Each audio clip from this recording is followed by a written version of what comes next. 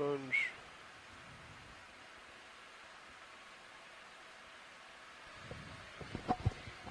Good morning, deep sea explorers. I'd like to welcome you to Dive 17 of the NOAA Ocean Exploration Expedition North Atlantic Stepping Stones. And today we're looking at a shallow plateau area on Gosnold.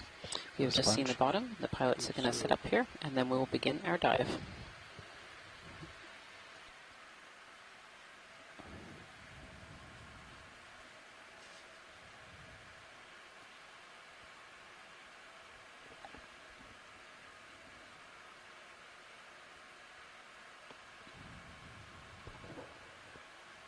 Lifting at blue view.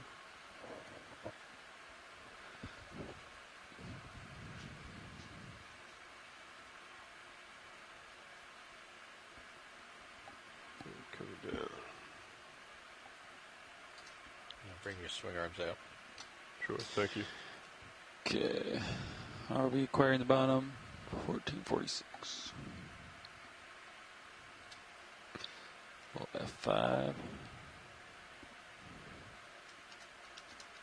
Dive 17.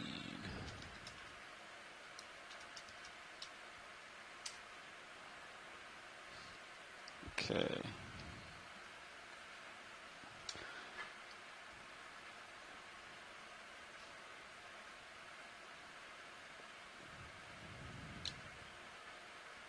Bridge is ROV nav. Hey, just letting you know the ROVs have acquired the bottom, and let's set bailout for due westbound, please. That's a 270.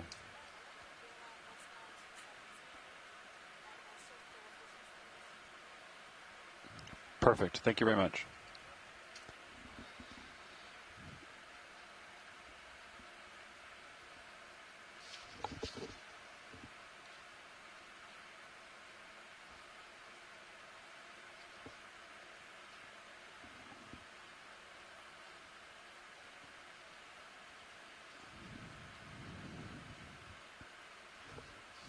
Okay.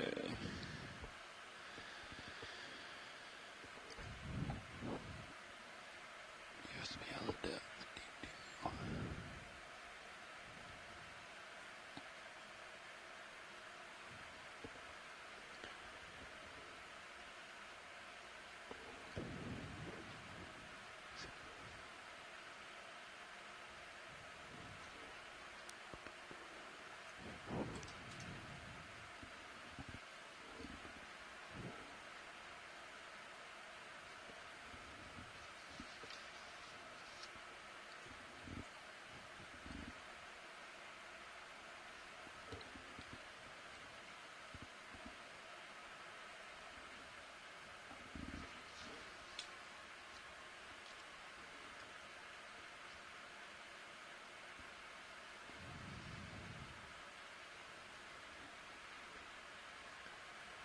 Watch lead, this is pilot.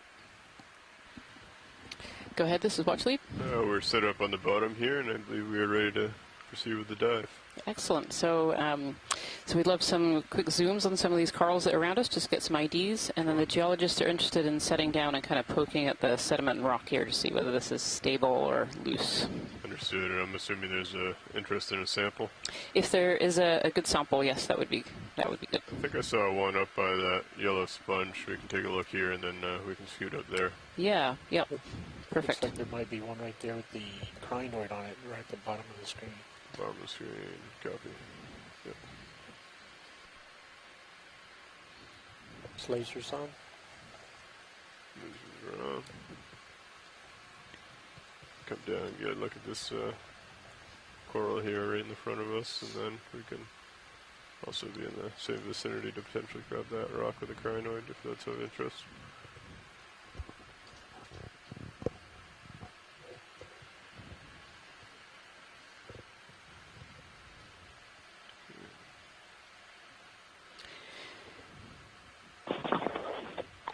Nice rock there with a crinoid on it.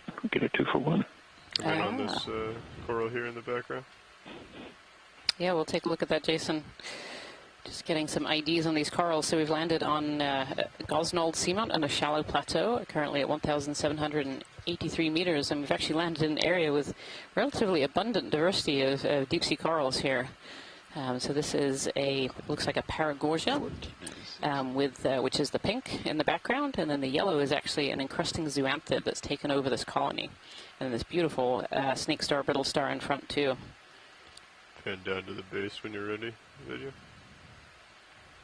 I'll be standing by still adjusting colors. Just do.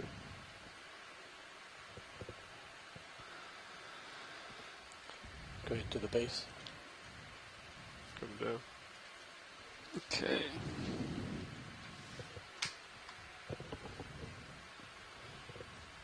Yeah, you can see the base of this coral here. There's a large sponge in the background as well. But the base is this pink color, which is the coral that's underneath, and then this zoanthid, which is a clonal type of cnidarian. It's similar to anemones, but in a colony, is taking over here, and it's bright yellow. You can see the yellow has taken over the skeleton.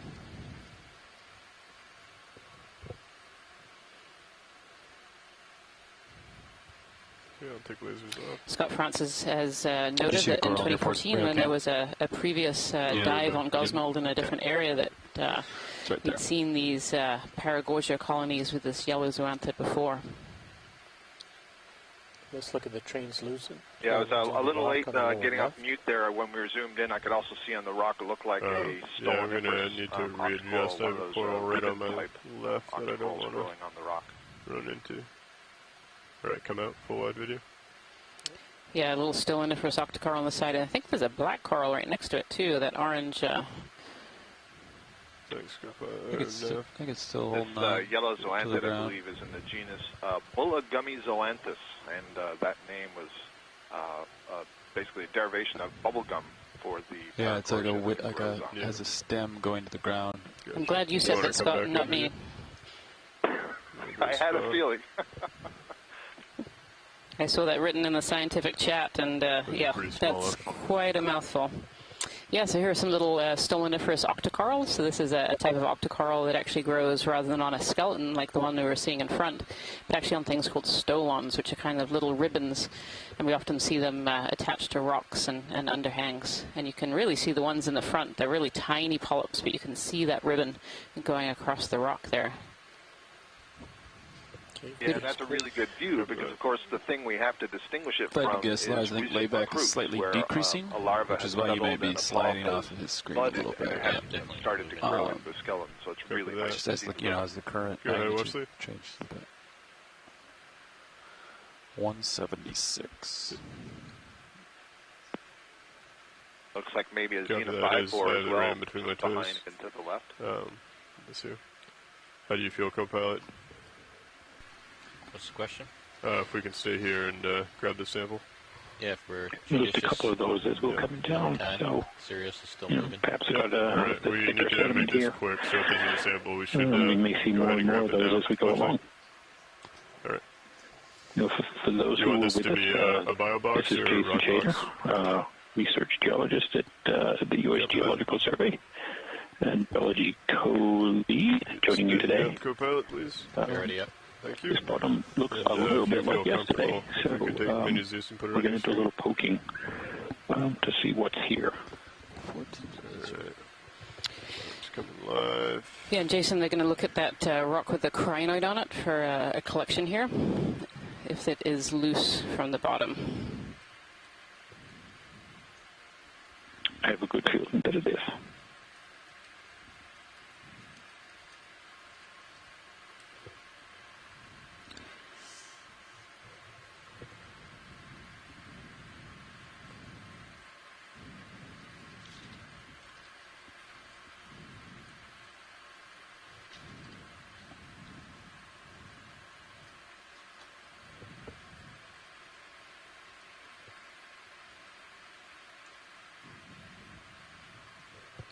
Does appear to be loose. Excellent. Is this considered a biosample or a geosample? I believe she mentioned that she wanted it to be a bio. Okay.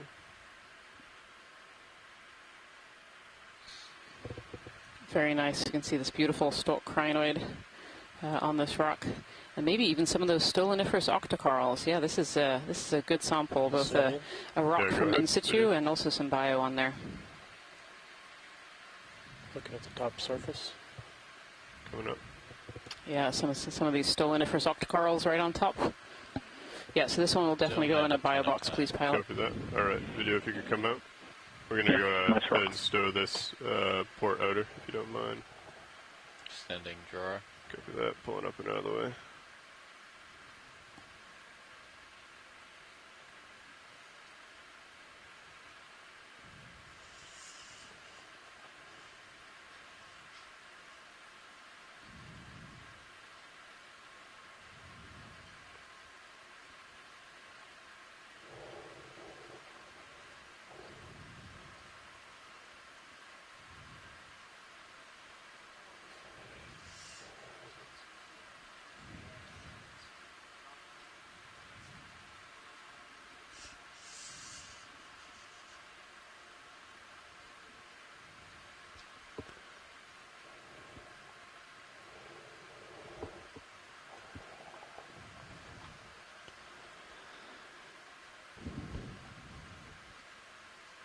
Nicely done, pilot.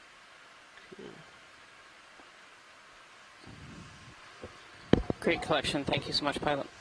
Actually, this is nav. I'm going to count that as a geo. Is that correct? Yes, please. Understood. 01 Geo. All right, thanks. Thank you.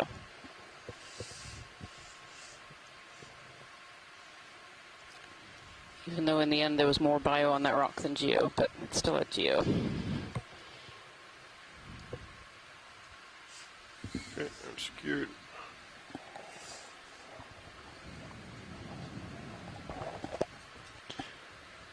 So yeah, Lars, I think the layback. I turned way to my fort to look at you. Understood. Got it. I'll come and get centered, and then we can continue on. Yeah, I gotta haul in a little bit. Yep. Guys ready for move southbound? Or are you on a... Center him up first. Yeah. Oh, yeah.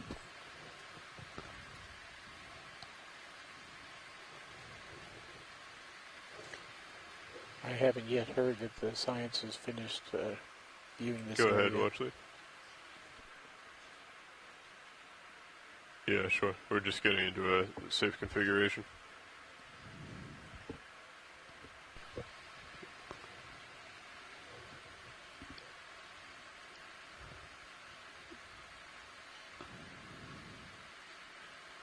Yeah, looks like upslope may be more like a 210, but I'll come over.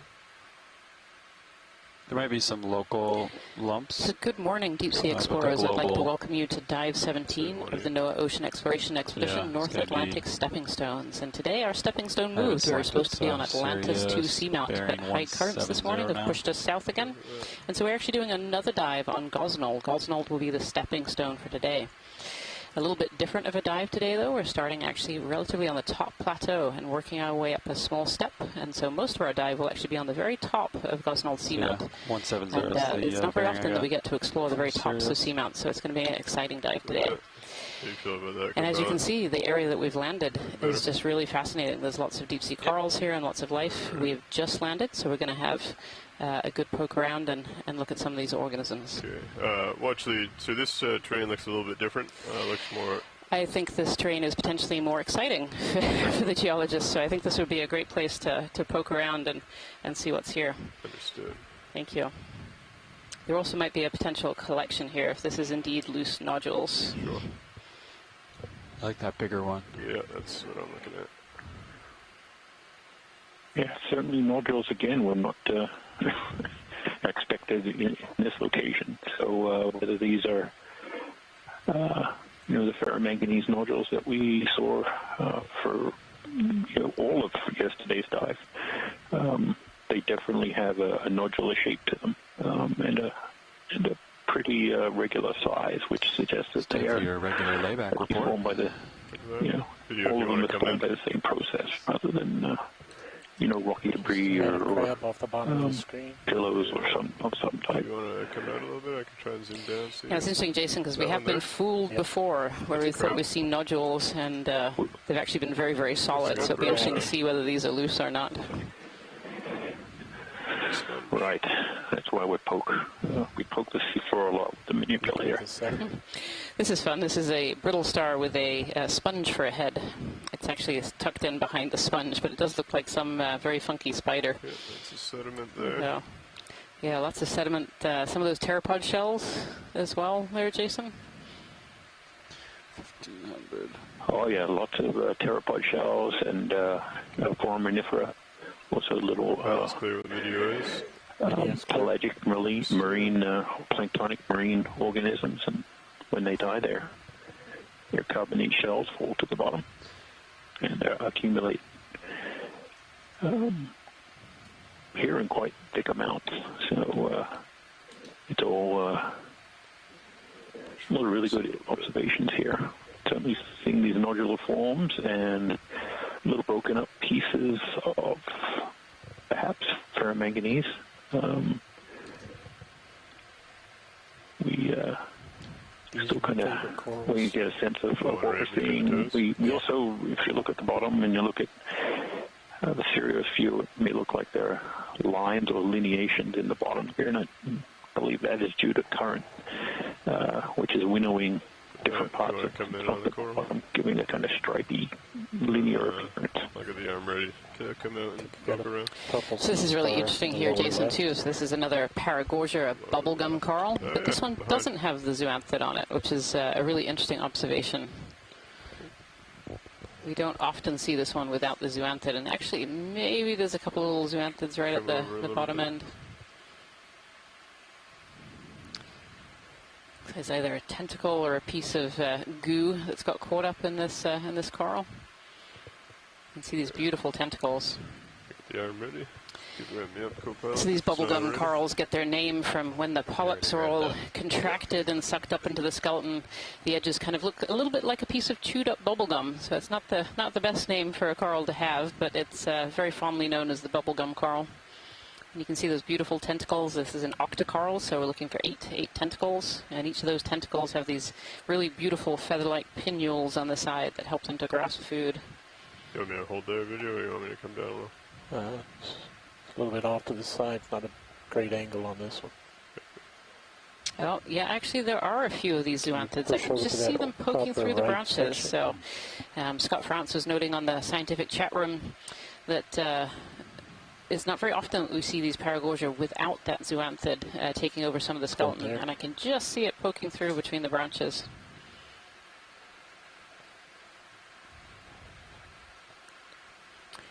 And there's that brittle star, the snake star, wrapped around the center. You can just see some of the arms all curled around. And then a smaller brittle star at the base there. Okay.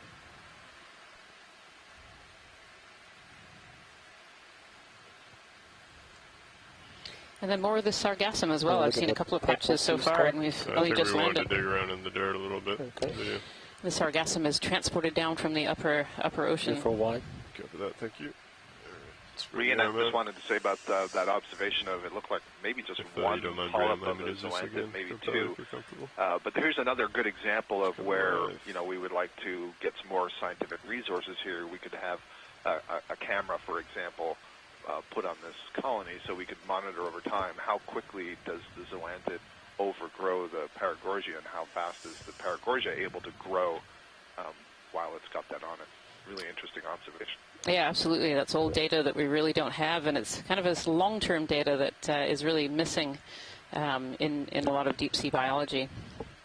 So that big one was at least loose. What are these little corals? These little guys are also loose. Wow. It looks like.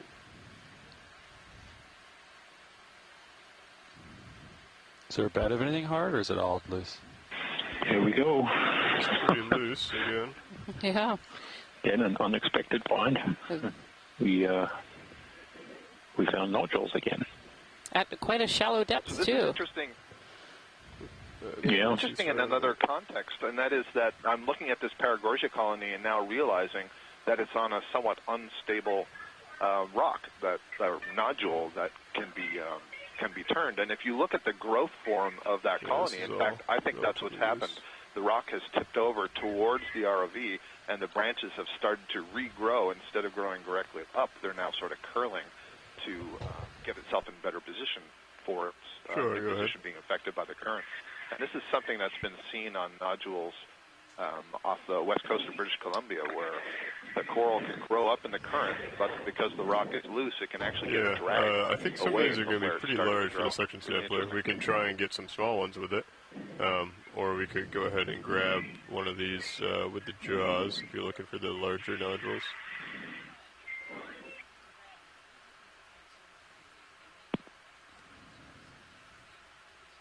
Okay.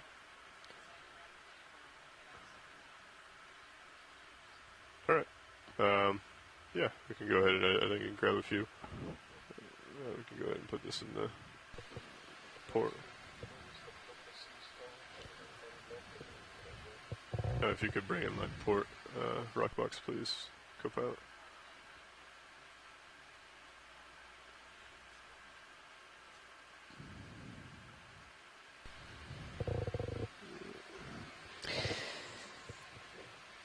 So the pilots here are just going to try and collect a couple of these larger nodules. As Jason was saying earlier, this is a really unusual area to have found nodules, and definitely a new record for this area. And so we're going to collect a few so that we can bring them back up to the ship, and they can be examined by scientists from around the world to potentially describe how they got in this region and how they formed. And certainly in comparison to the extensive number that we ended up picking up yesterday. So I think she wants little ones rather than a big one. Is that true, Watchley? Little or larger one, yeah, not the really big rocks, but definitely the rounded kind of baseball size there. Rounded baseball. Copy.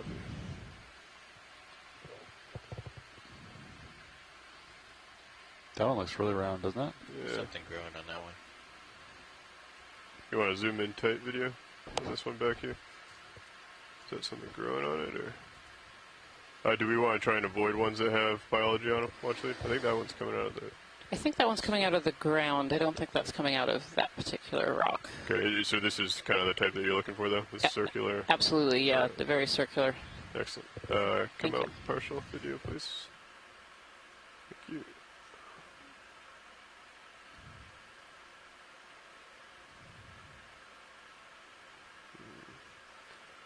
How do I grab you without disturbing?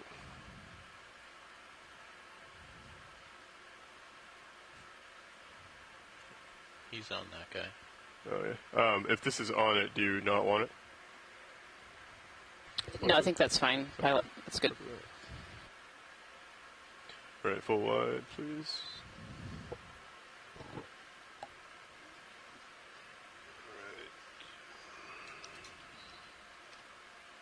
2104. That is one nodule. Looking for another circular one.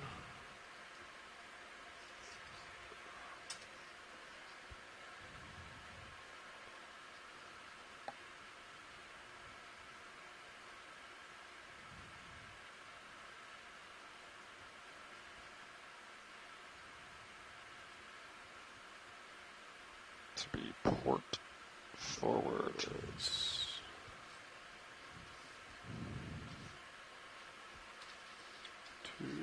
Ooh, that one's a little soft.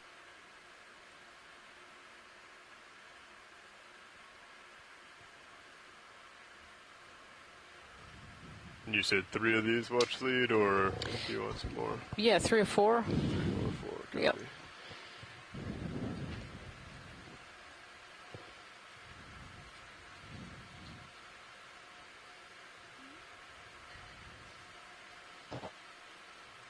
That is 3 nodule.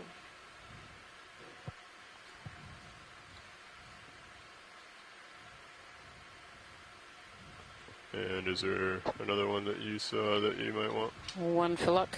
Kind of dead in between, just under the coral colony there. Under the coral. Yeah, right there. This right. guy here? Yeah, that looks about similar size.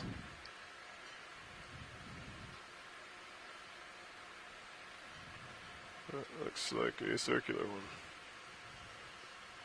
All right, 4 nodules. Thank you so much, pilots. No problem.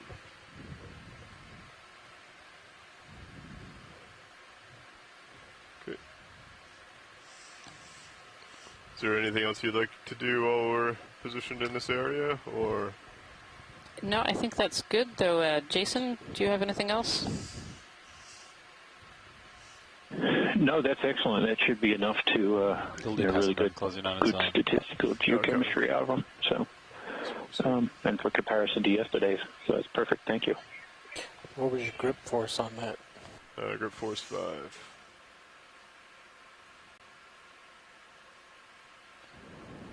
Yeah, so those are pretty solid nodules. Yeah, they seem to withstand quite a bit. Maybe some little flaking off the edges, but yeah. Yeah, there was one that crumbled a little bit, but not too bad. Excellent.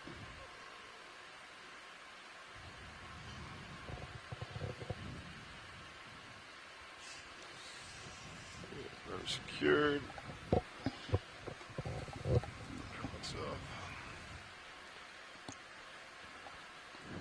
All right. Come up. Continue. Layback has been staying right at 160 meters. Copy that. Yeah, Sirius has been pretty much stationary for a while. Great. It's kind of wonderful aggregation of different corals here. We've seen a few species already so far. D2 drift test. Great to have a quick snap zoom on the white colonies that are in front. I think those are corallian. Stick right now. There's definitely some coming directly at me. Maybe a little bit.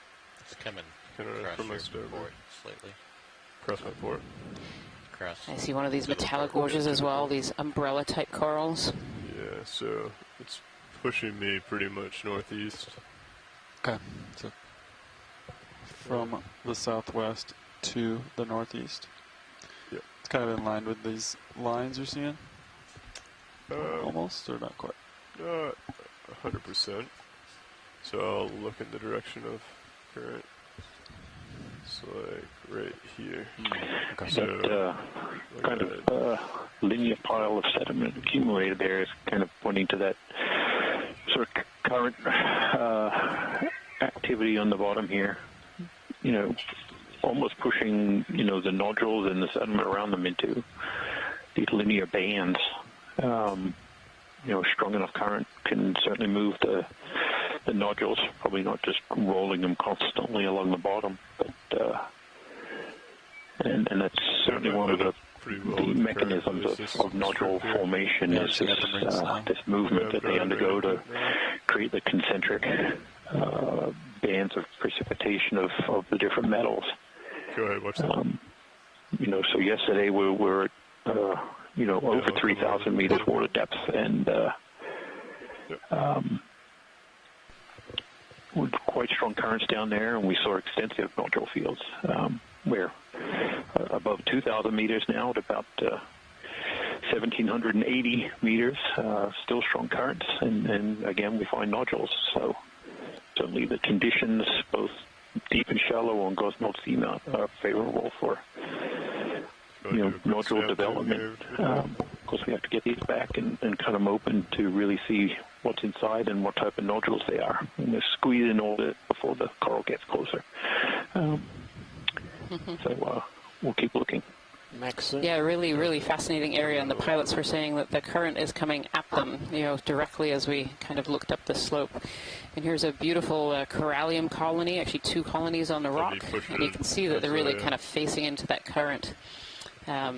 These corals are suspension feeders, so they're looking for water currents to bring in their food and take away waste. And so kind of facing the current here, they're catching that water, catching those particles as they go by. And you kind of see that catching other things too. We can see all kinds of goo and other material that's caught up inside these corallium. You can kind of see just a little bit of brown marks here and there. Various mucus housings that might have come through, getting caught up in these corals. So 2 really beautiful big colonies. I can go ahead and get a tow if this is of interest more than just a snap. Very, very dense altogether, Scott France is pointing out.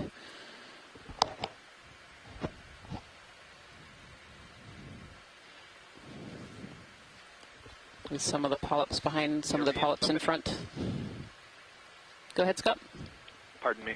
Yeah, sorry about that. Somebody was asking, it may have been one of the NOAA interns, about why different corals have different shapes and their strategies for feeding. And, you know, that's a really hard question to answer. But looking at this colony, it's so interesting because the branches come to touch so close together. You can see there's very little space for anything to sort of squeeze through as the current's moving through. And so this has created quite an effective filtering net up in the water column to capture things. And then the other thing you can see is that all polyps are on the face that we are looking at, and they're not sticking out to the other side of the colony. And you had said that the ROV is moving into the current, and that's kind of characteristic of this corallium, where the polyps will be facing downstream from the dominant current. And that's so the current can sort of move through and get baffled and then create these little eddies on the backside, and so the current sort of turn around back into the polyps, and therefore it's a little bit slower and easy to pull the particulates out of the water column. Full screen? Yeah, sure. Yeah, absolutely, absolutely. So it said that the coral is kind of facing, I guess it's coming up into the current, but you're right, all the polyps are on this backside. So really, this coral is facing its back towards the current. These two beautiful colonies here. Can we have some lasers on that just before we leave? Lasers are on. Thank you. So these two laser dots that you can see here, these are harmless lasers. They're used to scale items on the seafloor, so they are 10 centimeters apart. And you can see how large these two colonies are. Just beautiful. Let's get several more seconds. And lots of other organisms too. That rock has been pretty stable in for a long period of time. Yes, this rock has been here for quite some time. So these deep sea corals typically grow just millimeters per year. And we could see that one of these colonies was at least 60 or so centimeters across. So very, very large and very, very stable in that environment. Not quite sure what this red is at the base of the colony. You can see this beautiful holdfast here. So this is where the coral has calcified against the rock. So a larvae has settled and grown into this larger coral colony. And as the coral grows, that holdfast tends to get a little bit bigger or a little bit thicker. And you can kind of see the layers here. There's two really distinct layers. There's probably many more layers underneath this holdfast, getting bigger as the coral gets bigger so it doesn't topple and fall. Pulling out wide. Yep. Beautiful. Yeah, that's a good observation, Rian. I think the sort of bezier, lighter color would be the live tissue, and you can see the calcium carbon underneath, so maybe it's retracted a bit from the initial deposition of that holdfast. Interesting. Yeah, really interesting. See some hexactinellid sponges as well, dotted around. They've really landed in an area with quite an abundance of life here.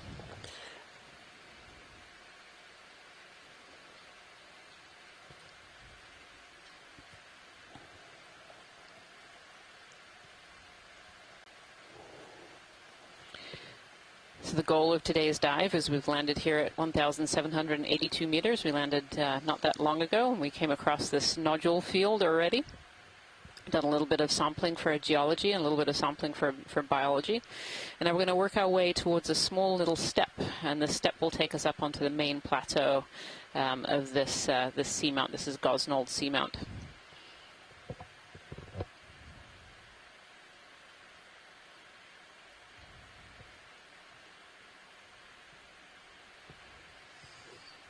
Looks like the sled bearing is now 166. This is a layback decreased a smidge. Continuing to see more evidence of the strength of the current here. And these pretty far out. These bands of sediment and nodules in the direction that I believe the pilot said they're feeling the current come at them. So it's a very dynamic area down here, but not so dynamic they can't get large coral growth. So it seems that quite a number of these nodules and larger cobbles and boulders are relatively stable. But we do see shadows behind some of these features, behind look like sponges. We see these shadows of coarser material forming. Driven by current winnowing and other processes. It's really interesting. And I believe Christopher Kelly on a previous dive had mentioned that these yellow, beautiful, very bulbous sponges are called a Hertwiggia sponge. If we could have a snap zoom on the large whip coral, Sure. central right about now. Thank you. Yeah, beautiful Bathypathes black coral in front of one of those yellow Hertwiggia sponges, and I can see another Paragorgia as well on the sea floor, just a really small one. We've definitely come into an area with a lot of coral species and sponges as well.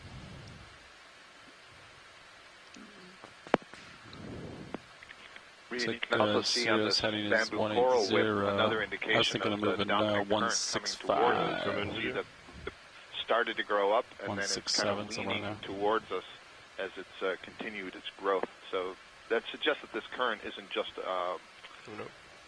you know, happening right now as we're here, but has been going on for a long time as these different coral colonies have been growing. Yeah, definitely a long-term. Yeah, I think you were just saying, Scott, that these are really dense. These polyps are really densely packed in here. Very densely packed in here, and you can very clearly see those needle-like sclerites. They're really quite long, sticking up among the polyps. So I would venture to say that this is the sea clade Keratoicidinae, which would be the genus Lepidopsis, and right now it's the genus Lepidopsis. And this is a kind of a characteristic true whip. We never see this one branching, and it only seems to be up on the flanks and near the top of seamounts. We don't see it very much, if at all, for example, on the continental slope. So nice to see this one. Oh, some great shots here showing those needles that Scott was just mentioning. You can really see those sticking out of these polyps as we're getting lower and lower to the base. Beautiful. And as you think about those needles, imagine when the polyp contracts, it pulls its tentacles in towards the mouth, which is that bright red dot that you're seeing there, and it would leave the needles protruding upwards. So it's a form of protection against some kind of predators. Beautiful. And there's that bend that Scott was talking about, and those really characteristic bamboo nodes, those kind of darker areas that give the bamboo coral its name. And that's a pretty thick skeleton, so I would venture to say that this is, you know, decades old, probably, this Go full screen. Cover that, go ahead. Beautiful. A couple of stark crinoids in the background there as well. Beautiful. And I think there was a little, a little Paragorgia on a rock, and then a Bathypathes and these large Hertwiggia sponges. Just beautiful. Thank you, Pilot. Video's clear. Actually, what was the next target that you want to look at? So there is behind this large yellow sponge, so a couple of steps behind that, there's a yellow colony. Just to confirm that that is Paramaricia, that would be great. Kind of center and up a little bit now. Okay. You want to zoom in? This one back there we here? are, that one there. Yep, this looks like a Paramaricia, and another one right behind it as well. We can get a better view if you'd like. We have to get closer though. Yeah, as we go by is great. Just a snap zoom on the way. Just wanted to confirm that it was indeed Paramaricia that we're seeing, because that's another species I can add to my really growing species list of corals that we found so far on this dive. And we've really only been on the bottom about 30 minutes. So if you guys come to port, this is pretty exciting biologically so far. Okay. Or we I have waypoint 2 selected, so that puts us in geologically. Yeah, 165. Geology 2. So if you guys want to line up on 165, we can go that way. Does that sound good? It's definitely it's been a very interesting dive so far. It's these corals and sponges do tend to accumulate where areas in areas of high current. That current brings in the food and takes away the waste and helps them spread gametes and larvae as well. And so these corals and sponges really tend to thrive in areas of high current. And that current has been coming towards us as we move towards the wall here. Yeah, you can just see this. This is a beautiful view, all these corals dotted on these manganese nodules here. It's interesting the difference today versus yesterday. We were seeing these manganese nodules, but we really weren't seeing any big colonies of either sponges or corals. And here we are today seeing some of these larger forms. I don't know if that's suggestive that these are not quite as mobile as the ones that we saw yesterday. They certainly look a bit bigger in scale. Would you say that too, Jason? Okay, go ahead and start coming in. Excuse me. Before you answer, I'm sorry. Can we just look to the right a little bit, and you're going to see a tipped-over Paragorgia. That exactly is the view for what I was describing before about it catching the current and tipping over. It's just off screen to the right. Sorry, Jason. Go ahead and come in. Yeah, the nodules are certainly larger in size, and I think as we were looking, it's a sea spider. Hey, this is a sea spider, yeah, Pycnogonid. This is a great catch by the pilots here. Look at that proboscis. Yeah, beautiful. You can really see the long proboscis. So that long proboscis kind of on the bottom end here. That's what they use to prey on deep sea corals and other cnidarians and anemones. Sometimes you see these on. And they'll stick that proboscis like a little needle up against the polyps, squirt in digestive juices, kind of digest the organism from the inside, and then suck up all the good stuff. That's graphic. You see these sea spiders in the deep ocean. The sea spiders tend to be very large. We do get Pycnogonids up in shallow oceans, but they tend to be really, really small forms. This one has very, very long legs. Beautiful. I don't want to rotate too much more video. I got that little coral right up by my toe. Yeah, if it's possible to get lasers on this one as we back up, that would be great. Lasers are on.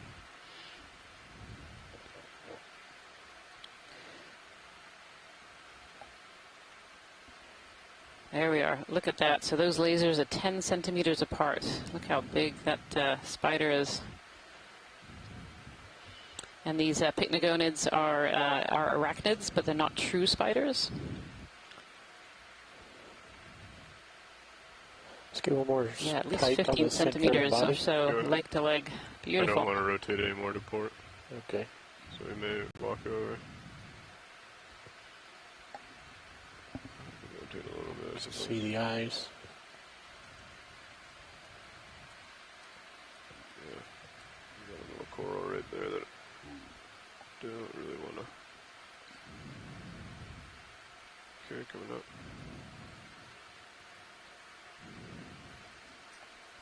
Another fun fact about Pycnogonids is it's actually the males that carry the embryos, waiting for the larvae to hatch and crawl away. So if you ever see a Pycnogonid with two large egg sacs underneath, larvae sacs underneath, those are actually the males.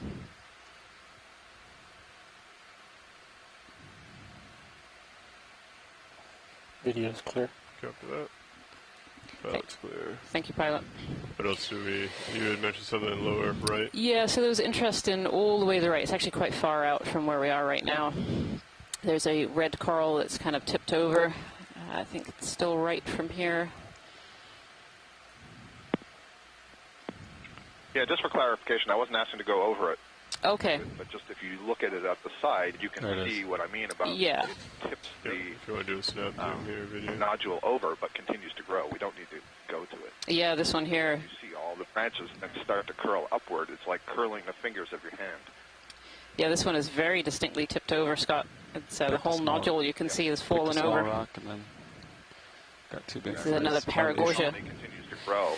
Yeah, interestingly about this one, Scott, too, this one doesn't have the yellow zoanthid at all. You know, that previous one had just one or two polyps. This one does not have that. So. Yep, agreed. That's very interesting. One of the things that's instructive about what we're looking at right now is that this tells you that if some of these colonies become damaged and branches broken, and if the branches can lodge in the right orientation, they can continue to grow. So that's one of the things I like seeing. Where did you want to go, Neff? Back over to port. 165.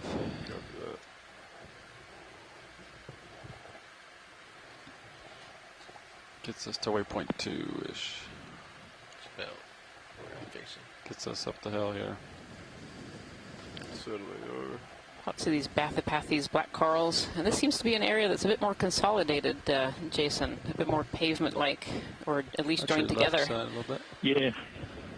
I was just about to, actually, before we were looking at the sea spider, it was, as we passed over, it was, you know, this area seems to be more pavement with sediment distributed across it, where, just to where we were. If we could zoom in on that rock just at bottom, going out at the bottom of the frame, right now it appears to have a different texture to, of course, a sea star. But the rock is still in the frame, Jason. It's okay. No, it's actually not. It's way out of the frame now. It was just going at the bottom of the frame. So on the bottom of the frame here. Maybe we can get back to it. Which one? So kind of these edges here, Jason? No, it was, it was way right. Maybe that pitted one on the right. Must be sitting right on top of, coming into the left. The right side under the skid there. Right. I think it's the. I'm a little delayed, so it's. So it looks a little like these. A little like the nodules have kind of all joined and consolidated together. Maybe the pitted one.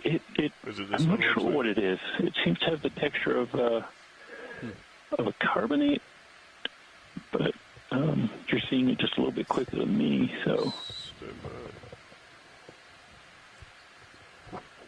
Yeah, it does have a different texture to it. You can see the more pavement-y, cemented nodule type just to confirm, this material is there, and this one is, not nearly as smooth and is capturing all this sediment as it passes over the top. So I'm wondering if this is ferromanganese coated carbonate material, and we're expecting that we would see some carbonate material up on top of the seamount here.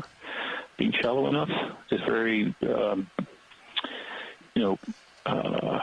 rough surface formed either through, bioerosion or dissolution or just the framework of carbonates can give you this very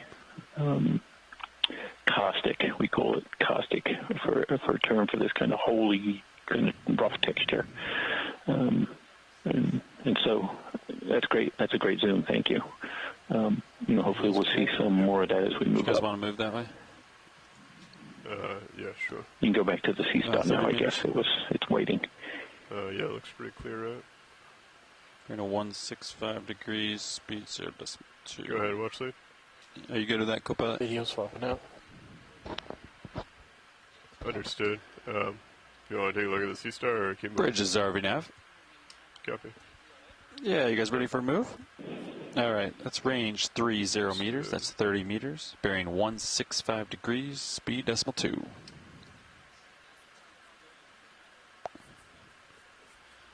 That's a good copy, Bridge.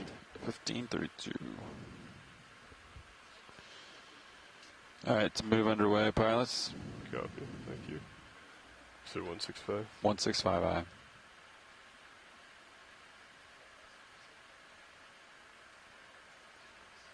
So much layback, I gotta make sure to keep the ship. And another bottom transition here to this a band. This band is more sedimented, very clear ripples. They're not straight. They're a little sinusoidal, perhaps suggesting that a really quite interesting distribution of different bottom types, all just right next to each other.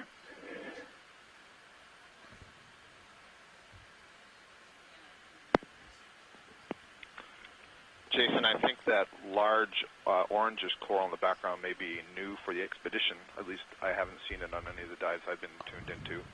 That would be a Leopathes black coral, I believe. Yeah, it'd be great if we could get a zoom as we're moving on those big bushy corals. Just waiting for a little bit of tether and then we can push out.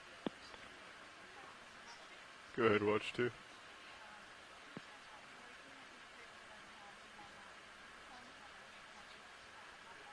Yep. Video if you want to come and do a snap zoom.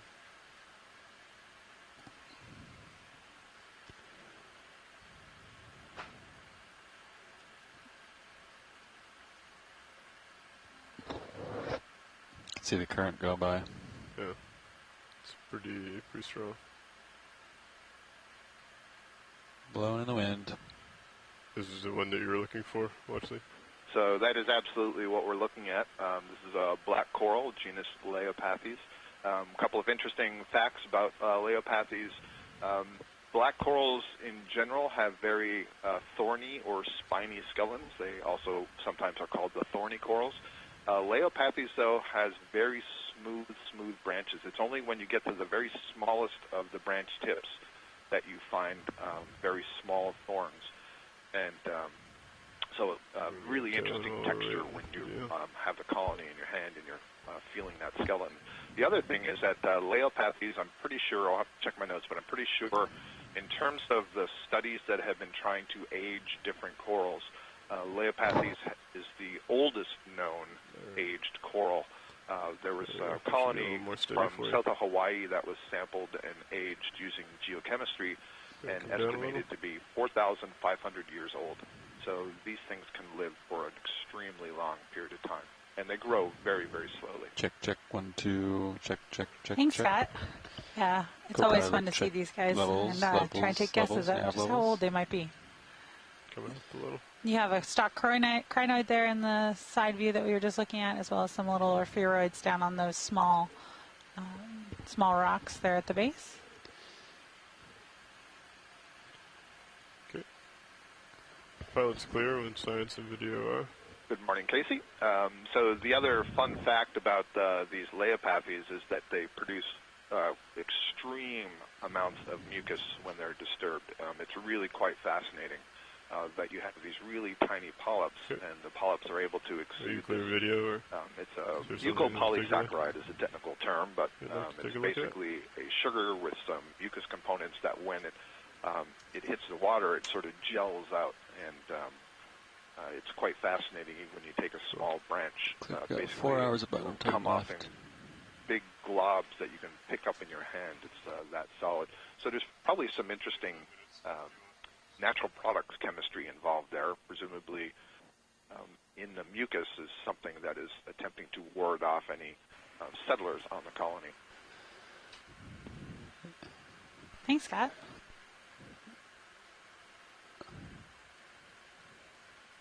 Looks like the ship probably just completed that, but maybe not.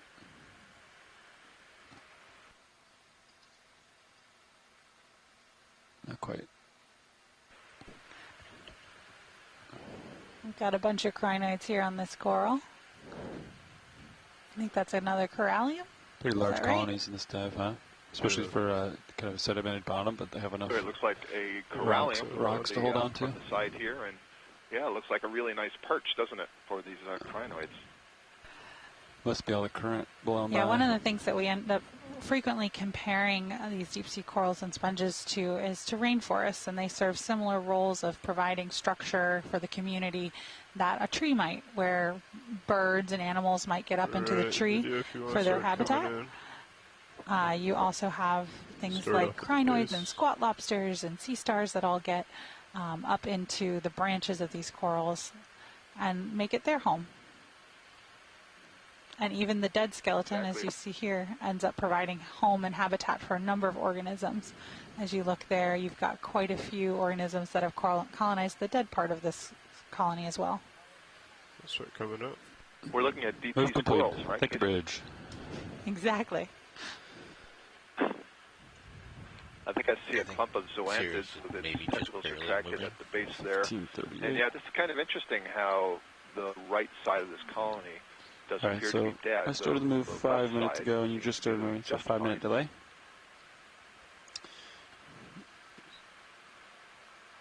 Like a little hermit crab there on the far left just went out of view. Sirius is currently moving right now. Understood. Something there that white. We've been told that we're trying to make our way to the top. So we'll constantly be underway. Some internal parasite, barnacle or something like that, that the coral tissue just overgrows. And in many of these corallium, there's actually polychaete worms that are specialized to live on the colony, and the skeleton grows around it, so that you would find, if you look at the detail of the skeleton, there's little tunnels that are running through it that the polychaetes live in. Oh, it's clear what video is.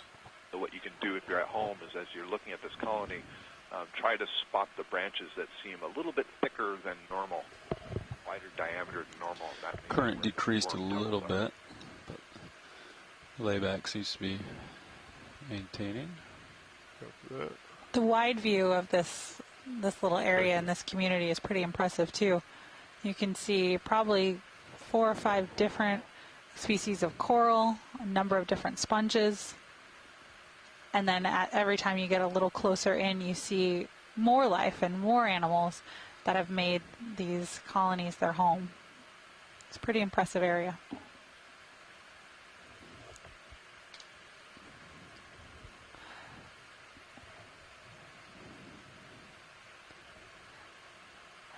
So Jason, for folks that might just be joining us, would you give a little bit of context about sort of what you might expect to see on the top of a seamount geologically, and maybe how this compares? Sure. It's a very good question.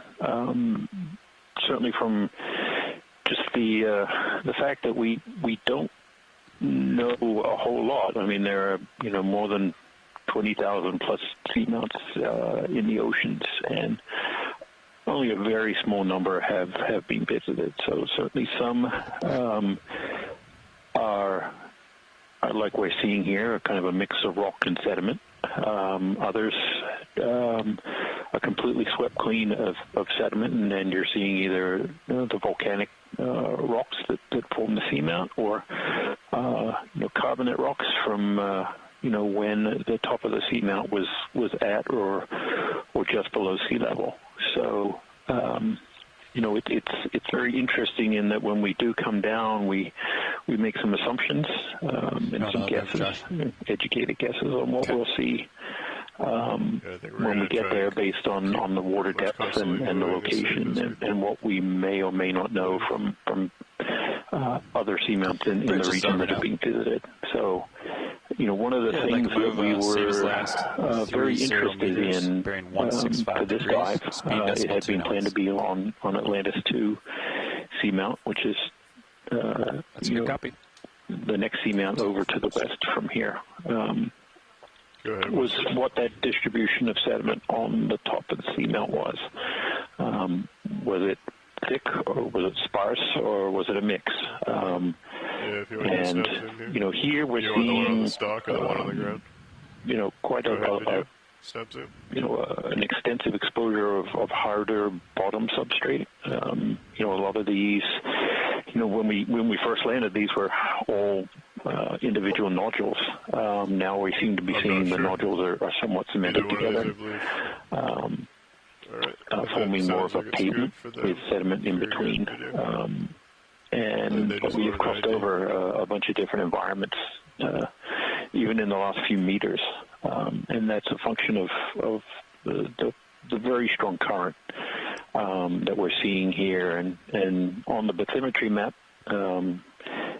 which folks might have seen for here, we're kind of diving in a bit of a almost like a channel feature below a slightly steeper scarp that we're hoping to cross over onto the top part of the summit. And it is very reminiscent. Oh yeah, so if you go to feed 3, they've kind of zoomed out on the HYPACK map, and you can see we're in kind of a dip between a higher bump to the south and I'm zoomed out really far. The ridge behind it. And so I think we're actually in some sort of current focusing scour area here, and that's why we're seeing these variety of different things. So maybe once we cross out of that and go over the ridge, we'll be up into an area of more sediment. So very dynamic environment. Like a cliff, so we're on top of a plateau. One that is favoring quite a high diversity and abundance of benthic animals. No fish yet, which is interesting. I don't know if any of our fish experts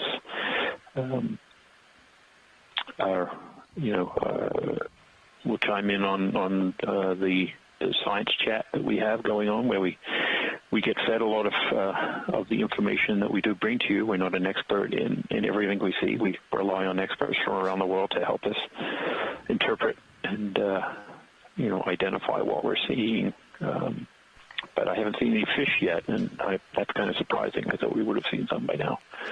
So, Jason, what you're mentioning there, I think, is probably one of my favorite things about how we conduct our operations here is that we use our high-bandwidth satellite connections and telepresence technologies to bring the world to the deep sea and to bring the deep sea to the world.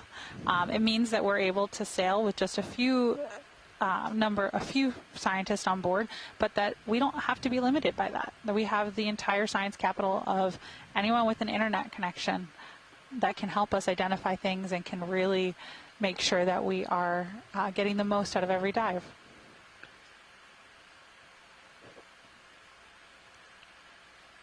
It is so cool to see all these guys come into view as we get closer. Casey, can we get a look just to the right? I may have been too slow to ask. What are you thinking of, Scott? There's a Parantipathes black coral. There's another one on the left now, just in front of the whip, to the left of the whip. And the reason I'm asking is they often have a pair of squat lobsters, parasite squat lobsters living in them. And we haven't had a look at those yet. So this is a brand new one. Go ahead and start coming in. I think it's this one here. Is that correct? All right, Scott. Large. Is this it here? Or? Between the large orange one and the white whip, just in front. So, Scott, I think we are zooming in on it right now. It's behind what I think is the Thorella. Or is that another black coral? I can't actually see it well. So that's two black corals. The Storopathes is the small fan in the background. And in the foreground, I'm going to say Parantipathes. The one that I was asking to look at before wasn't branched. Parantipathes, in my experience, doesn't usually branch. We need Tina Molitsova on the line here. But this is definitely another kind of black coral. It's not Parantipathes. It's a Taxipathes, possibly. And actually, behind it, to its left, there's something new. I can't tell. It might be a rock pen. Okay. Really interesting. To the left. Scott, we might need a little more detail behind it to the left. Is that a stocked crinoid or? Sorry. It's a Bathypathes, I think. Zoom past what we were just looking at. That. This one here? Yeah, I think. Okay, so now you see there's an anemone under the orange coral, just to its right on the lasers. Yep. Okay. Yes, pilot. Thank you. That is the one we're looking at. Thank you. That's a Bathypathes with very long tentacles. Okay. Thank you. Thank you, Bridge. Perfect. Thanks. All right. Copy that.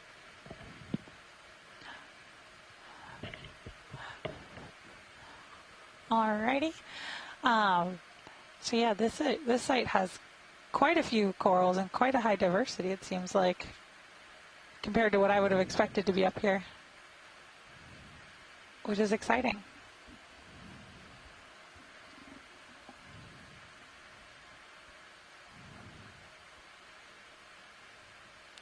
We're also seeing a number of stocked crinoids as we continue our transit towards the slope.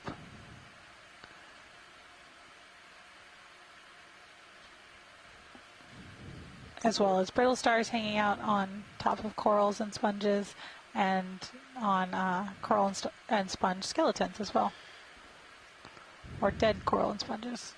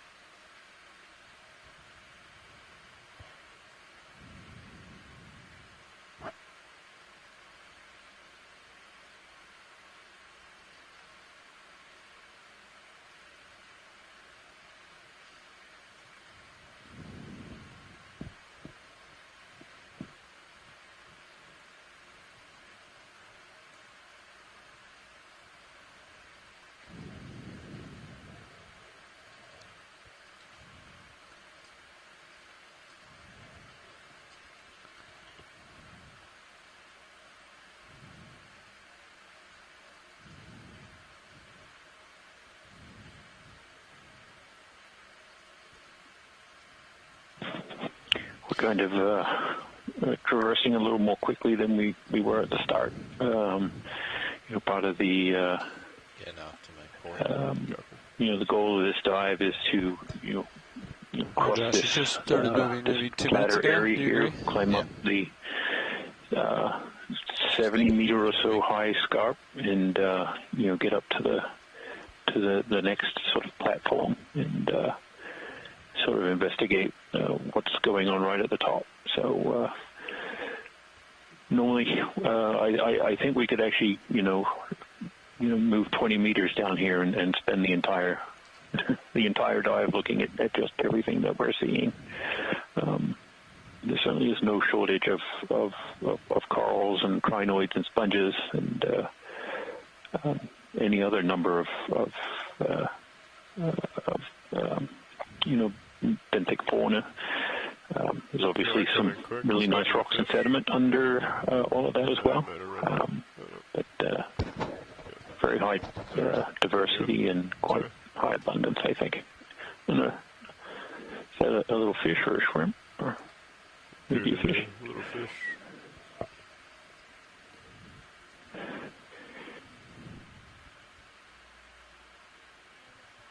Go ahead.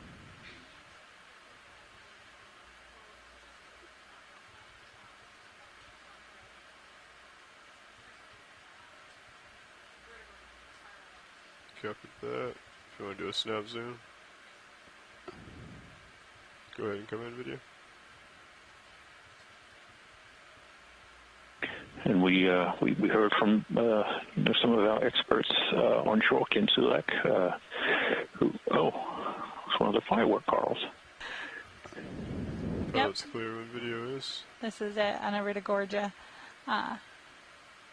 One of my favorites. It's now my favorite of all time.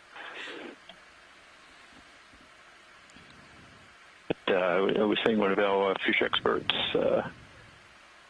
Ken Sulek, was chiming in on the scientific chat and was saying that the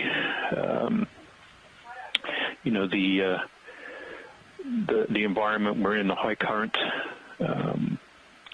the kind of rocky bottom, coarse sediment, and the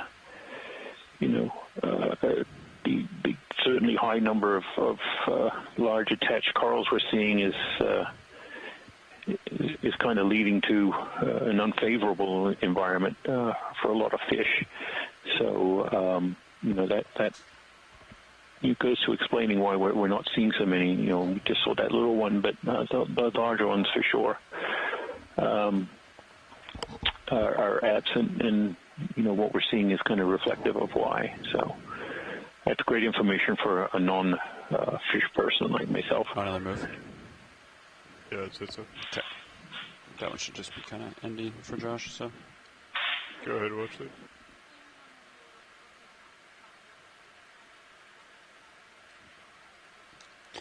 Bridge is starving now. Like like another move. Same as last, 30 meters, bearing 165 degrees, speed decimal 2. If you'd like to come in, snap zoom video on the. It's a good copy, thank you. Stocked. Yeah.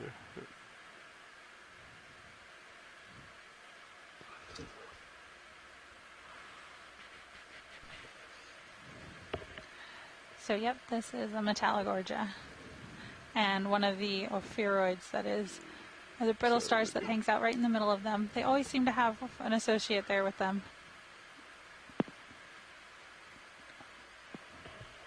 Yes, Casey, and I was noting as we were zooming in, there's a Metallogorgia colony in front of this one that appears to have a piece of sargassum caught on it, which would suggest to me that the Ophiuroides, that brittle star, that snake star that's living in the center, isn't doing its job well enough. The hypothesis is that these snake stars clear off the colony from anything. Come down, look at this other one that he's talking about. Maybe it just hasn't detected it yet. You'll see it as we zoom out here. Right, if you want to come in on this one. So that would certainly make sense as if it is sargassum, which I believe it is, because we've seen lots and lots of it today up at the surface. Oh. seems to have gotten wrapped around the colony there. Alright, pilot's clear on video is.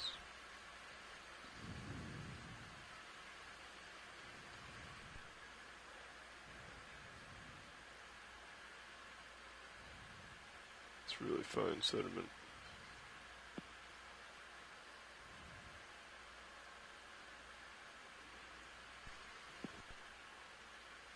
Casey, not only are we seeing quite a diversity of corals here compared to some of the deeper dives, but the density is also quite impressive. You know, in this one shot alone, I think I'm seeing 5 or 6 different Metallogorgia colonies, in addition to several Paragorgia and Paramurcia. So it's clearly lots of food moving through this area, and it makes it a good place to live for these corals and sponges.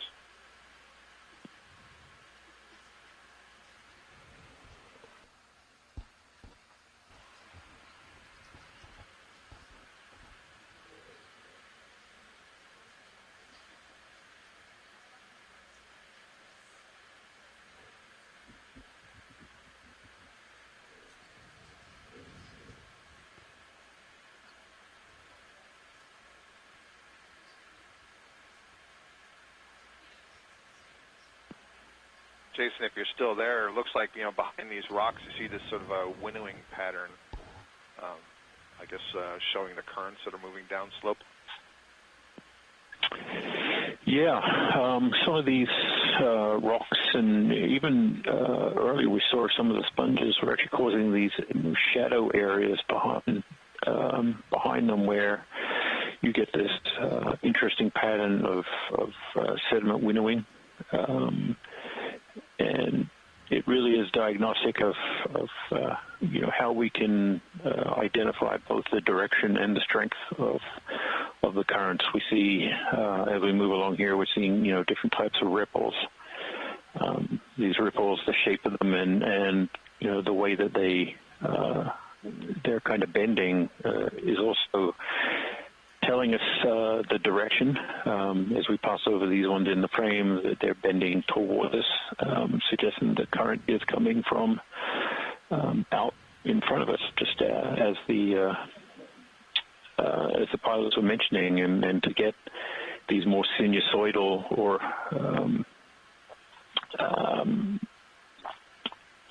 you know, concave, convex shapes that we see. You know, these more isolated ripples. That means the current is actually very strong. If it was kind of a weak current, they'd be more linear or straight. But you know, we're certainly seeing multiple forms of evidence that the current here is strong, and it's persistent. It's not ephemeral, so it's not just happening every now and then. That there is this sort of high level of current that does cut through this region. So and I think that's supported by the shape of the coral colonies themselves and their orientation. So completely agree with that. And I noticed that, you know, we haven't changed depth all that much since we've got to the bottom, so I presume we're still sort of transiting across the, I'll call it the floor of this furrow, and we haven't actually hit the wall yet. Is that your interpretation? Yeah, based on the maps and stuff, we're getting closer to it. We've kind of been moving across it at an angle, but we're very close to where we should start seeing substantial change in the slope gradient in the sea star here. Yeah, nice view of the 2 feet out. Yep, underneath, and it can sort of complete. push those 2 feet into the sediments and help it glide along. Doesn't seem to be in any particular hurry to move right now. I wonder if it's feeding on a piece of sargassum under there. I see some sargassum sticking out between the 2 legs on the upper left.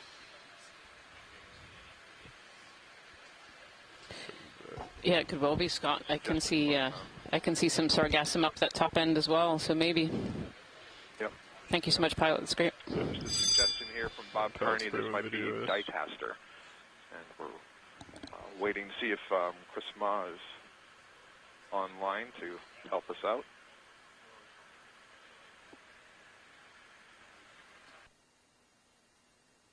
fact that it's not moving anywhere suggests to me that it is feeding there. Chris is noting how smooth it is. We don't see spines protruding from the arms. That might be a way to help us, or help him, make an identification. Yeah, Scott has alluded to here, we're coming to you today through telepresence. So telepresence not only allows us to bring the video to you at home, but also to many scientists from across the world. And we'll often talk about this scientific chat room, that somebody has mentioned something in the scientific chat room. And that's because behind the scenes here, it's not just myself and Jason, but there are all these scientists from around the world. And we usually have 20 to 30 scientists in this chat room helping us to identify seafloor features and also organisms that we see. That's really essential to a lot of these research cruises. You know, we're very much specialists in our own field, and so we really rely on specialists from other fields to help us identify things like sea stars and other kind of organisms and a lot of the geology as well. So Christopher Miles come out and said, oh, Sudarcaster, the 2 feet are suckered.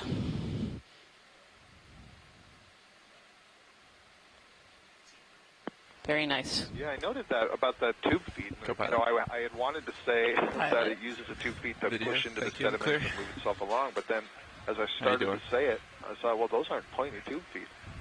Sounds like we're trying to make it up this slope here a little bit.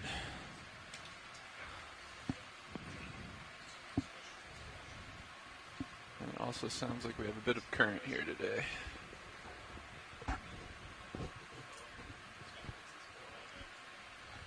So if you're just joining us here today, we're just in the middle of a pilot change for lunch. We are on Dive 17 of the NOAA Ocean Exploration Expedition North Atlantic Stepping Stones. And the stepping stone that we're looking at today is not the one that we thought we were. We were supposed to be on Atlantis II Seamount. However, high currents this morning have pushed us further south to a second dive on Gosnold, this time at a much shallower depth. So we are currently at 1,777 meters, and we're working our way towards a small step that will get us up onto the top plateau. So one of the big objectives for today's dive is to go up that step and have a look at the very top of this seamount. Turn back your direction. Yeah, we're headed to waypoint 2 down here, which is like 165, 170. Copy that. Are we stationary? When was the last ship move? Standby 1. I think we are stationary. Yeah, I'll make sure. Copy that. Yes, we are. Should be. Looks like you were facing into the current for most of it, I think. Yeah. The previous pilot said it was also coming from starboard a little bit. Okay. I can feel it definitely pushing me. So I think it's pretty much in line with the surface current. It's like coming across this slope here. I believe so. Okay. 215 direction or so? Yeah. Yep. Copy. Or out of 215. Yeah, yep. Exactly.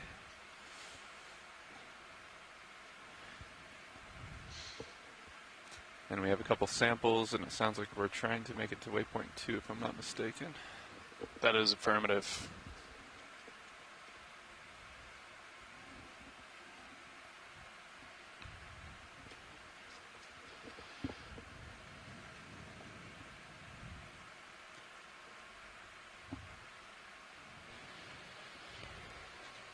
So we started today's dive in a manganese nodule field, which is another surprise for Gosnold. We actually found the same at a deeper site in between the saddle, the 2 peaks, and here we are on the most northern peak at really quite a shallow depth. And we landed in these nodules, but also really what I would consider potentially a garden, a coral garden that we've seen on top. And there are specific metrics that you have to count the number of colonies within a certain square footage, and we'll certainly be doing a little bit of that analysis later on this video. But I would hazard a guess that this is actually a coral garden with the number of species that we see here and just the density and diversity. So it looks like I'm pushed out in front of you a little bit now. Beautiful. Looking down at this dive, we can certainly call it that. There, I see. Could be corrected later. But, right. What are the previous distances, ranges there? They're doing 30, but I think we're just not coming up on this thing. We'll probably do 20. I remember seeing on any of these dives. Yeah, copy that. Sounds good to me. Yeah. 20 in the 165 direction? Copy that. Sounds good. Thanks. 2165 on the way. And Christopher Mars just got on the scientific chat. I was talking about all these scientists who are helping us identify organisms and seafloor features today. And Chris Mars is an expert in sea stars, and he's mentioning that sea star that we were just looking at is a new record, whichever species that might be from this area. So that's really an exciting observation that we made today. Good copy. I will note, too, that Scott France had made the observation earlier in the scientific chat room that the aggregation, the diversity of fauna that we're seeing is very indicative of this depth when we start to look at the more western end of the New England Seamount. So Kelvin and other seamounts within kind of the monument area, where we look at these depths, this is definitely the kind of aggregations that we are used to seeing.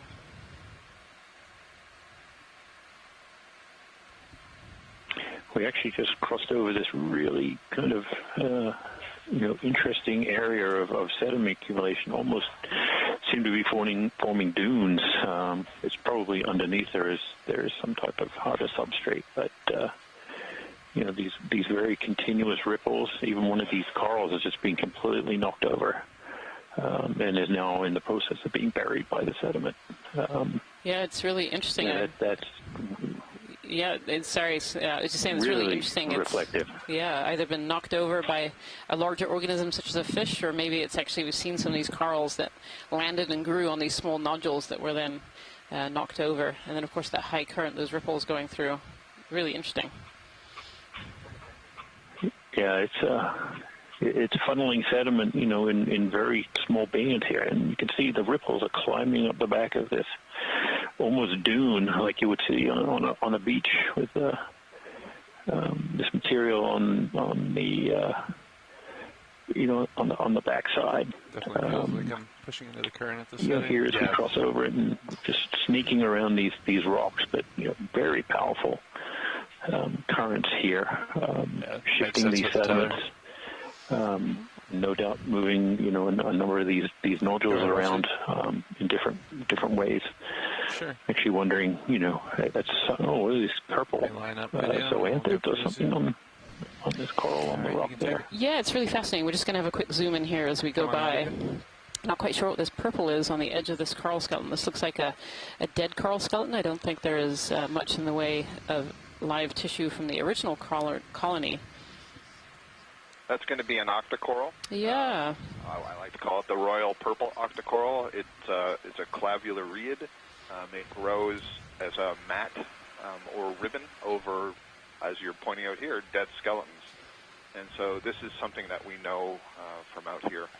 And I'll try to find the actual name. I don't remember. It was Clavularia. I don't remember if it has been transferred to a different genus. I see there's an urchin there on the skeleton as well. Yeah, really beautiful. And you can see this dead skeleton. This is probably, it looks a little bit like a corallium skeleton, just with the way it's branched here. And yeah, a little white urchin down at the base, and then this beautiful, I like royal purple coral. I like that name. And then a brittle star and some crinoids up on top here as well. And actually down at the base we can see the white, and that's either an original or maybe, actually it looks more like a larvae has settled on the base of this coral skeleton and grown, but this is another corallium, the white colony on the bottom. Beautiful. Oh, and I think Chrysogorgia on the right-hand side too. A lot of life on this particular rock here. I guess very indicative of what we've been seeing since we landed, which has just been amazing, just beautiful.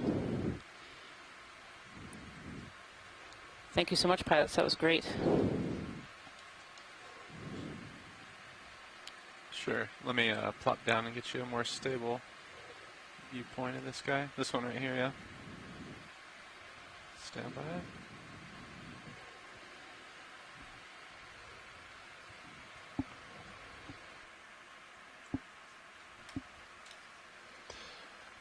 Watch lead nav.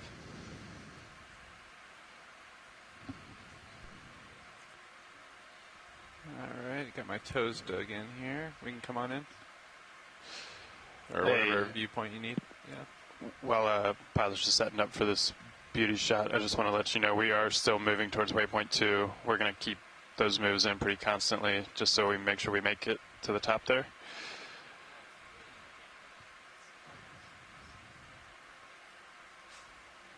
Understood. Yep. We'll keep the moves coming. We are moving right now, so we'll keep them in as best we can.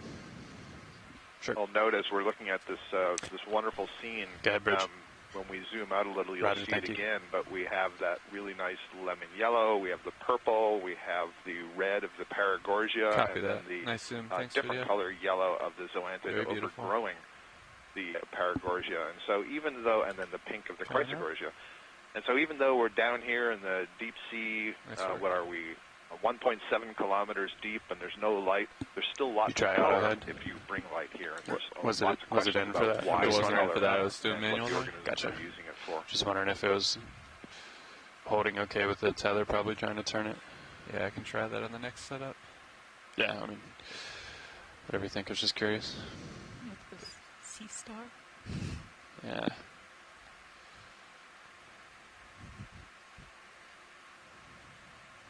Very interesting terrain here compared to previous dives. Yeah. Definitely see the ripples. Yeah, those ripples in the sediment that Jason Chater was saying earlier, these are from these high currents that are coming at us. And this looks a lot more similar to the terrain that we landed in. Would you say so, Jason? Kind of these nodules on top? Yeah, we're certainly moving back and forth through these different substrates that seem to be driven by the currents, but we're also now seeing a lot of larger still looks clear. Yeah, cobbles and boulders that we weren't seeing before. So we've started to kind of get close to that wall, and we should be perhaps seeing some more outcrop or some of these larger isolated boulders as we move. I mean, the feeling with the current. Yeah, it's going to be tough. What's our layback presently? Stand by one. Quite a bit, I imagine. If you have a look at live stream number 2 right now, you'll see the view from the Sirius camp. So this is a 2-part ROV system that we are diving today. And Sirius is up above us. Sirius is the piece of the ROV that's actually directly connected to the ship, and so takes a lot of the waves and heave out of the line. And then we have the D2 system that you can see here, and the D2 is attached to Sirius. And so Sirius has this wonderful camera on top, so we can get these beautiful downward-looking views, and I think this just gives you a really good overview of what this terrain is like. It's very flat, but you can see those scours of that high current going through that Jason's been describing, and then these isolated coral colonies on various rocks. That's a really beautiful view from Sirius right now. Yeah, Copilot's good at that. Sounds good. On the way. Thanks. Pilot, I'm probably just going to try to maintain an altitude of around 15. Perfect. Or go up more if our delta's getting close, but I'm heaving a lot, so... That sounds good. Seems safe.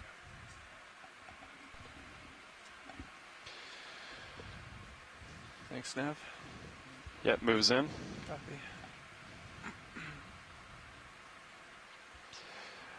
Yeah, I'm not sure, pilots, if you heard me discussing with Watchlead, but this waypoint 2 is a hard target. We definitely have to get there. Beautiful Iridogorgia. What's our range to that? I believe that was identified earlier as a Iridogorgia splendens, this really tight whorled one. Yep, and a massive Bathagorgia there. Beautiful. Sorry, Bathopathes. Bathagorgia, Bathopathes. Interesting little area of low sediment here. Oh yeah, look at this little sediment dip here, Jason. This has some really tight ripples in it. Very, very close together. Yeah, it looks really, really great from the Sirius view. It's almost this bowl shape that's formed. And, the sediment's accumulated, and you can just, once you have enough sediment, you can really generate these ripples.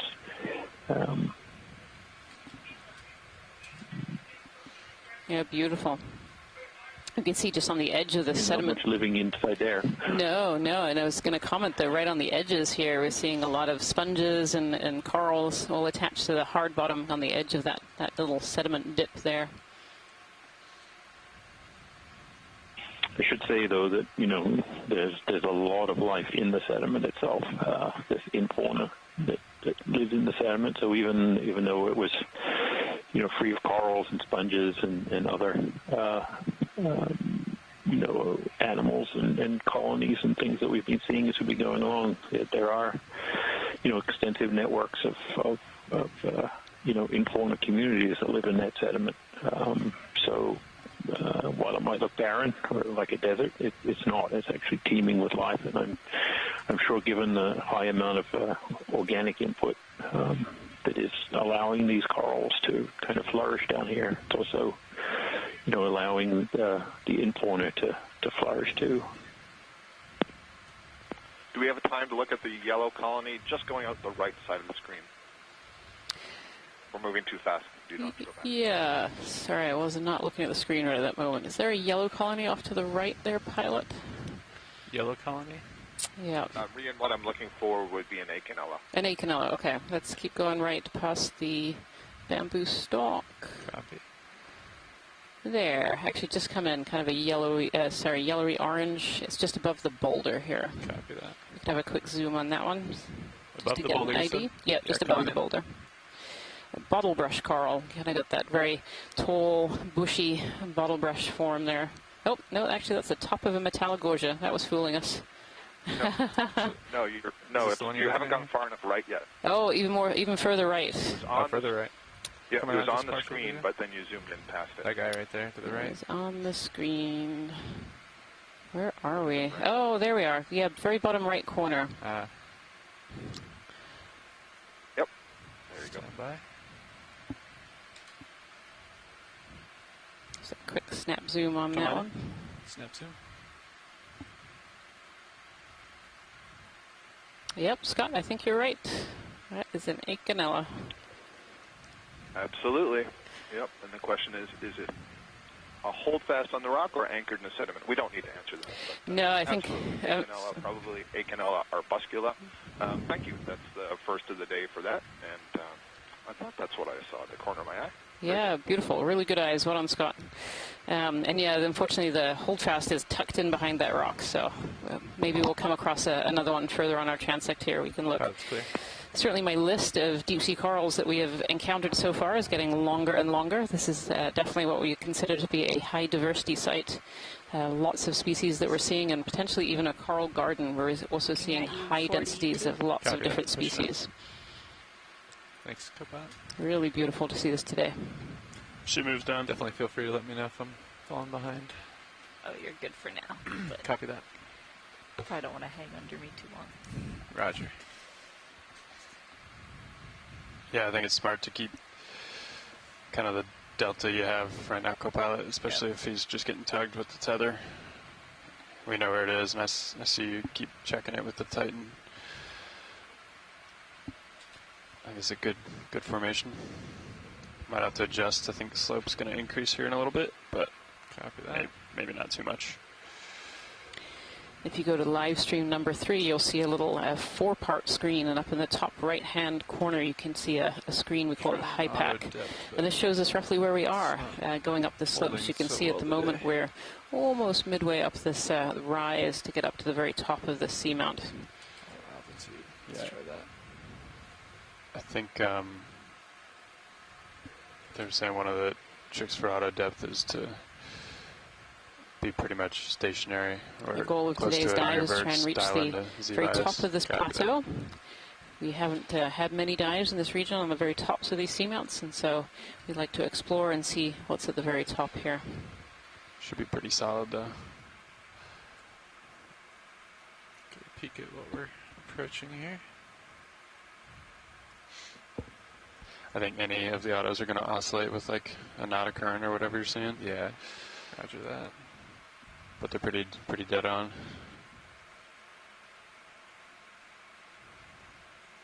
Definitely encountering a bit of slope here. Yeah. Nothing too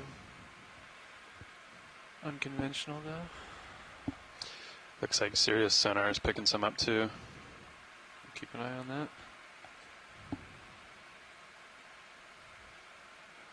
Yeah, looks like there's a pretty good increase in slope here. Roger.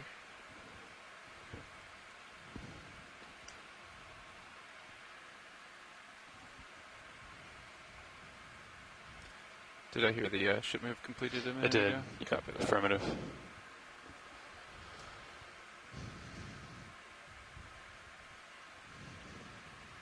Make sure we're stable, and yeah, feel free to keep us accountable on moving.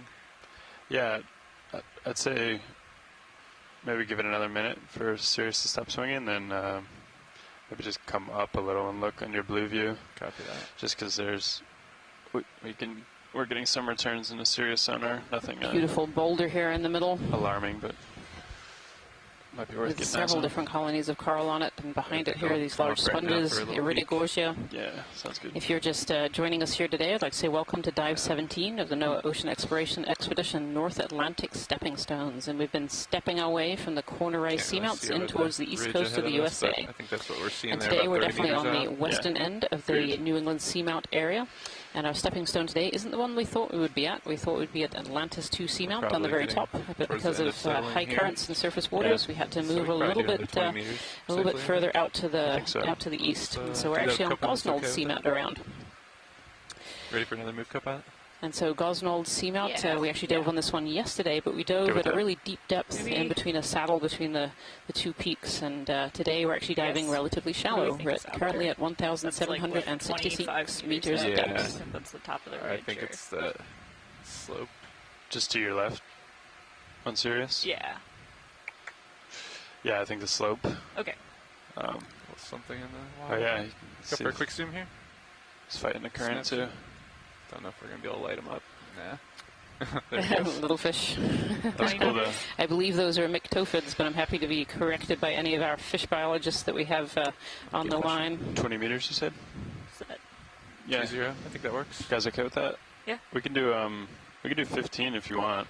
I'm starting to see a slight change in the bottom morphology here as well. Much to our surprise, which I feel like I'm saying a lot on most of the dives on this research expedition, but much to our surprise this morning we actually landed in a ferromanganese nodule field. And within this field we had been seeing a lot of different species of coral, quite a high diversity and high biomass of deep sea corals and sponge seamount. And we seem to have moved out of an area of these loose nodules and kind of into a more consolidated area. And we can even start to see a little bit of an upslope in the front of the camera here in front of D2. That's definitely calming down. So slope. Okay, good.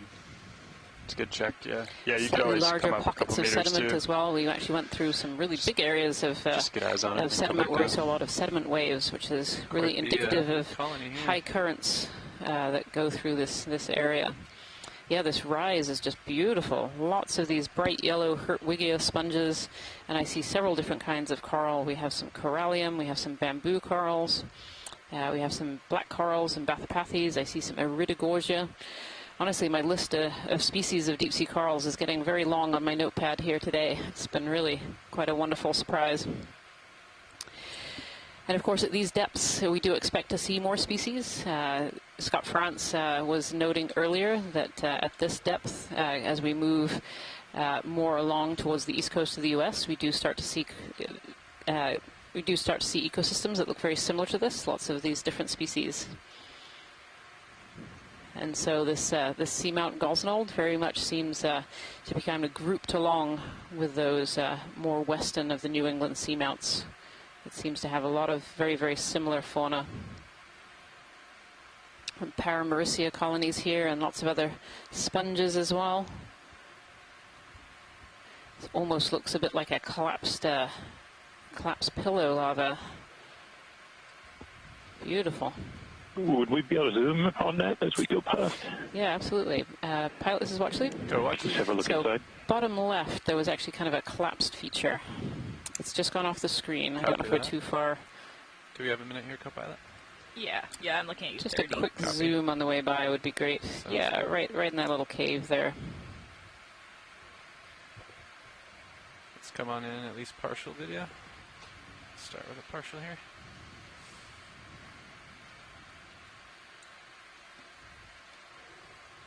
Did you want let's full zoom probably? Yeah, we can actually back out the zoom a little bit. It's kind of what the morphology here looks like. Copy that. There we go.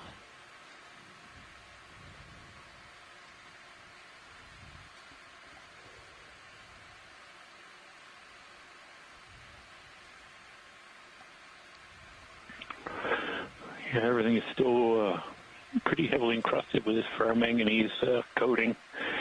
That botryoidal grape-like bubbly texture seems to be coating everything. Quite thick, so it's hard to tell what the underlying rock actually was. We may have seen a piece of carbonate earlier that was also encrusted with ferromanganese. So that's great. Then I think we can move on. Hard to really gauge what we're looking at. Certainly, we're seeing a more in situ pile of rocks here, an outcrop that we haven't really seen so far as we've been traversing, and we're on that higher slope area. So it was kind of expected we would see it, but a very the texture, overall texture of the area here still has that kind of nodular form, whether they're actually nodules or just, the underlying rock is just extensively coated, making the original rock texture hard to identify. But there's certainly a lot of coral debris here, skeleton pieces, there's twigs and other things, actually more reminiscent of some of the other dives we did earlier here in the New England Seamounts. These more vertical walls with sponges hanging off them, and a big bamboo whip. Yeah, it might just be just beautiful. Yeah, you're right. There's all this coral rubble, but they're also, unlike some of the areas where we were seeing in previous dives, that massive coral rubble, here we actually have a massive live corals as well, which is really exciting. Move is complete, pilots. Copy now. This is really quite the scene as we're working our way up here. It's just beautiful. Very beautiful.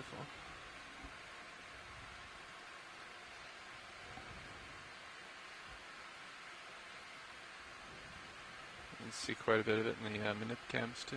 Yeah. And the rail cams. Oh, yeah.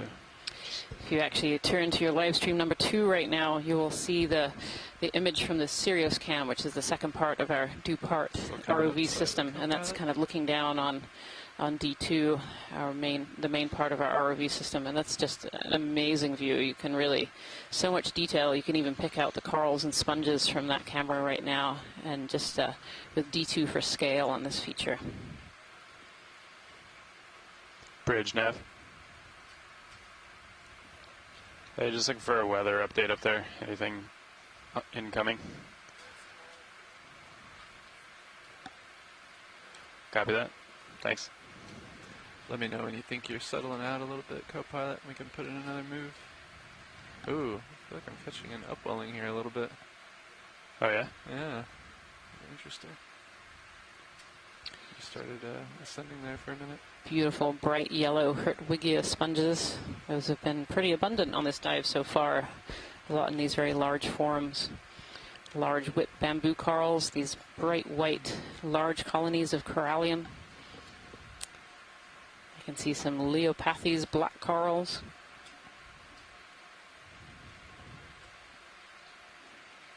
Just beautiful.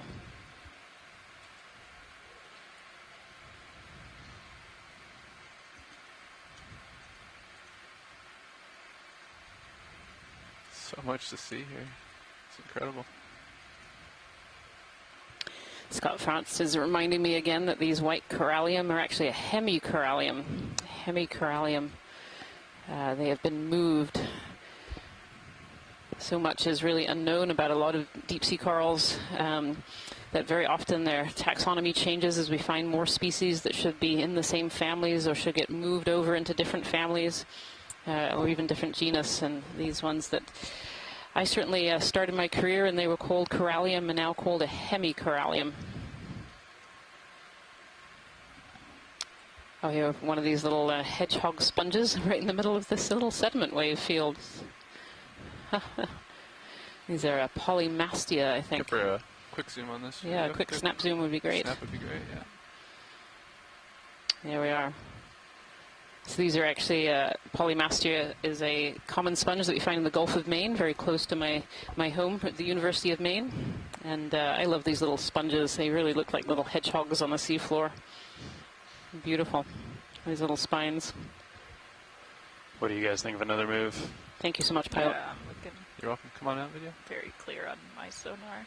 Yeah, let's go ahead and put one in, thanks. Do you want to still go 165 or you want to cheat port a little? By cheap port. What's Sirius looking at? 165, so yeah, maybe 160 or 155 or 155, yeah. What do you think, co-pilot? Yeah, let me scoot over a little bit. And we can Some more information on those hemicorallium as well. That hemicorallium bayeri was actually described by Ann Simpson and Les Watling from specimens collected out here on the New England Seamounts. Good with 20. And the holotype is actually it's the very first one that was described is from Pickett Seamount at 1,970 meters depth. This is a beautiful coral here. Range 20 meters, bearing 165 Beautiful degrees, pink speed 0 paragorgia with decimal, that 2 knots. encrusted over bright yellow zoanthid. We've seen a few of those today, as well as some without that yellow zoanthid as well, which is a little bit more unusual. And again, very similar to yesterday's dive, we're seeing a lot of these sargassum tumbleweeds on the sea floor. So these sargassum are a photosynthetic algae that lives up in the upper ocean. We're seeing it around the ship almost every day. And as animals encrust and grow on it, it makes it heavier and heavier, and eventually it sinks to the seafloor. And it's actually an important source of carbon to the seafloor too, so it's bringing food and nutrients down to the deep ocean floor.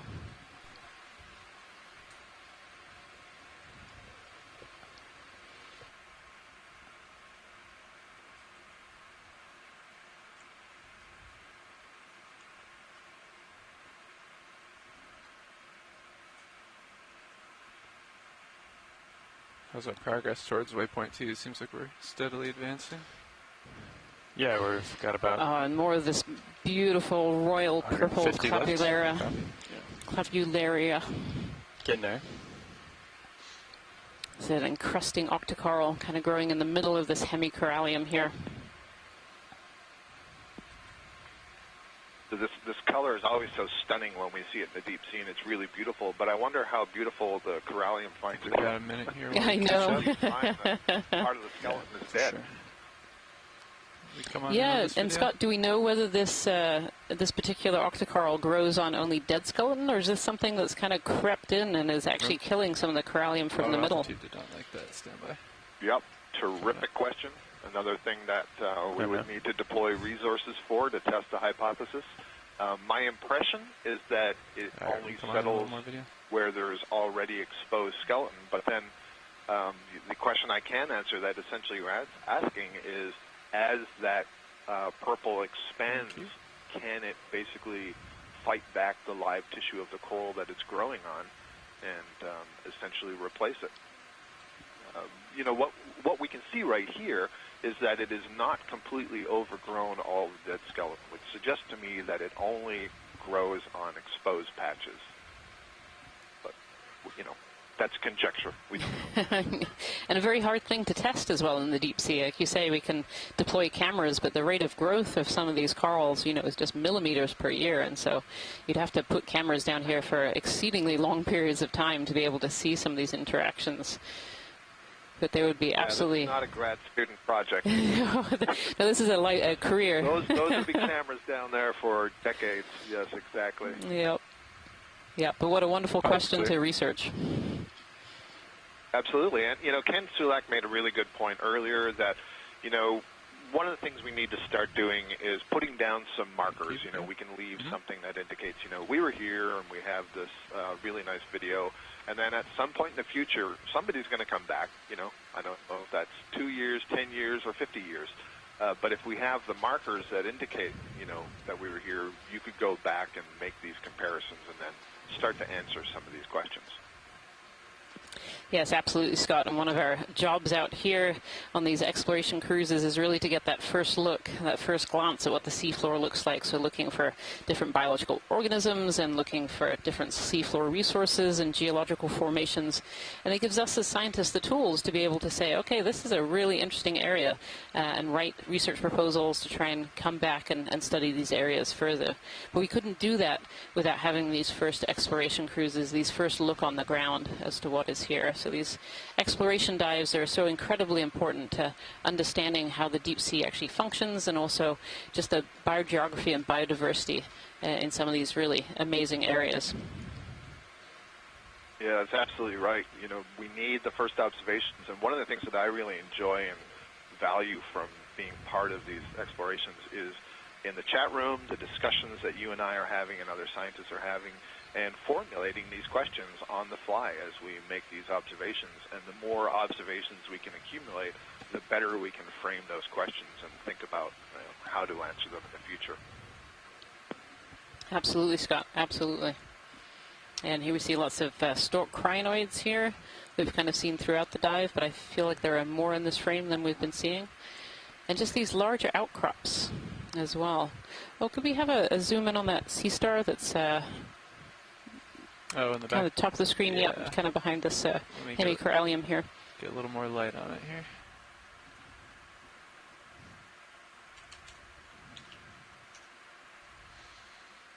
This one looks a little bit different from the one that we saw earlier. It's kind of hanging out here on the sea floors. Come on in, video. These sea stars are echinoderms. So they're related to the brittle stars and those crinoids and sea urchins. Received, thank you, Bridge. Beautiful. And they have something called pentaradial symmetry. So they have, most of them anyway, have symmetry in 5. So you can see these 5 arms with these tube feet that are underneath. Oscillation here, stand by. Why not just partial a little bit, video? Thanks. Getting blown by the current. That's okay, that's great. Thank you so much for that, pilot. No problem. There's definitely a fair amount of current down here at depth, and we're seeing that in all these sediment ripples, kind of even in between these rocks, Jason, we're seeing these little areas of sediment ripples where sediment accumulates. Going to acquire this ridge. Yeah, there's certainly no shortage of sediment here. You know, we moved from that flatter plateau area where we landed and started the traverse, and now moving up here, we are, we're still seeing quite a bit of sediment, which is, hopeful for maybe seeing a lot more when we get to the top. Still not sure what the rock type is here. Almost like a layered arrangement, which doesn't specifically point to one rock type or another. But we're thinking that it's carbonate up here, and we'll continue to try and identify the rocks. Hey, Chris, this is Chris Ma. Come on in, video. Let's try to get the sea star here. Hey, Chris. Hey, I was going to comment on the other sea star, but I see now that we're coming up on this next one. We've changed sea stars on you. So you came on the call. Well, the first thing I was going to say... Go ahead. I'm sorry, what was that? I just said you came on the call to talk about one sea star, but we're going to get you to talk about a different one. Yes. Well, that other one is one that I like to talk about because that's Circeaster. That's a goniasterid, one of these cookie stars. And those are predators on corals, and I don't know what else, but I know they were feeding on that Paragorgia that Scott, I've made a big deal about it in my paper that Scott told me about. But those are the ones that are seen feeding on soft corals for a year. And if it's here, that's probably feeding on some of these other sort of soft corals or other octocorals that are living in the area. This one, the one that we're now looking on, this looks like another example of the one that we saw earlier, I think. This one, I think, is Pseudarcaster. I'm not looking at the tube feet, but all of these rows that are occurring along the arms and along the disc are very distinctive for this animal. It looks like it's also feeding on the sponge stalk, whatever might be below it. Is it very large, and can it be collected?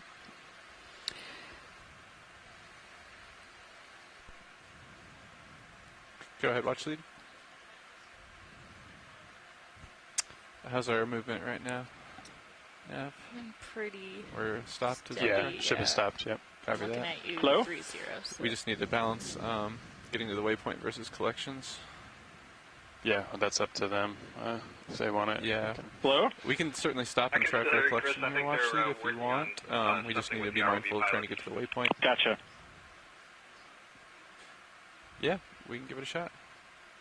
Do you have a method of collection you prefer for this? This can go just right in the bio box. Should be able to grab it. Should be relatively stiff. Copy that. Come on. Yeah, okay. So I just picked up on you right now. Yeah, sorry, Chris. I'm just talking to the pilots because, of course, we're trying to transit and get up onto this plateau, but they're going to have a go here at grabbing this quick and putting it in a bio box. Sorry. Yeah.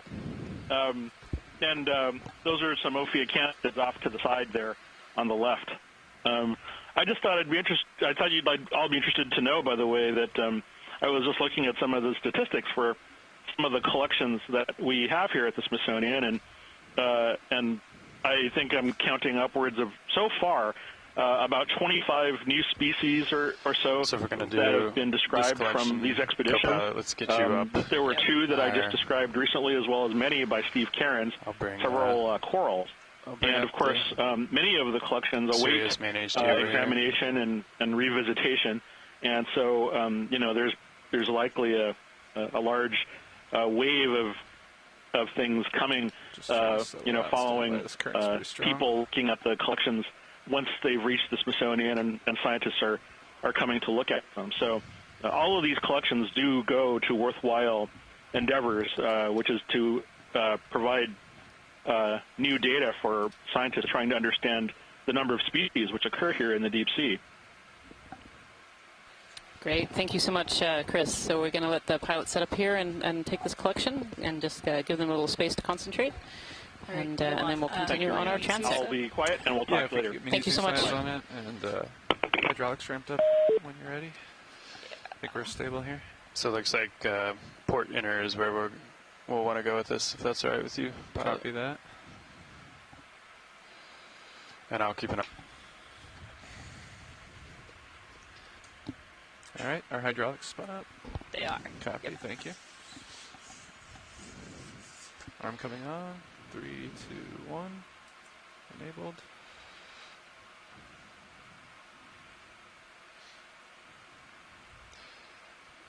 Definitely something we want to check grip force. Oh yeah, beforehand. Absolutely. Getting in position, and maybe even draw her out if you're gonna cradle it. Yeah. Let's see here. You might move a little bit if you draw her out at the moment. We can try to come out nice and slow with the port inner open or port outer open. And I'll just be ready to move if we need to. Yeah, you're going to go port inner. Port inner, copy. Yeah. So we could even draw in a little bit, possibly. Just be mindful of the other samples there.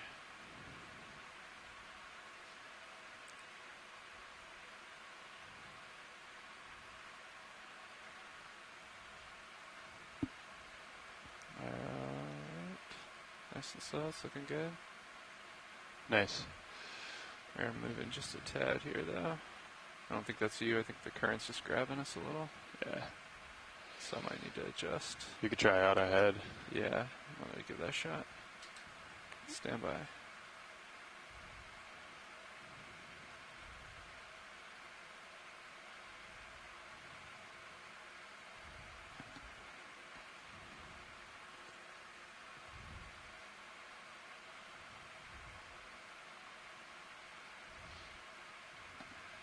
Yeah, we're sliding a little bit here. Stand by. I think I'm going to turn Cirrus heading to keep you in view. Yeah, sounds good.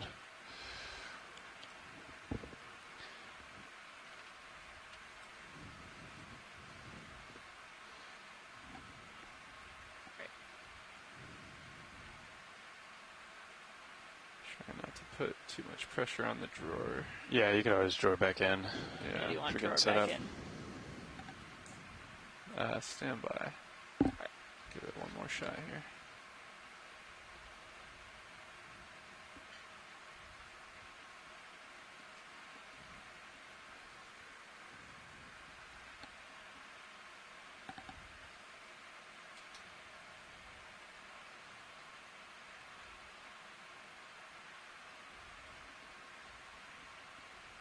I think we're okay here.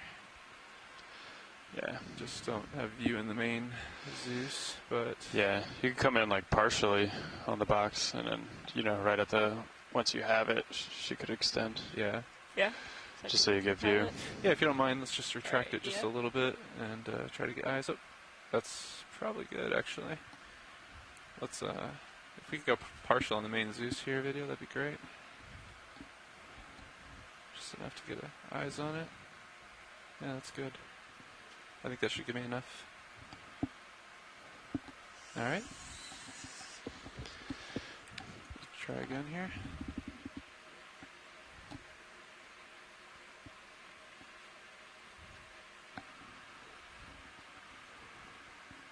I'm wondering the best... Rotate Sirius a little more. Yeah. Thanks, Copilot. Angle to grab this guy. Yeah, he looks pretty small, actually, huh?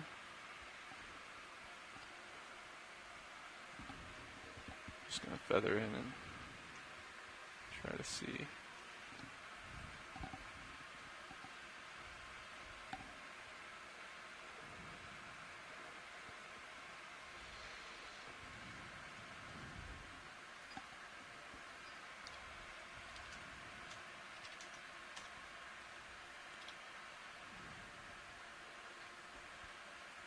I don't know if we're going to be able to get him in the claw or not, but we can certainly try. I might have to get the little rock piece that he's on too.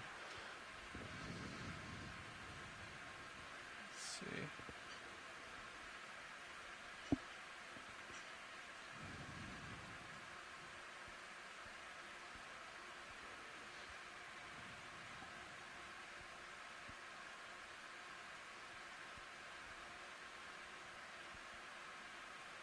I don't quite have him in my grasp here.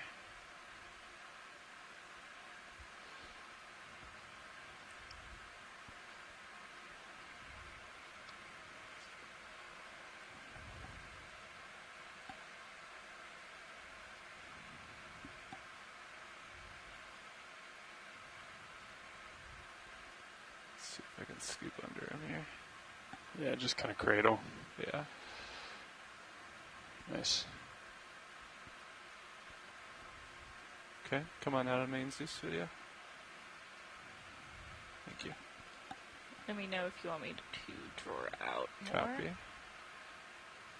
Yeah, if you could draw out very slowly, that'd be great. Wonderful. Perfect, thank you.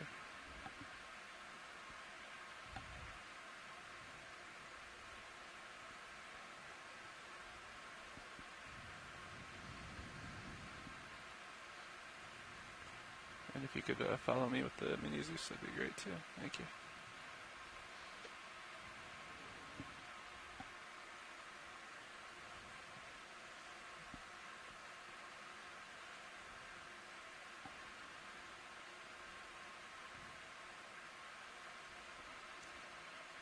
Thank you. Great collection. Thank you so much, pilots. You're welcome. Thanks for the patience. Excellent. Drawer in. Copy that.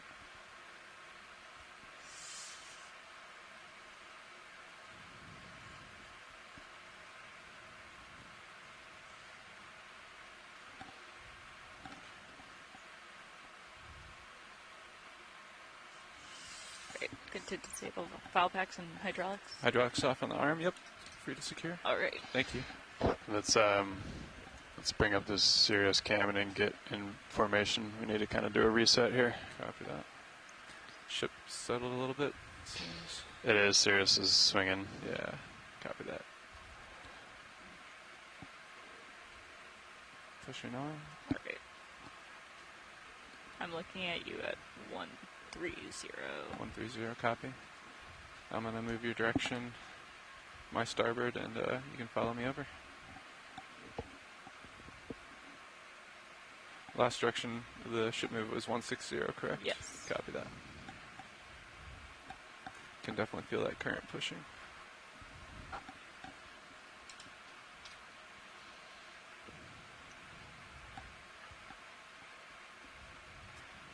Thank you for doing the drawers. You did wonderful there. Thank you. Good collection. Thank you. Good teamwork. So we'll get back out in front of you here and think about a ship move then. Keep marching towards waypoint 2.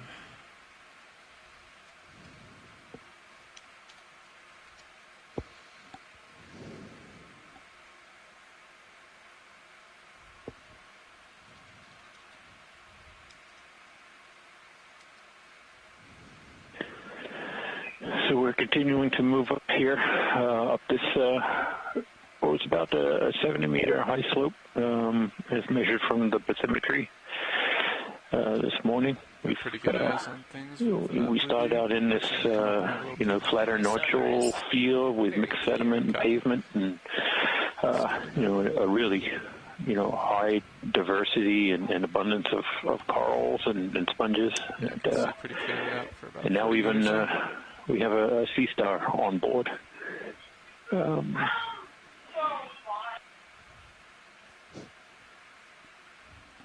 So, we looks to be we got some more pavement,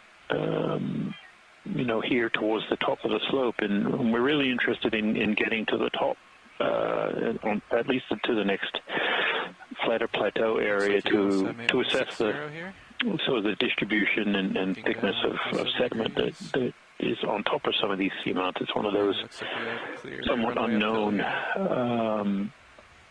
parts of the seamount, getting to the top and fully, investigating what might be up there. 160, what's the bearing? And 168. We hopefully we'll be able to see some of these rock outcrops. We haven't yet been able to kind of make a good guess on what some of the underlying substrate is. A lot of these seamounts, they're capped by maybe 20 meters. A carbonate platform type environment, a paleo reef, wherein these seamounts were shallower.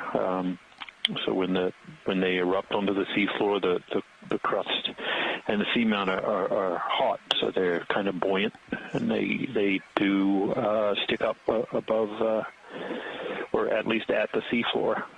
Just kind of like the Hawaiian Islands now. There's a number of Hawaiian Islands that are, above sea level.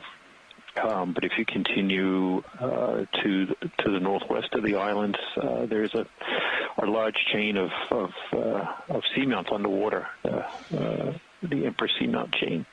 And it's something like we're seeing here. So that's why we're keeping our eyes open for nice grab. For something diagnostic of what the underlying rock type is, the ferromanganese pavement, which precipitates out of the seawater at about 1 millimeter per million years. Really complicates do you mind if I message you identification. I don't want to change the lower frequency. Sort of completely removes the original rock texture and leaves its own texture, which we've been talking about as petroidal and smooth. Jason, I think I see that we're at 1,745 meters depth, so we've come up, I guess, about 35 meters in depth along this slope. And my recollection is that we think that plateau is at about 1,700 meters depth, so maybe another it's picking up 45 or so everything in this lower frequency is picking up everything. Your understanding? Interesting. Yeah. So it's not too far. If people look at the Stream 3, they can see in the top right-hand corner of the quad view is the HYPACK map and the contour lines representing the water depth of the flank of the seamount here. And when the lines are close together, it means it's pretty steep. And when they're wider apart, it's flattening out. And that's what we're looking for here now is sort of across that edge and into the flatter section, where we'll reach this next plateau.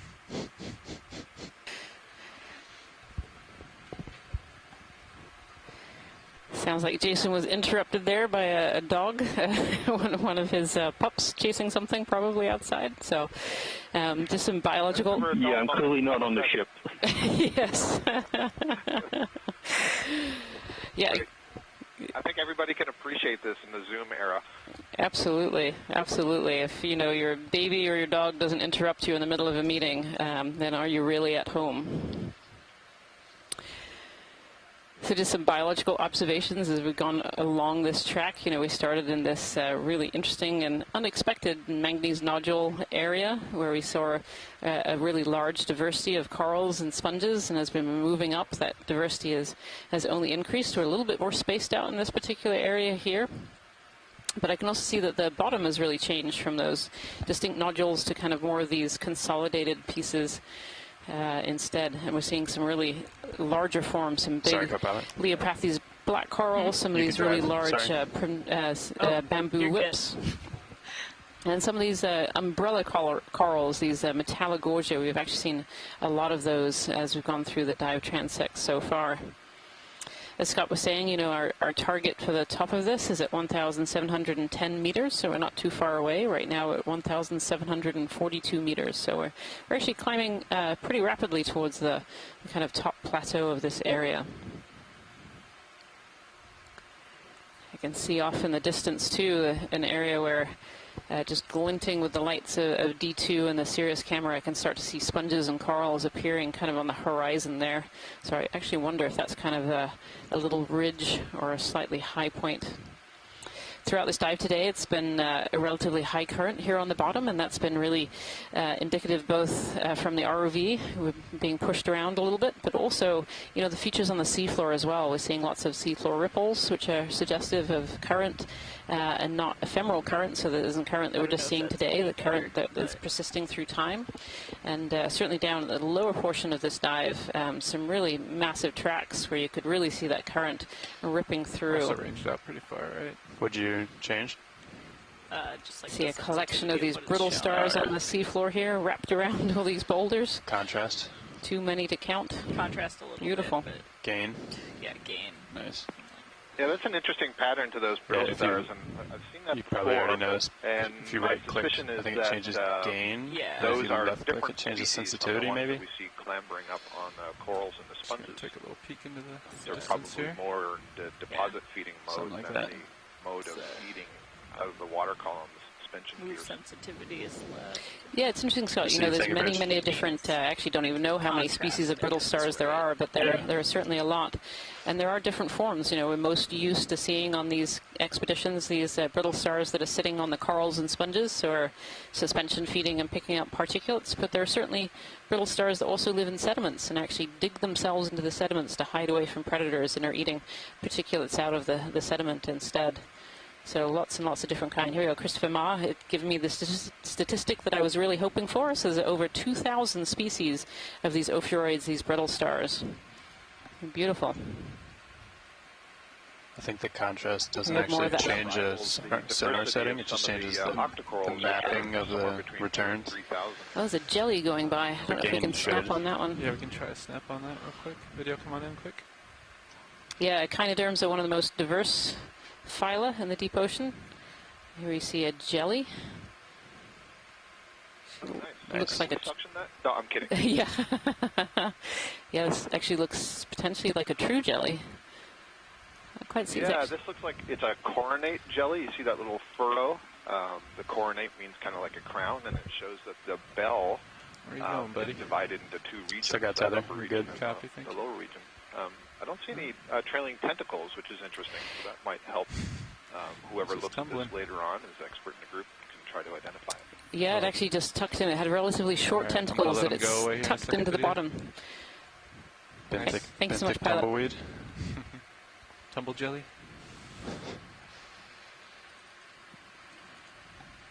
But watch it. These jellies will always lead you to trouble. Yeah. That's a tricky one. And yeah, we went through an area with slightly less diversity just for a very brief period, and here we are again in an area with just a huge amount of very high diversity and high biomass of these deep sea corals and sponges. This is really, really beautiful. Ship completed a few minutes ago. Affirmative. Interesting here, Ian. It looks like two Paragorgia colonies, one covered in zoanthids and the other not. Absolutely. Yeah, those bright yellow zoanthids. Yeah, you want another one? Sorry.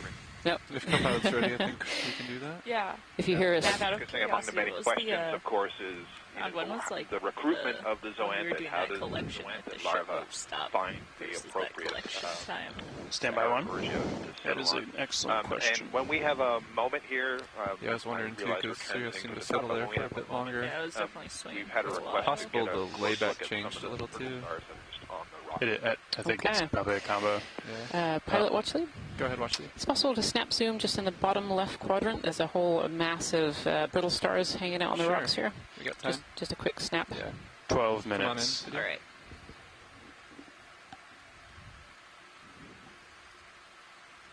Any, you want to come out a little wider or focus on one? A little bit wider would be good, just to kind of see the, just see a few in a frame. Copy. There we go. It's actually two different species I see here of ophiuroids. There's a very pale one, kind of in the very center, and then these larger spined forms, these larger pinky ones kind of in the background and also in the foreground.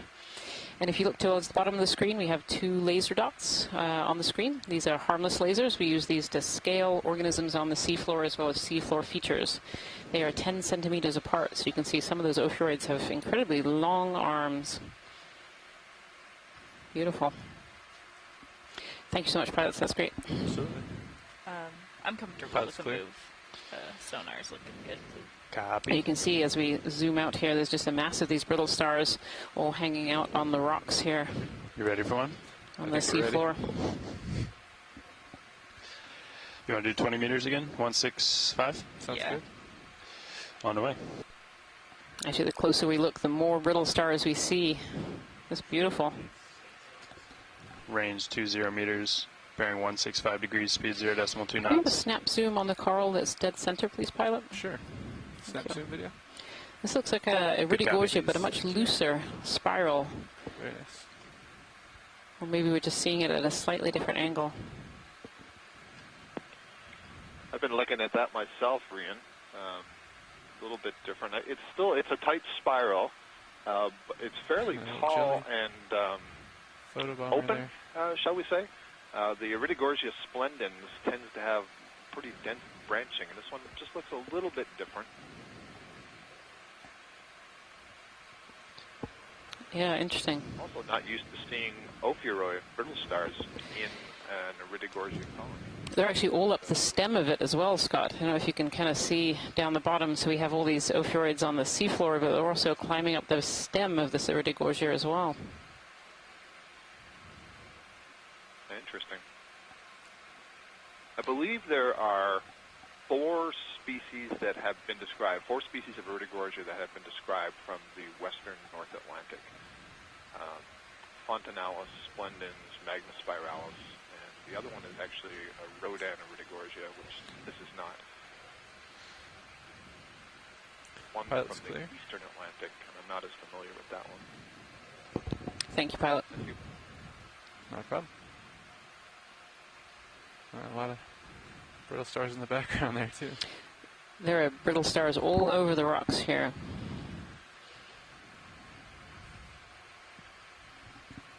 Yeah, it's so interesting. You know, we haven't seen this many brittle stars directly on the substrate, I don't believe, in any of the previous dives. Thanks for that move, and so it's telling us there's something different about the habitat here that's attracting them to this area.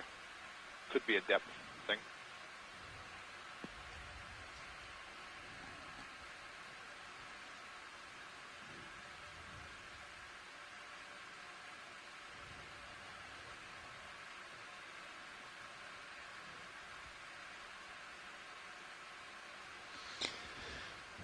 Yeah, so something's not with the really cool view there on the right. Sirius sonar. Something's not quite right with the lower frequency. Almost, you know, lying on its side, and you can clearly see that because the lower one is meant for obviously longer distances, and it's got a wider beam. Settled there and thought this is a great place to live. And the shorter, got bigger, the current, the higher frequency has a narrower beam, and it really only has a range of like 100 meters. But I imagine on the lower but that's working far better than the lower frequency.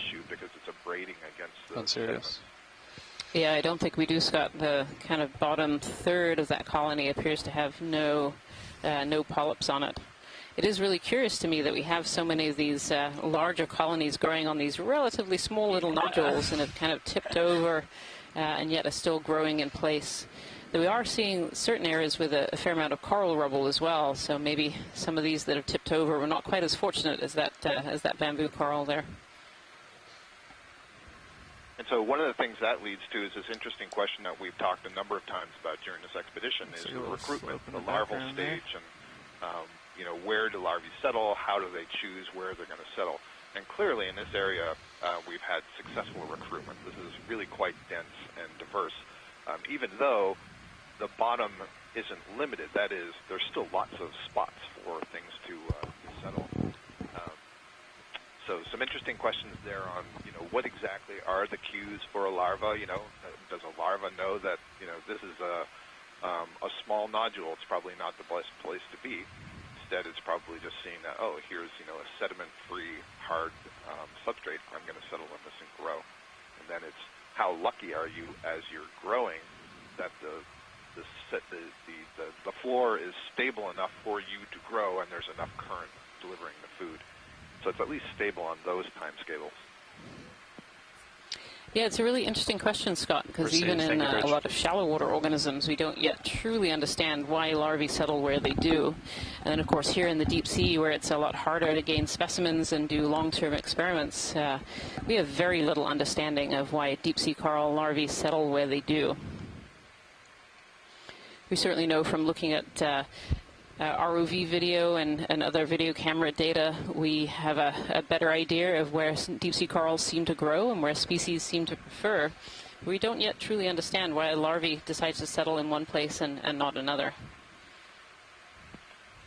So, Rian, I know your own research is on, or has been on, reproduction in a lot of these deep water corals. And so what can you tell us also about the strategies that the corals have for when they're going to reproduce, and how do we know that?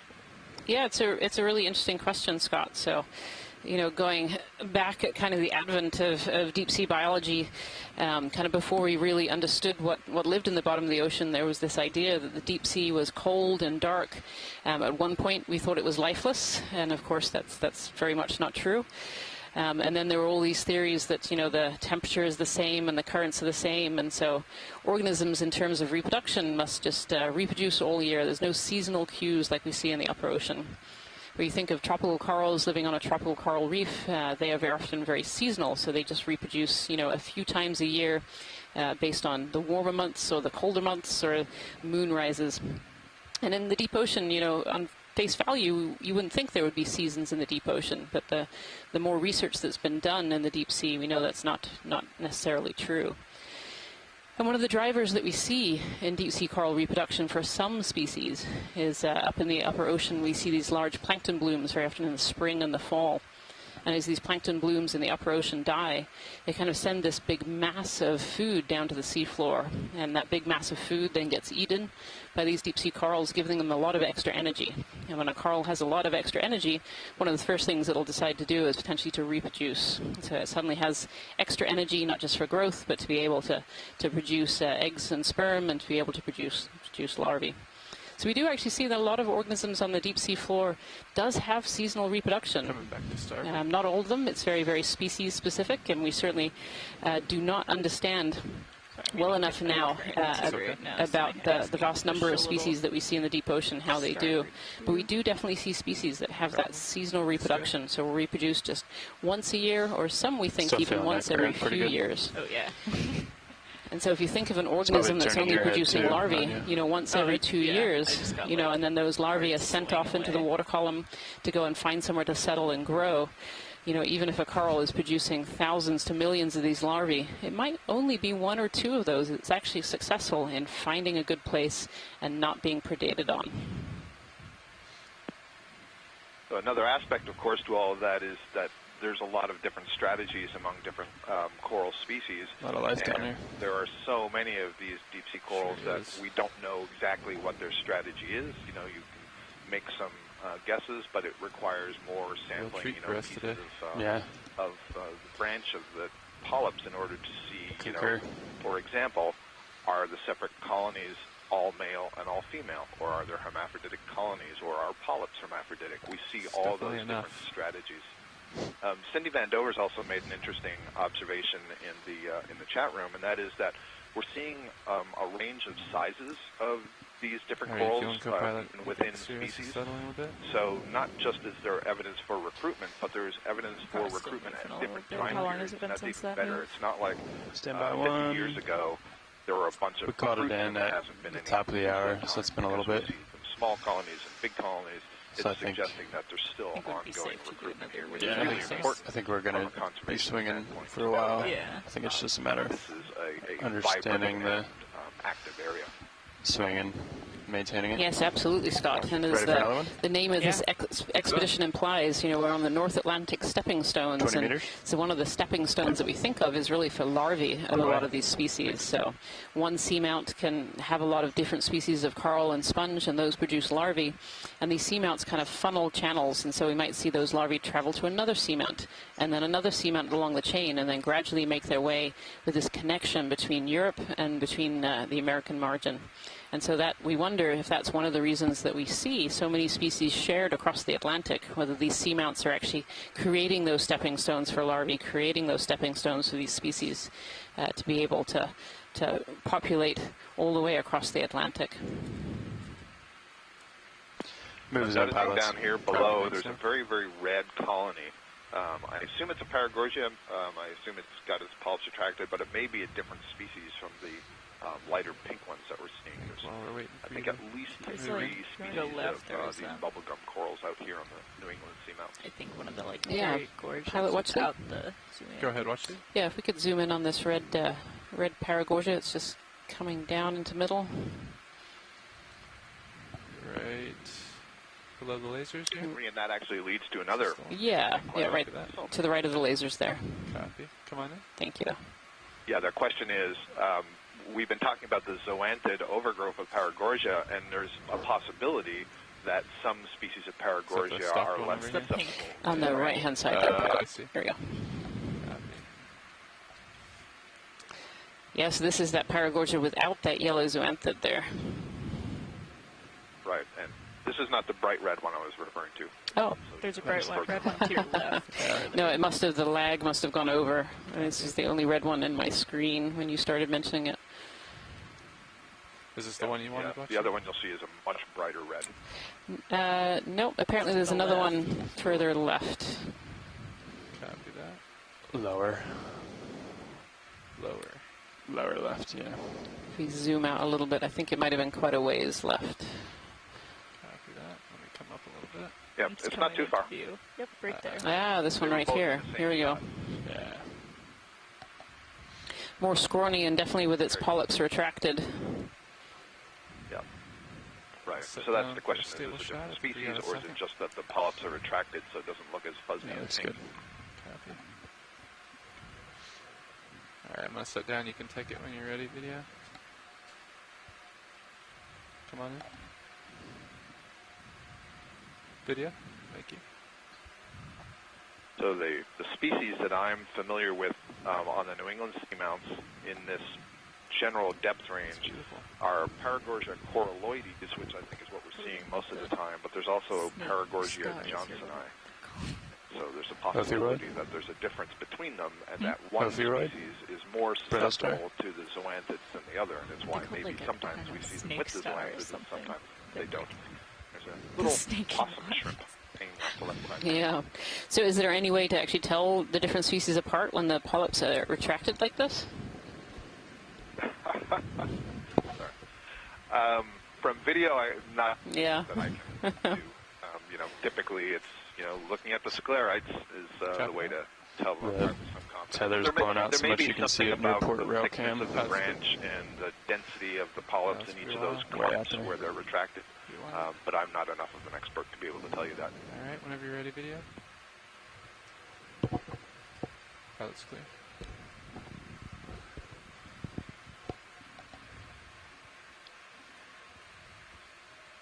I think that's the tether, yeah. Oh yeah, wow. I don't know if I've seen that before. No, never have. Continuing.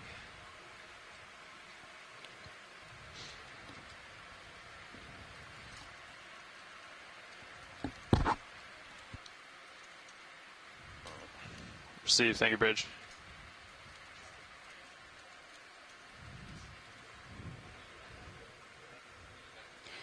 So, Jason, I saw in the chat room there was some comments about the formation of some of these ferromanganese nodules and how some of them in this area, which is definitely more of a kind of platform or consolidated area, that we're seeing some of those nodules loose on the top here, which is really interesting.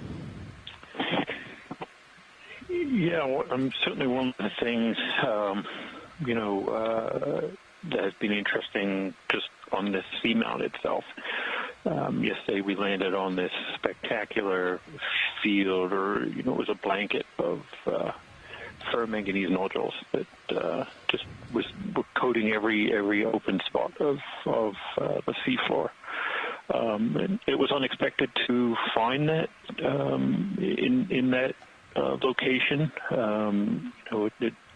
The conditions that allow the formation and preservation of the nodules was clearly just right for that area. So today we were not expecting to see nodules again, given that we're probably 1,500 to 2,000 meters. I think it's about 1,500 meters shallower than we were yesterday. So one of the questions is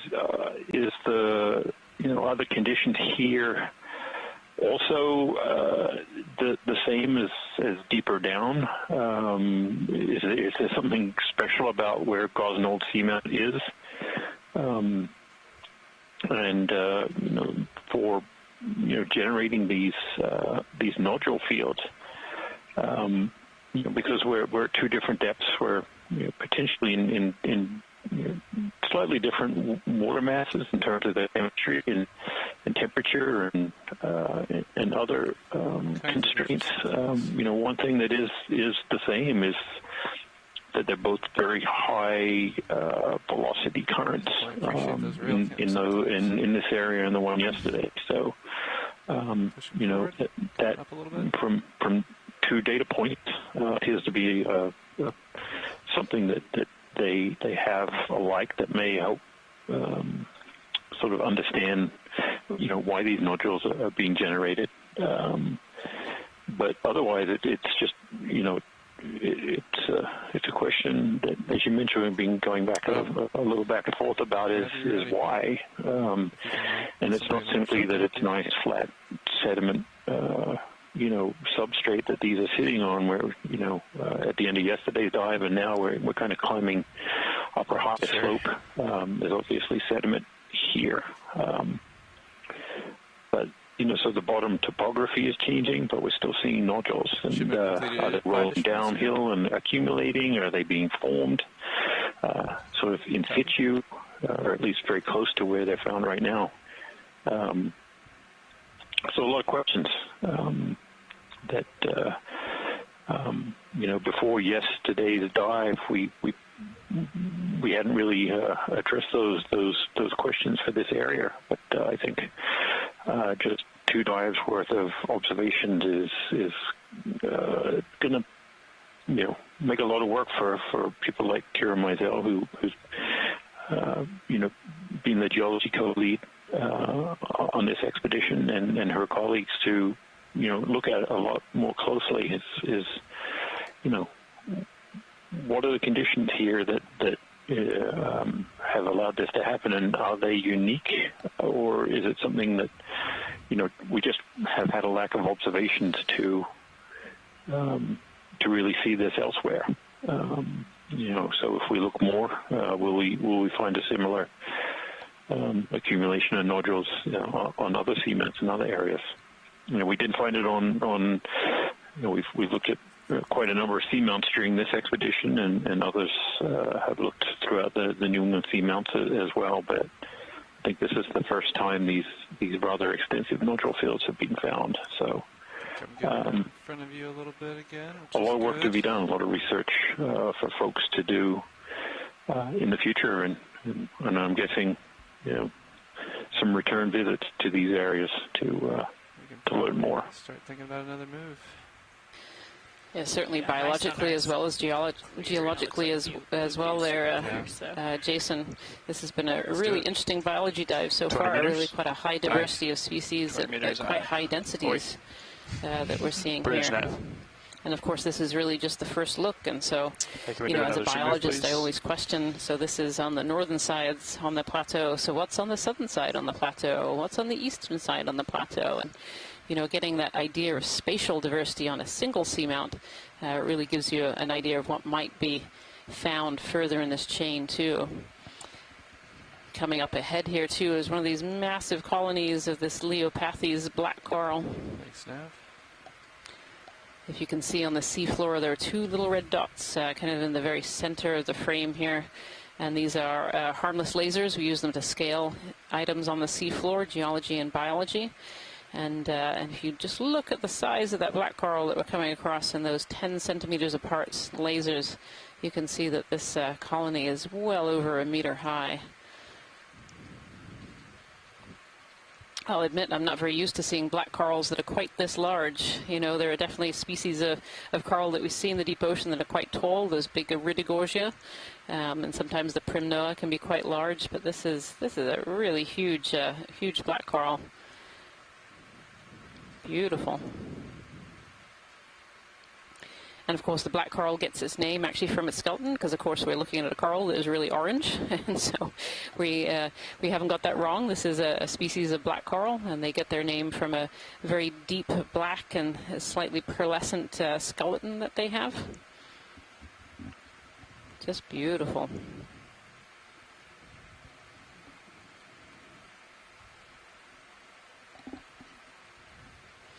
Scott France is saying here that this Leopathes is a shallower dwelling taxon, which is why we've not really seen it during this expedition so far. We're at one of the shallowest dives, so right now we're at 1,732 meters depth, which is one of the shallowest dives of this expedition. Just beautiful. Oh, I think we have a C-pen. Could we look at this snap zoom dead center right on the bottom of the frame right now? There were some comments earlier. And I'll say. Oh, go ahead, Scott. Sorry, I just wanted to say how amusing it is for when we deep sea biologists talk and we use the term shallow. Yes. You say shallow, doesn't even realize the ocean is deep because we're talking about shallow. Go ahead, Washy. Yeah, and I think you were just pointing out a C-pen, right? You just passed over a C-pen? I think we do. Let me know when you see it, please.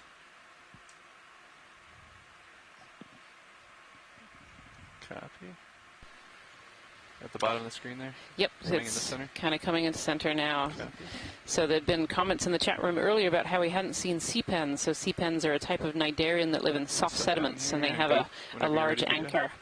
And we'd started to think about whether there were more of these nodules in the sediment that were stopping the anchors of these C-pens from really getting into the sediments. But here we are. This is the first C-pen of this particular dive. Just gonna pivot. You can see it really leaning over in the current as well. And now I'll sit down. This may be the genus Panatula. My graduate student, Upashna Ganguly, is going to be thrilled to see this. She's been on every dive, annotating the videos, and she's doing her dissertation work on C-pens, and is disappointed that we're not seeing more. Well, I'm glad. This will be a welcome observation. What we really want to find is a rock pen. We'll be happy with this one. And very often around these C-pens, sometimes we see little shrimp or other critters kind of living in they're actually called leaves of these C-pens. You can actually see just the bulb of the anchor there, so it'll have a short skeleton. Actually, you can just about see it through the very translucent tissues. There's a skeleton that's in the middle, a very thin rod that goes all the way down into the sediment. You can just see it going through that bulb at the bottom.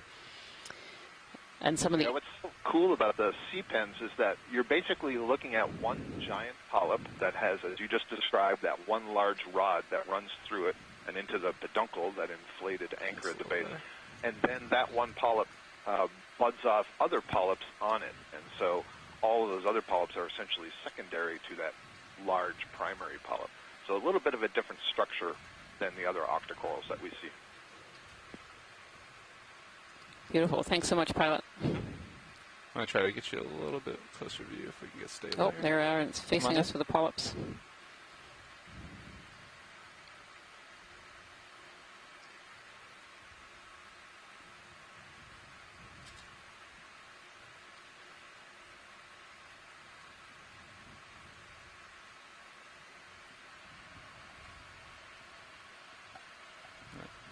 Getting pushed again, sorry. Looking at you, 4 or 5. I'm going to come up a little bit. Von de Wareham is saying this genus has actually changed to the Tillela.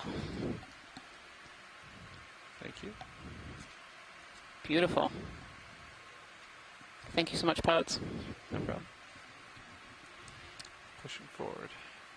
As I've said a couple of times on this dive, my list of species that I keep as I sit here in the back row, I have a little notebook and I keep a note of what species are occurring on this dive so that I can write it in the summary of this dive at the end of the day. And my list is starting to go over into page number 2.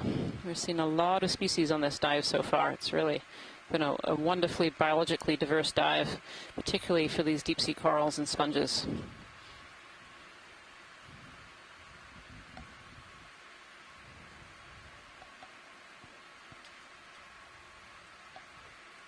I'm going to drift just off your port view there, I think. Co-pilot, if you do geology, you probably only need about 2 or 3 lines of that. Heading's getting pushed too. So. Copy. Yeah, the geology can still be spectacular with only 2 or 3 lines, whereas the biology is a lot of different names for me to write down. Blue view looks clear. If you just joined us here today, we're on Dive 17 of the NOAA Ocean Exploration Expedition, North Atlantic Stepping Stones. And the stepping stone that we're exploring today is Gosnold.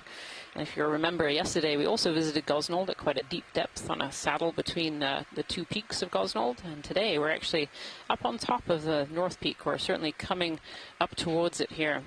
We're currently at 1,731 meters, and the top of this is around 1,710 meters. So we're actually getting relatively close to the top. And we're hoping to see that top during the dive today.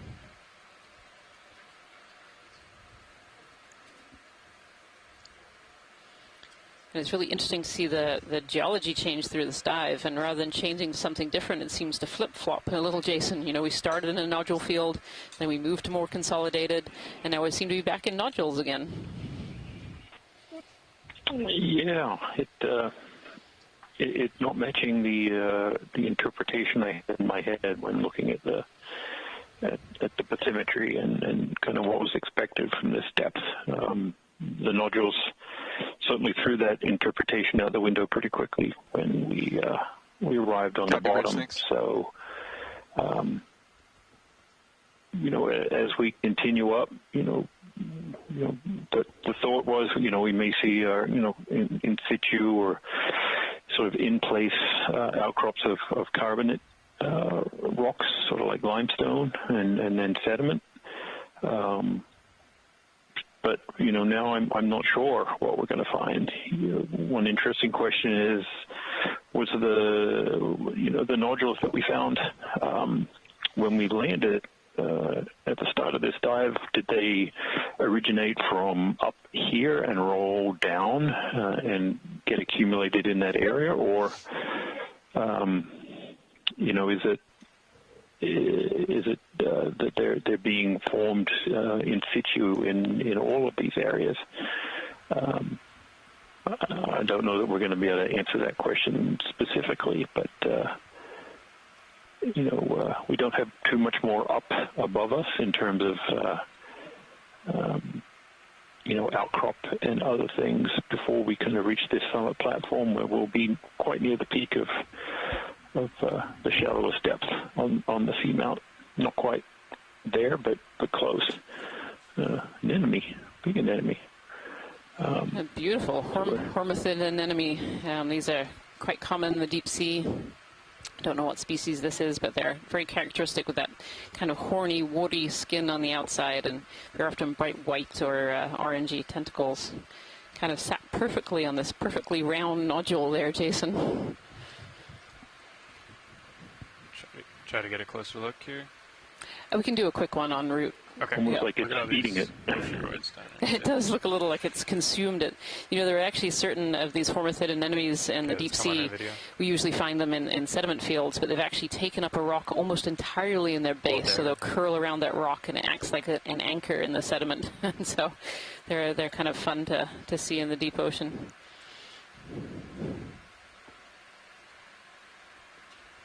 Beautiful. You can really see the current direction actually from these tentacles. That current is kind of whipping by.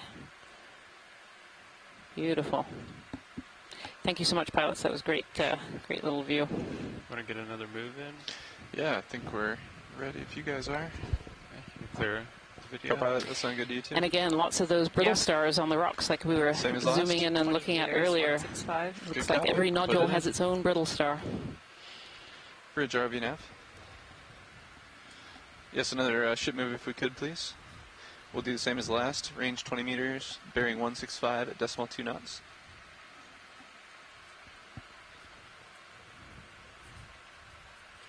Good copy. Thanks.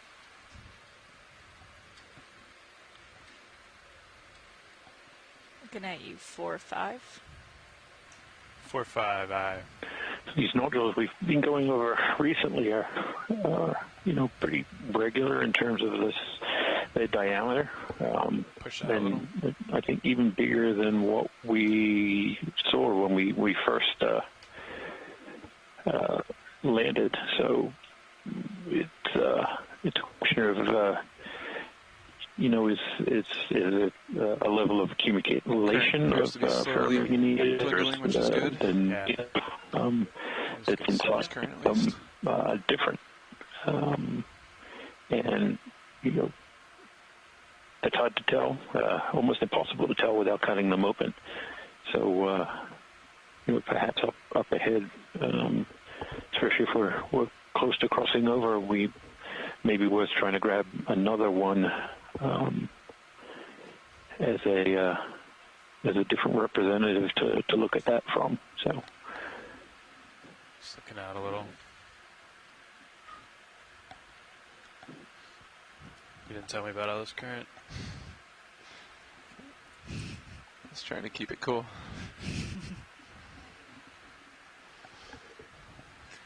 You look like you're handling it though. What is that right down there? Want to do a snap zoom here video?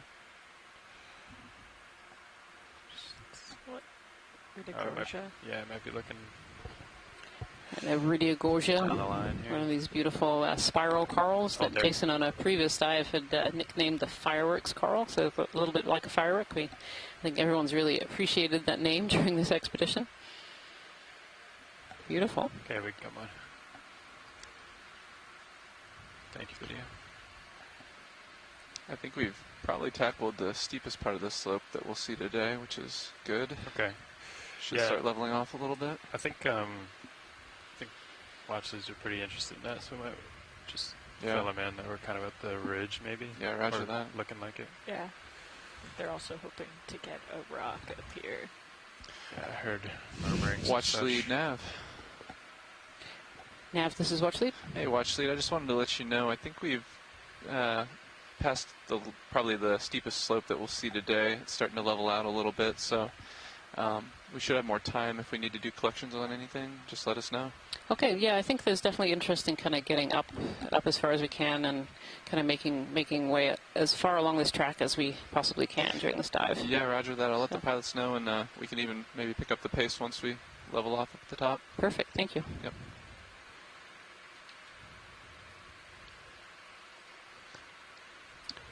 Sounds like watch lead is okay with just continuing to press forward for now. Sounds good. Make as much headway as we can. Let's do it. Go ahead, watch lead.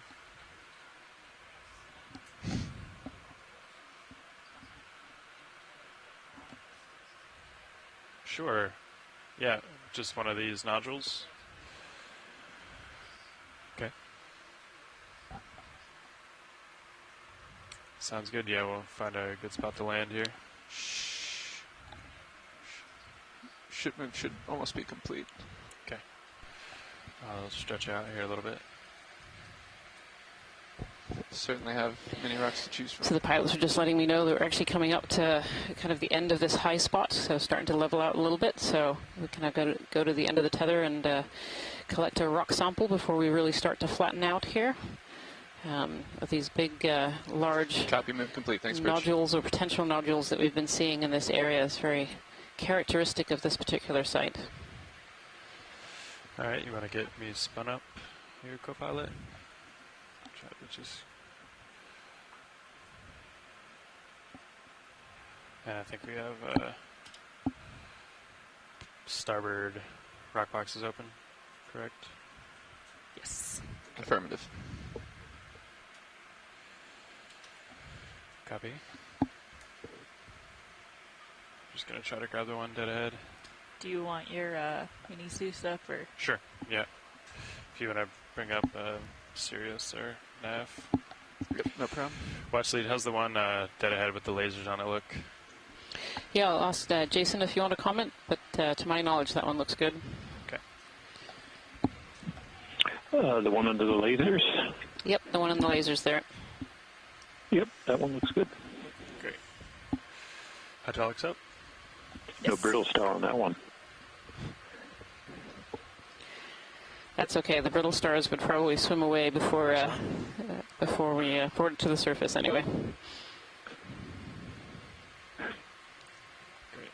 Thank you, co-pilot.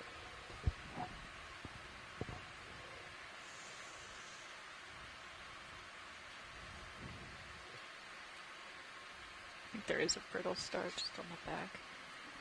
Oh, on the other side? Yeah. Okay.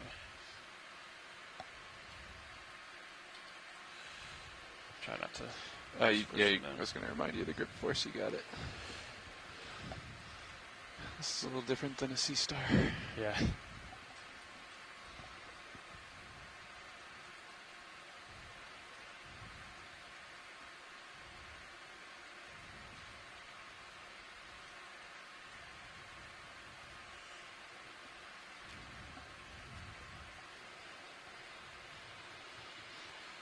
There's one on there. Ah, there it is. Okay. That looks great, pilot. Oh, and some of those, do you think that would fit into the bio box, starboard outer? Do we have time? If not, put it in the rock box, that's fine. I think we could try for it, sure. Yeah. Sirius looks stable right now. Okay. Does starboard inner have anything in it? They should both be clear in the starboard. Yep. Okay. Your whole starboard side. Well, then let's try to draw her out then, maybe. All right. Drawing out. And if the starboard pin, you might need to retract in for the bio box. Okay, got it. Cool.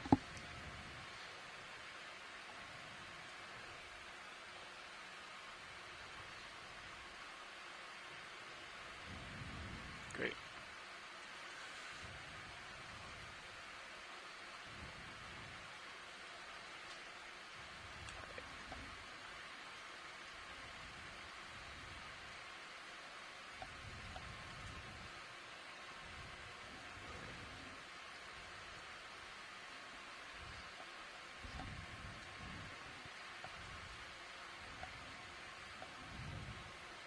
Nice.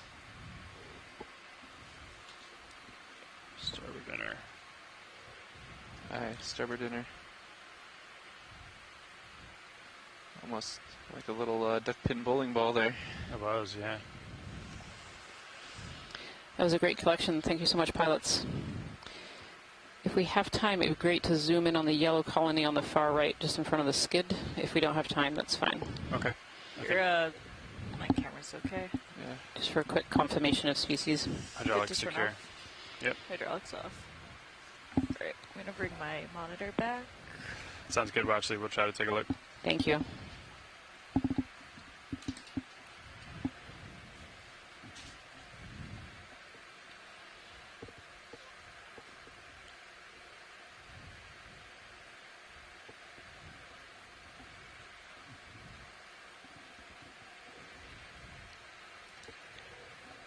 Have you at 5-0. Sounds good. We'll just get an ID here and then we'll push out a little. Ship move completed 5 minutes ago for reference. Great.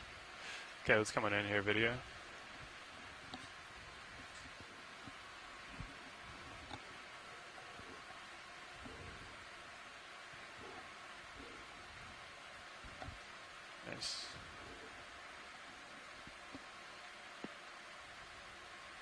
Thank you for the close-up. Appreciate the effort here. Yeah, do you have an ID on this one, Scott? Yeah. About that. I think it's a Paramercia. I think it's another Paramercia. The polyps aren't right. They lack the crown of thorns for an Acanthogorgia. It may just be a different type from some of the ones you've seen earlier. Tina thinks it's an Acanthogorgia, but I'm less convinced of that. Okay. I think we have to run. She agrees with me now. Good. Thanks. There we go. Come on, video. Thank you so much, pilots. That's great.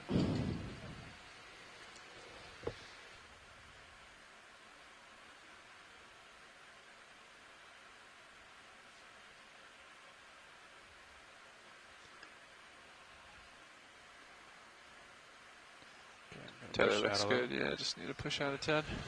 Okay, sounds good.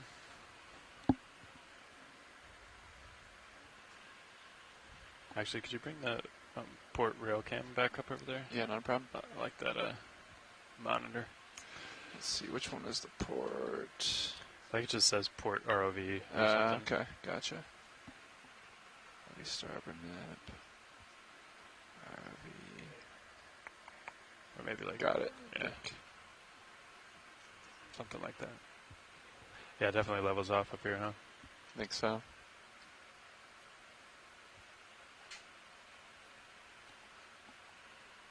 Think you're pretty settled, co-pilot? How's Blue View look? Yes. Pretty empty. Can you adjust it? I think you're looking down at the ground right now. Yeah. Oh, my bad. No, you're good. Should be pretty, so as we approach the top of just 70-meter high Still empty. The ridge was on the bathymetry is that it was about a 30-degree slope, and we're getting pretty close to the top. We're still seeing a lot of these larger coral, stand by, I'll be right back with you. Almost boulder-sized nodule forms. Whether these, still trying to figure out if these are true nodules or just larger. Yeah, it looks like we have about 1 hour left. Watch 2. Larger iron manganese encrusted pieces of rock, but I think given the shape and the continuity, and we have about an hour and 50 minutes left. A lot of them are generally the same size. I think it's sort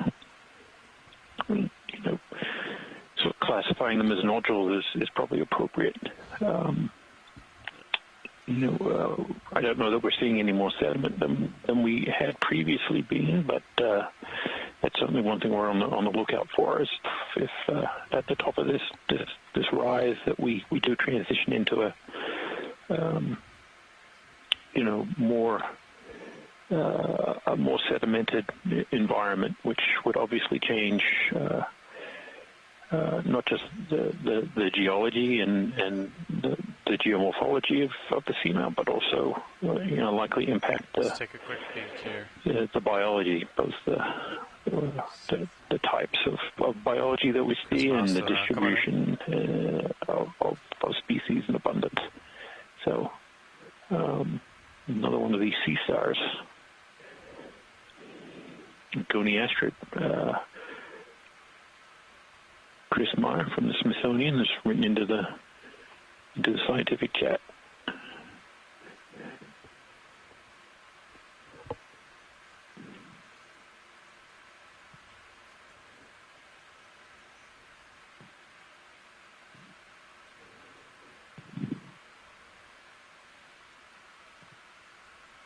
Creeping in a little on it.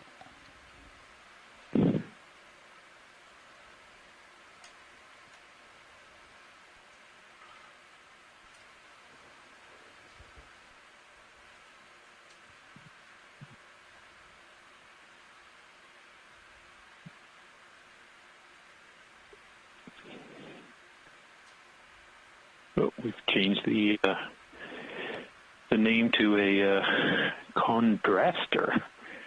This one is pink. Other ones we've seen on the dives have been white. So something different.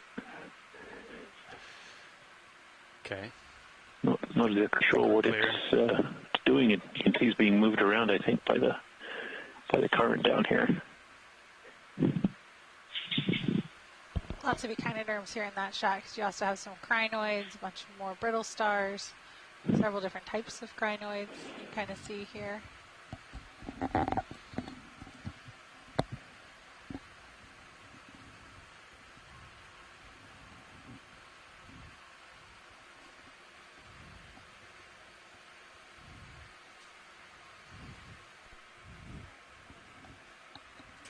Watch 2 go.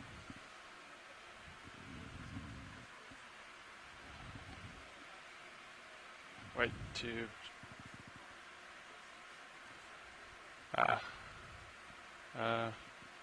It's coming center now. Okay. Sure. Yeah, let's come on in video.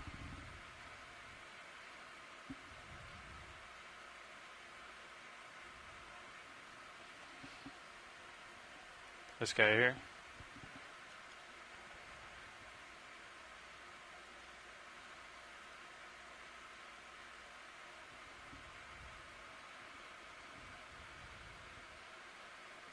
Sure.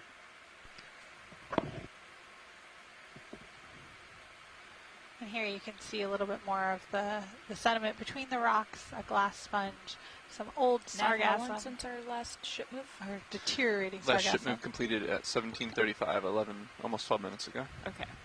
And again, one of those crinoids and brittle stars that we've been seeing in a couple different places. Okay, video. I think we're clear with this fuzzy little guy. Scott's identifying this as a spiky glass sponge. I agree, Scott.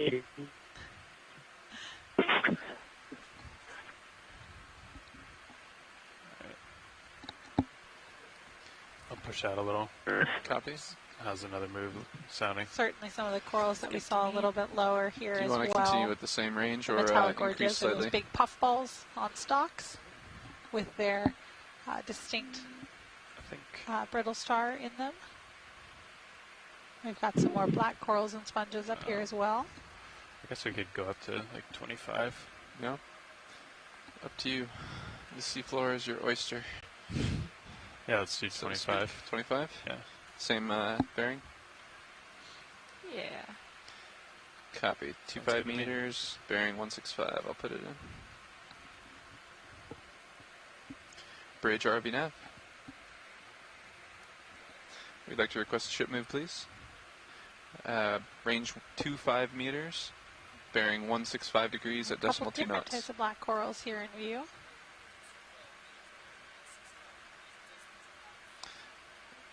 Good copy, thanks. And again, some more stocked crinoids. Yeah, Casey, I think we've seen at least 4 different species, maybe even 5 different species of black coral today. Wow. We've got that Leopathes bush on the right. That may be that sort of deeper reddish one that we're seeing just past to the left. That's either Bathypathes or Telepathes, which is going a for genus it. we don't see too much. And we've also seen Parantipathes earlier, definitely another Bathypathes earlier, and the Storopathes. So quite a lot of black corals today. Come on in, video. I think you might even have 3 separate species of black corals just in this one shot. You'll have to confirm as we get a little closer. Yeah, I think you may be right.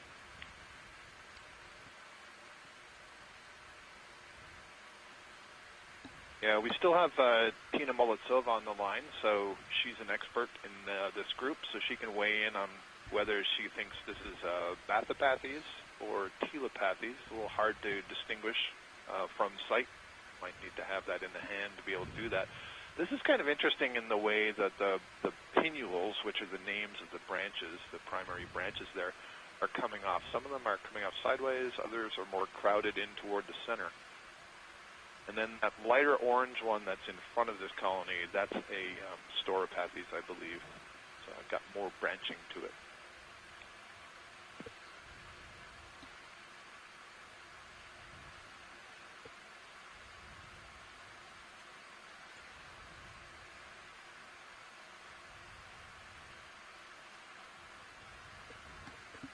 Anything else for your watch lead?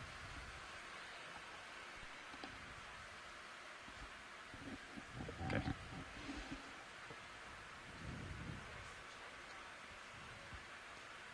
Copy.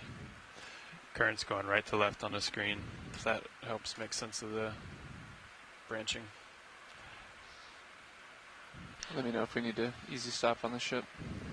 So let's go ahead and easy stop now. Roger. The Bridge pilots RV here are nav. pointing out that Can we come to an easy stop on the ship and also get an estimate the of current is how going far from that right to ship left move here. completed? That might give some indicator Thanks. of what this colony might be doing, kind of oriented the way that it is. 7 meters, good it copy. almost looks Thank like that store pappy is on the left there. Looks like it's been snipped at the main axis. Should have a main stem in the middle from which the Copy that, about half the ship move. Thank you. are rising.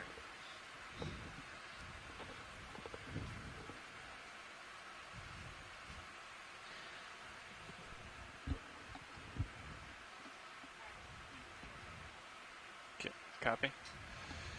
All right, let's come wide video.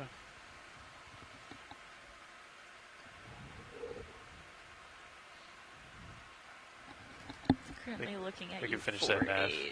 Finish that move. Roger that. Sure. Bridge ROV nav. Sounds good. Thanks, co-pilot. I think we'd like to go ahead and complete that ship move now. Sorry about that.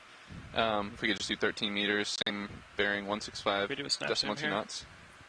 Copy, thanks. Just don't know what that is. Looks oddly geometric. Ah. Tis a sponge. Thanks, video. Come out.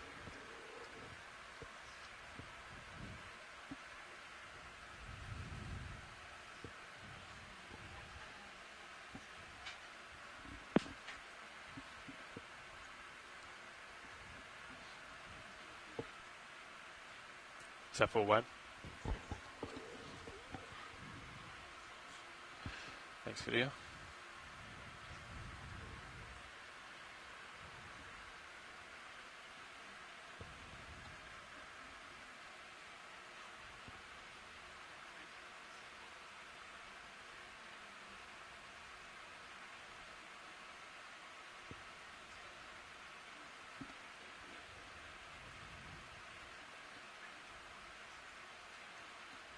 Is that Holothorian? Oh yeah. Two. Said two. Two of them? Yeah.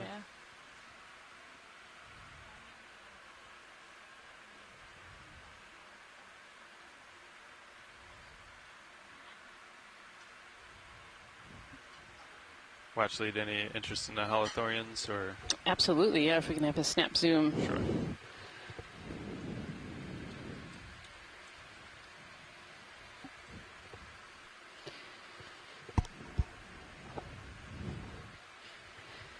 Two of them, yep. Yeah, the one on the right there might actually be a sea pig. We've been talking about sea pigs. You want to take a look at that one? Sure. Okay. Fun fact, sea pigs are actually one of my kids' favorites, deep sea animals. We'll see if this is indeed one of them. Let's come on in video. That is a fun fact. No, not quite, I don't think. No, it's got short little, tentacles on top are actually called pseudopodia. They don't really, we're not really sure what they're for. They might be for sensing in the seafloor.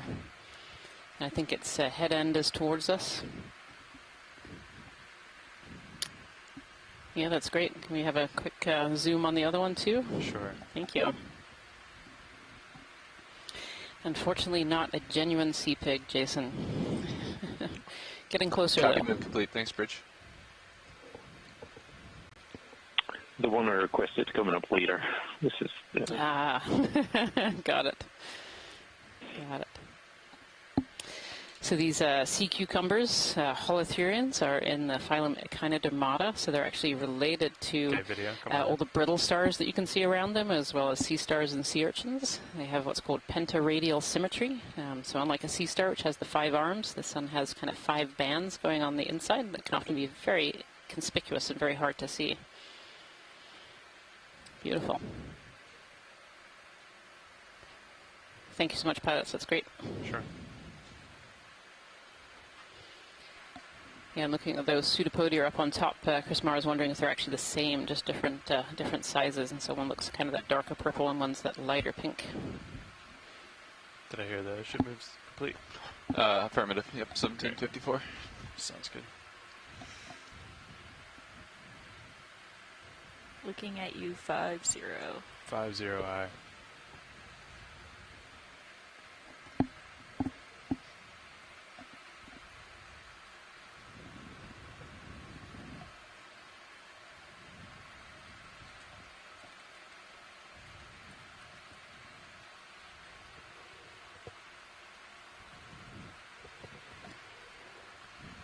Like it, does it look like it changes? Like, I think from that, probably that bamboo whip, we can guess which way the current is going. Yeah, absolutely, and also the Bathypathes black coral in front of it too, which is orange and kind of moves with the current. You can see that one's leaning over in that direction as well.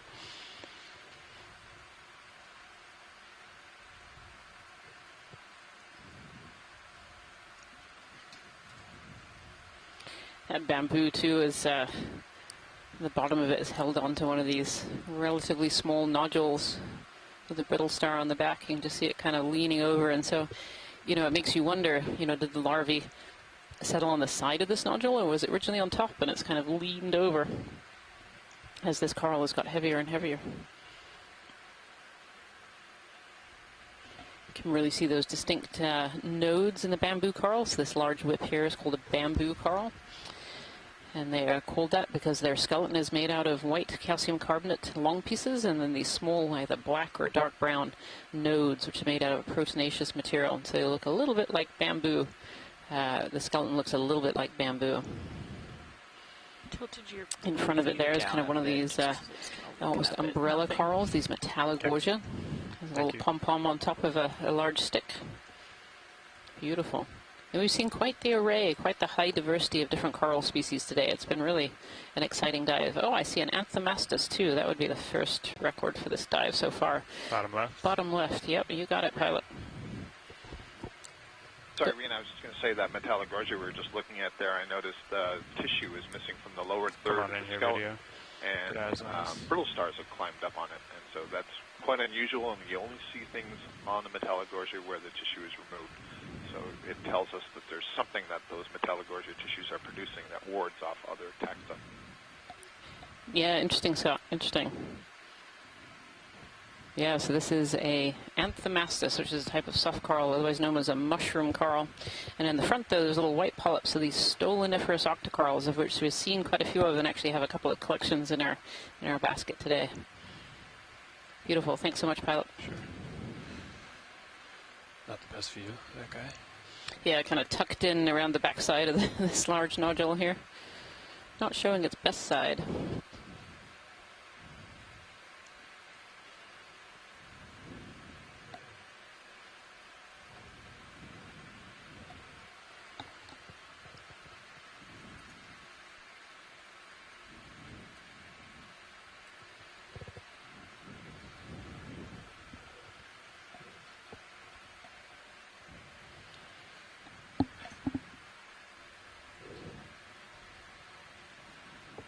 So, Rian, if that coral is on one of the nodules, wouldn't that mean that at least we know the nodules haven't moved for at least the length of life of that coral? Is that right? At least not moved significantly, yeah. Maybe just tilted. Yeah, maybe just tilted. You know, some of the ones that we saw earlier in the dive, you could see that the coral had started to grow potentially out of the top, and then it leant over, and then the corals almost take a right angle and start growing upwards again. So you could see this bend in the skeletons. But yeah, it definitely suggests, you know, unlike yesterday's much deeper dive where we're seeing a lot of those much smaller nodules, you know, the movement here must be less than in that field. You know, that field really, we didn't see any of these larger coral species, you know, suggesting that, you know, these larger species just couldn't grow there for long enough. They were being churned over too much. Whereas this area just seems a bit more stable. Another black coral down here. Yeah. Beautiful. Okay. I'm going to push out a little. And I want to say, Jason, too, this area is starting to seem not super sparse, but definitely a little bit more sparse for those nodules and for that platform, those consolidated areas too. This just seems to be a bit more sediment as we're coming up on top here. Stick to our current. Yeah, it certainly is. The slope has dropped a little, and then the overall relief of the seafloor. So we're seeing a lot of relief with the big, large cobbles and boulders and everything below us. And as we climb that slope, we weren't seeing as many current ripples and other features of sediment accumulation. Now we're just starting to see these current ripples again, and wider patches of sediment over. It looks to be more pavementy. We've been fooled many times now as to how we get a snap zoom here? Cemented all of these rocks and nodules are, but definitely appear to be getting more sediment. And there's a floaty thing, of course. I think that's just an old mucus house of some kind. Go ahead, Watchley. Even mucus upstages the geology. The distance is 200. Sort of in the distance meters you see there's some D2 larger, higher accumulations of sediment that we're starting to see. So it's really looking, that our assumptions may be getting towards okay, and we may start to see thicker sediments, but certainly something to keep an eye out for. Sounds good. Should be relatively flat ahead of you, though, so...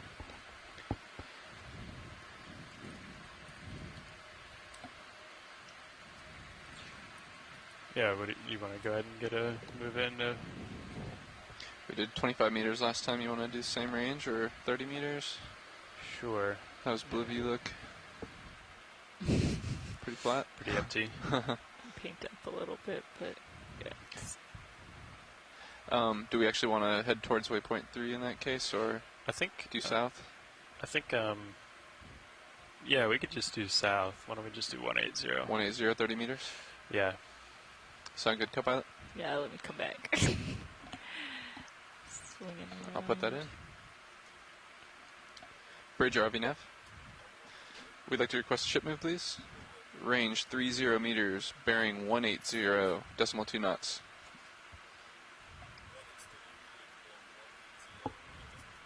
Affirmative, thanks.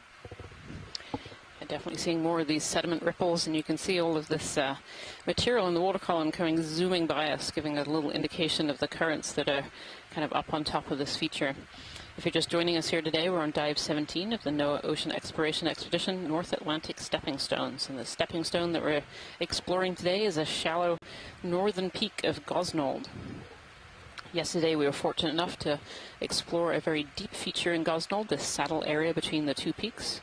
And today, because of currents on Atlantis II, our originally planned dive site, we've moved south again to Gosnold. And Gosnold has certainly brought us great things. We've had two very exciting dives on Gosnold.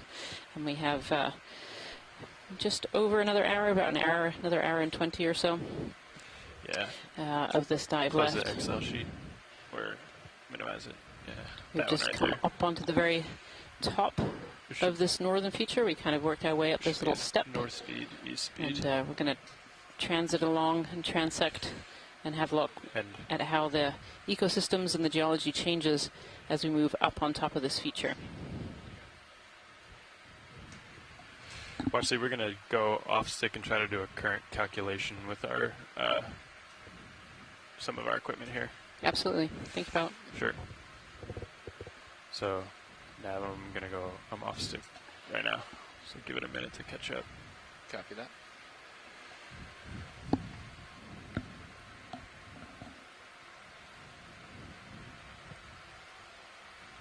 Doesn't look like it's so bad. Yeah, it's not varying too much. Okay. Just over 5 meters per second, it looks like. 45 degrees. Wait, yep. I think. Yeah. Okay. You got the north speed and east speed or whatever? Yeah. They're pretty close to what they were. Let's see. And then I think there's a calculator in there for knots, right? Stand by, actually.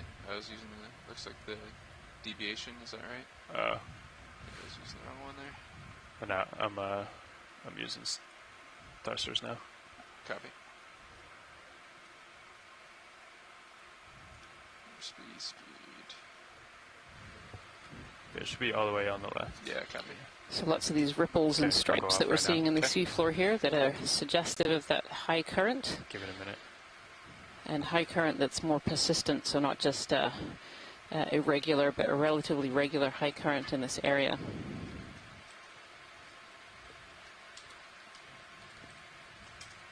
And certainly, the shape of it, and these almost sort of linear sort of bands that we see, these ribbons of sediment and then exposed pavement and then sediment again, really kind of allow you to see which is the kind of sort of the dominant current direction, and that's kind of right into and out of the screen as we look at it right now.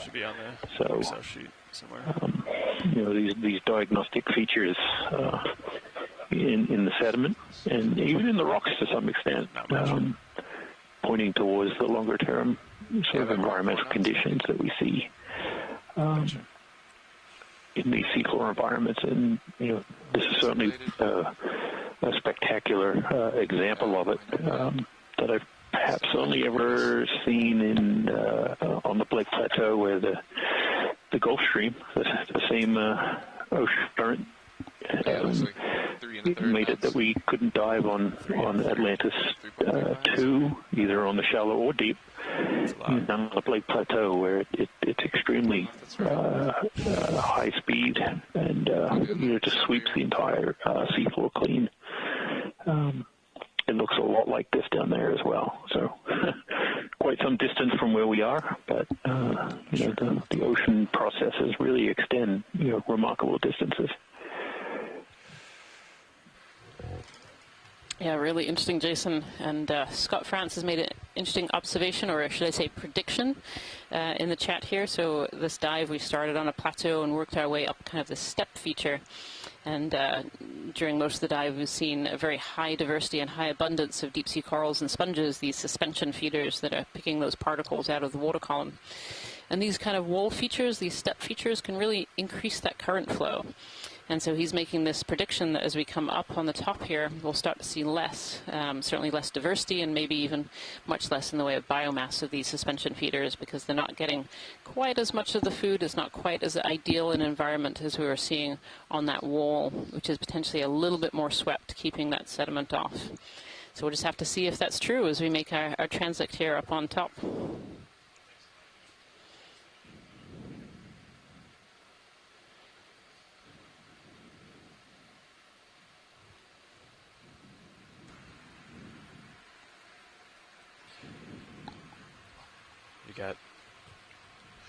Got dive bombed up there, huh? Serious? That was a little scary. Yeah. The screen went dark. Just a little holothorian or jelly? I think it was a jelly.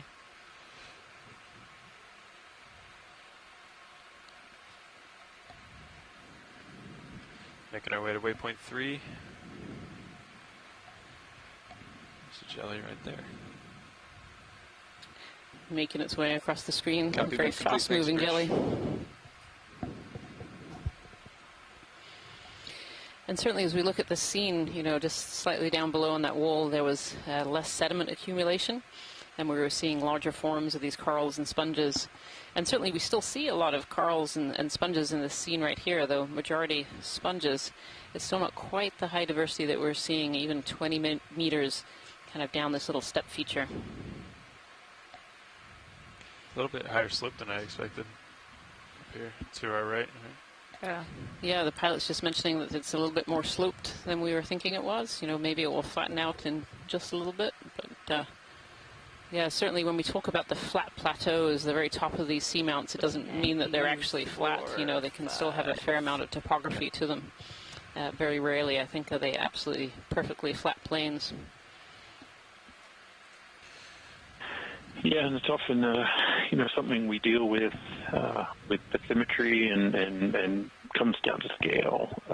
When the bathymetry is made into a map, we may be looking at individual cells that are 25 meters or so for one depth reading. So, you know, in essence, we could drive for, you know, 25, 50 meters and still be, you know, at the same depth and slope as we were at the start of that transect, just based on the amount of data that can be, you know, used in those bathymetric maps. So, you know, there's a little bit of sponge in terms of, you know, when we start to really transition to different slopes and different bottom types.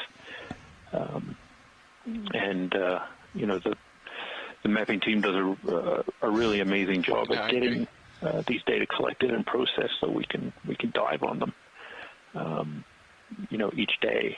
And they're very accurate.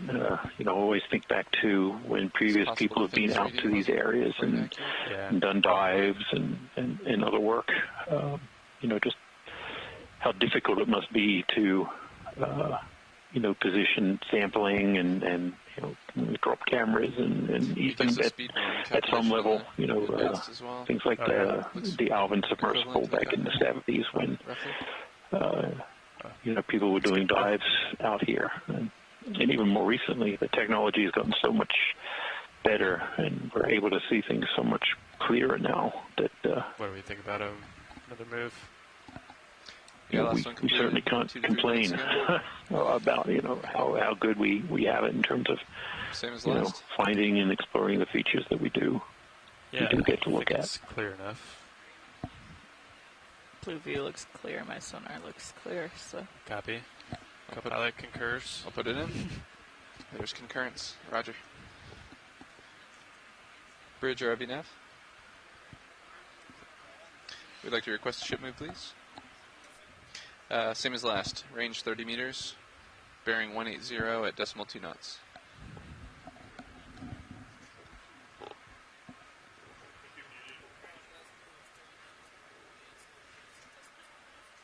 Good copy. Thanks.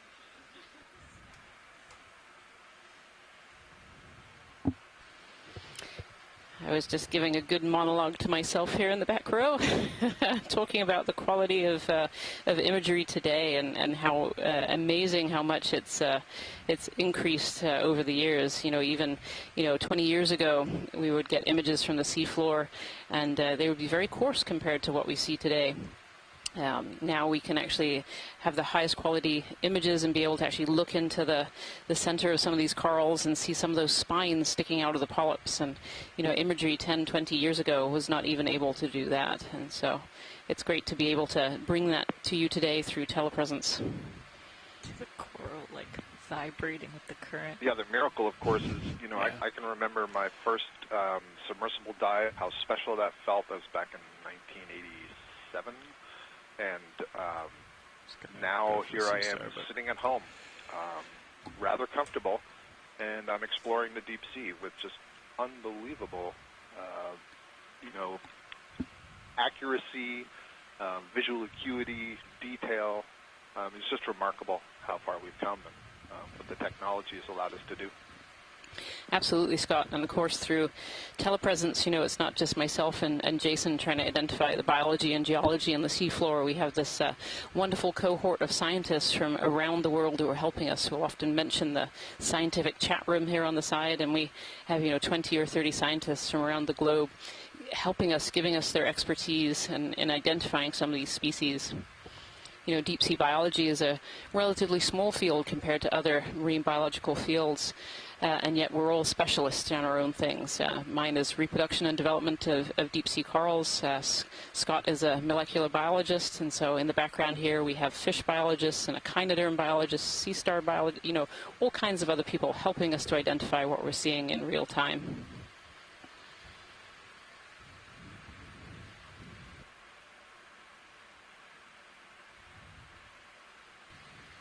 It's an amazing little sediment chute going through here, and you can really see on the edges of these hard plateaux seems to be where these corals and sponges seem to live. These areas which are a bit more swept with a little bit less sediment, and so those larvae are able to come in and settle and be able to grow. And this looks here a little bit more indicative of what we're seeing a little bit further downslope. So several different coral species, several different sponge species. And, are you able to see the colony just going out of frame to the left, right on the edge of that sediment hard rock transition? Is that something different, or is that a Stauropathes maybe? Because of the delay. Right here. In the distance next to a sponge. Oh, in the distance, at the top of the screen. Big and rounded colony. There's a big round sponge. You want to head that way? Oh, yeah, okay. Let's head up that way. That's why I'm asking what you can see. There you go. Yeah, there's a large round. It looks like a bit like a sponge skeleton rather than a live sponge. It's got that distinctive brown color. Yep, that's what it was. Yep, there we go. These sponges, when they die, they leave behind their skeleton. It's made of spicules, mostly silica, some calcium carbonate, and they leave this framework behind, which can actually be habitat for lots of other species. And certainly, I can see some crinoids living on this sponge skeleton here. Can we do a snap zoom here video? What is that? Jelly or mucus moving through? What is that one? Piece of coral. Does look a bit like a piece of coral. Or sargassum. It looks like very white sargassum, which is really curious. Okay, we can come wide. Oh. Saw something shiny. Yeah, distracted by the shiny. Oh, I think we have a fish in the top right. Oh, and it might be a rabbit fish. All right. Let's have a look at that one.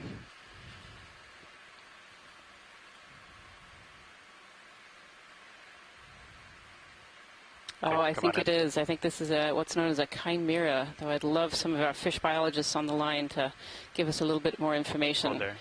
I've always known these fish as rabbit fish. I think it's one of their common names. They have this very rounded nose and these plates that you can quite clearly see, and these beautiful large fins. I'm going to try to chase him, but he's going the wrong way. Really distinctive head shape, large eyes.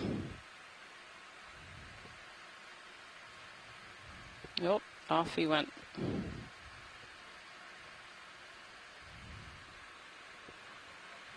You try for one more. You can follow me around, co-pilot. Copy. Just beautiful. Copy, move complete. Thanks, Bridge. Okay. Scott France is saying in the chat maybe a hydrologus. Okay, come on a video.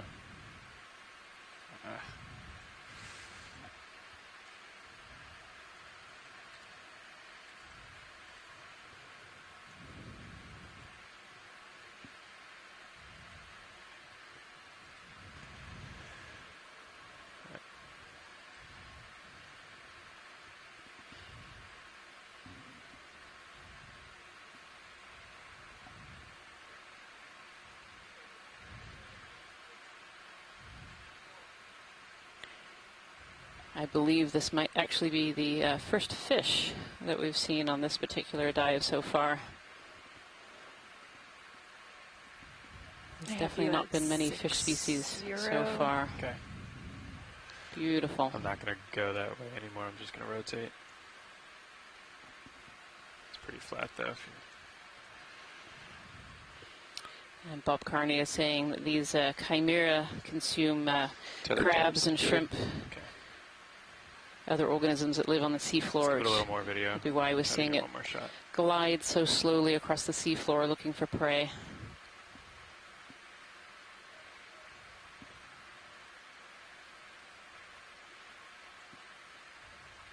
Come on. It's almost a sharp spine on that top fin there that you can see. Beautiful picture.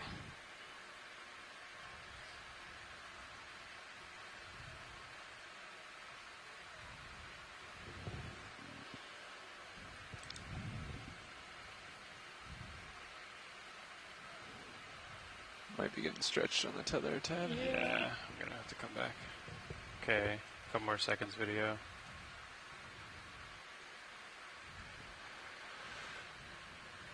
Okay, let's let this guy go. Come wide, please. Beautiful. Thank you so much, pilots. That was great. Nice shots. And just adding to our list of coral species, I also saw Enlapsamia rostrata as well as we were following that fish. So that'll be the first of the scleractinian, the hard corals that we've seen so far during this dive. Very distinctive yellow color. In fact, there's one right there. Popped right up when I said it. Yeah, these scleractinian hard corals, so a little bit different from the octocorals that we've been observing today. Push out. Beautiful and really distinctive. This is one of the few deep water coral species that we can tell species from very rapidly from images. Very, very distinctive. Did you want a close-up there, Rian? Or? If we have time. If not, we can keep on trucking. You said the ship move ended? Yeah, about 3-4 minutes ago. Okay. Do you mean to contact somebody in the workshop for you? No. That's okay. Thank you. No problem.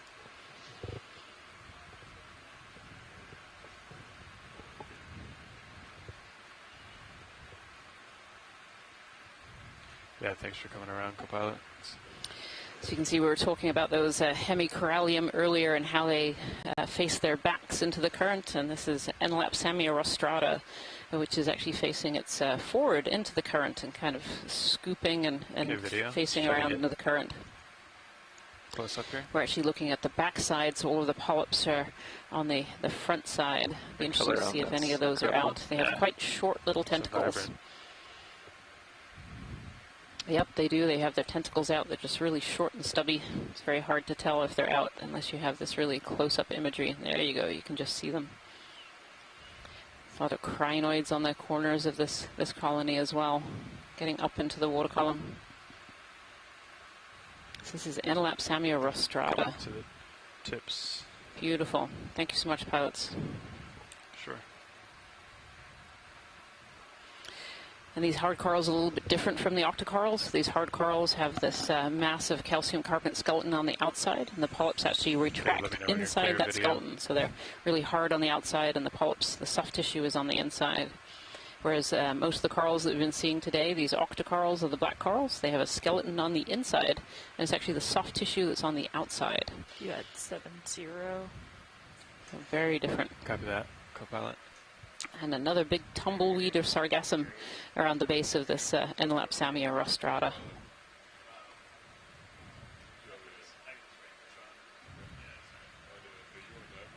Yeah.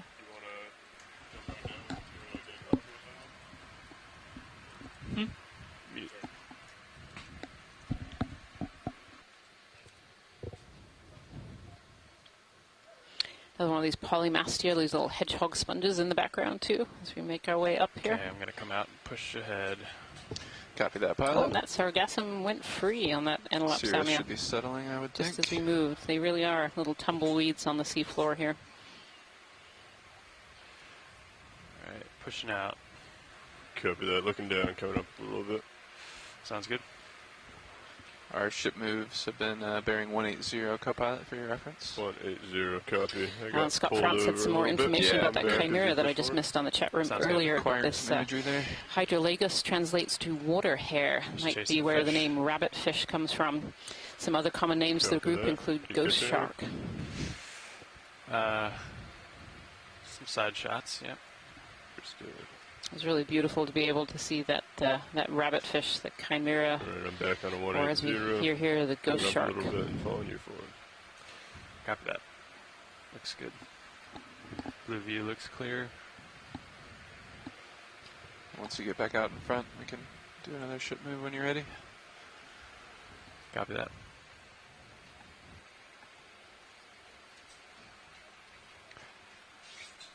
Is the current staying pretty sustained? It is. It doesn't seem like it's as bad as it was when we were kind of coming up that hill. Yeah. But it is. We're situated better too because we're moving like right up the current. It's coming at us. So it's a little easier on the vehicles, I think. Copy that. Surface currents come down a decent amount, down to 0.6 knots. Oh, good. We made it easier as soon as you got out of pilot. You were contending with a bit of it. I'll be there at 5-0. 5-0, copy. So there's plenty to see out here. Looks like we're pretty close to the peak. Is that true? Getting there? Yeah, we made some pretty good progress over ground. Excellent. Waypoint 3, though somewhat arbitrary, is about 170 meters away. Get to that. But we've been making some larger ship moves once we got to the top of the feature. We haven't seen anything crazy. Coming back towards this kind of sediment chute in between these two areas of more consolidated bottom. Not really. And you can really see where the corals and sponges prefer to land and grow as larvae. You know, in the sediment chute, there's none of these larger forms, and then on both edges, there are the corals and the sponges. We did see, we're picking up now, of course, it doesn't mean that there is nothing living in that sediment. There's actually quite a few animals that live in that sediment, otherwise known as the infauna, the animals that live in the sediment. And there can be quite high diversity of polychaetes, so worms, sea stars, brittle stars, amphipods, all kinds of organisms that live in that sediment. Yeah, microscopic foraminifer and all kinds of things down there at some level, and perhaps they can, 30 meters. the infauna is quite good at digging down. So the top 10 centimeters or so may have quite an extensive community of different animals living in it. This pattern of same as the last, range 30 meters, bearing 180 at decimal 2 knots. Sedimentation and pavement and other things that we're seeing. We certainly saw it at where we landed, and again we're seeing it up here after we went up that slope. And some very nice nodules just showing up here. So the process of nodule formation appears to be continuing.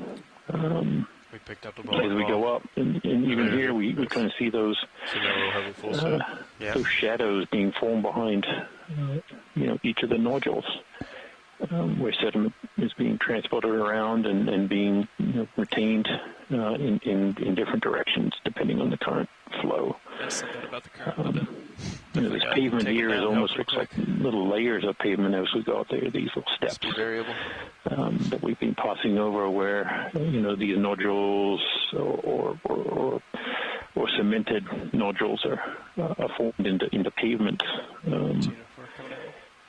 So it just brings up more questions. Are these nodules formed and then they get cemented together as pavements, or do they break out of the pavement at some point and become more mobile? Kind of the chicken or the egg at this point. But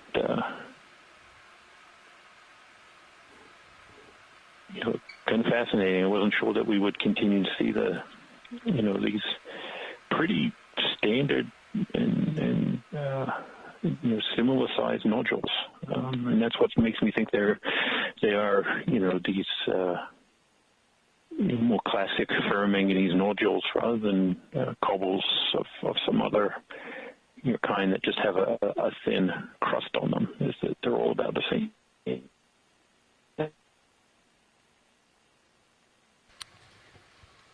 Sounds like we might have lost a bit of audio on the telephone line there.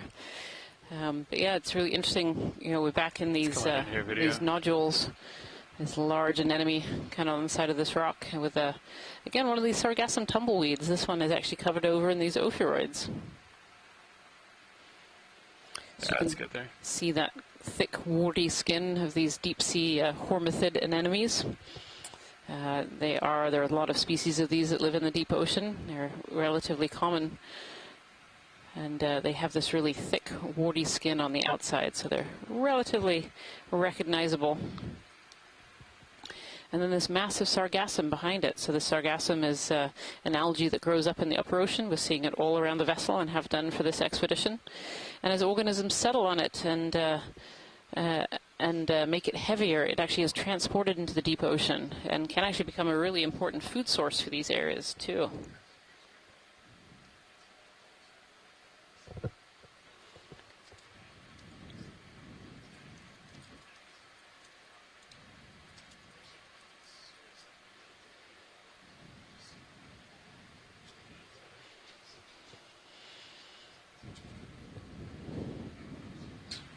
Hey, Watchley, we're just doing a quick pilot change. Perfect. Thank you so much. So the pilots are just changing out, and then we'll continue on our way.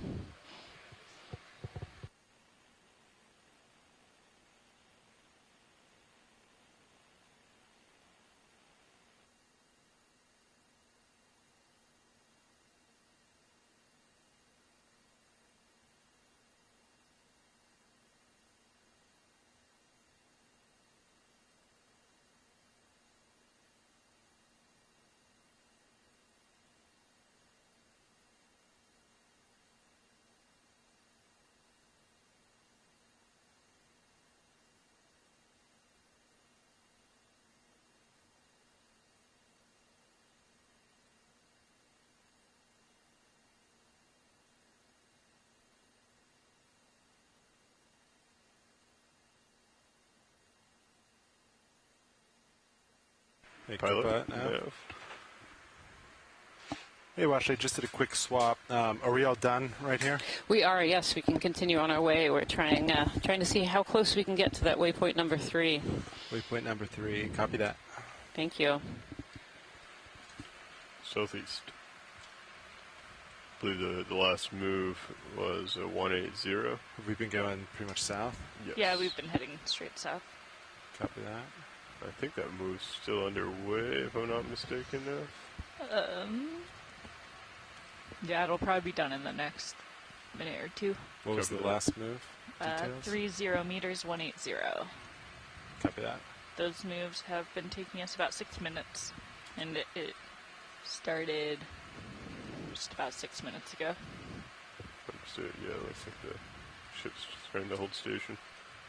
If you wouldn't mind just zooming in real quick on the vehicles.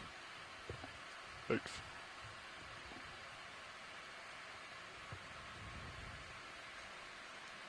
And I'm looking at you, 40 pilot.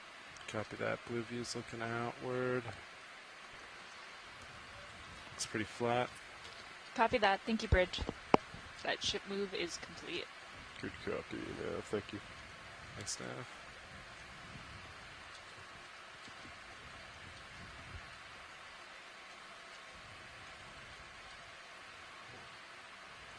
Yeah, I'll keep Sirius a little bit lower if that helps you out with the current. Yeah, I think they said for tether management that's been working. Yep. If we see slope coming up, though, we can always adjust. Understood. Should be pretty flat from here on out. What are you looking for? It's already more sloped than we were expecting. I mean, we're looking 80 meters out. Didn't quite catch you there, Jason. I think the telephone line cut out a little bit there. I assume you're making a comment on this beautiful sediment here. Yeah, I think we're both cutting out. I suspect you were saying something about a rock. Sediment. That was close. Definitely more of these sediment channels with these really tight waves on there. And as Jason has been telling us throughout this expedition, these sediment waves are caused by high currents, and they tend to be sustained high currents, not just a one-off currents that are found in these areas over time. We've definitely reached more of a kind of plateau area. Really interesting. These little sediment chutes going through in between these two plateaus of consolidated material. And again, many species of deep sea coral and sponges up here.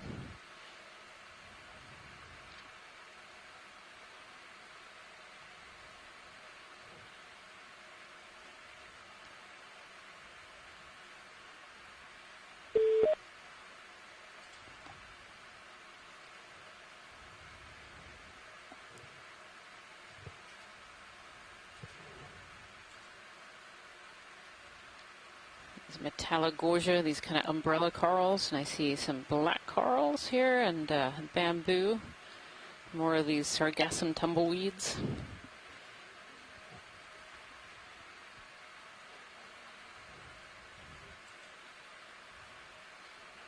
Paragorgia bubblegum coral.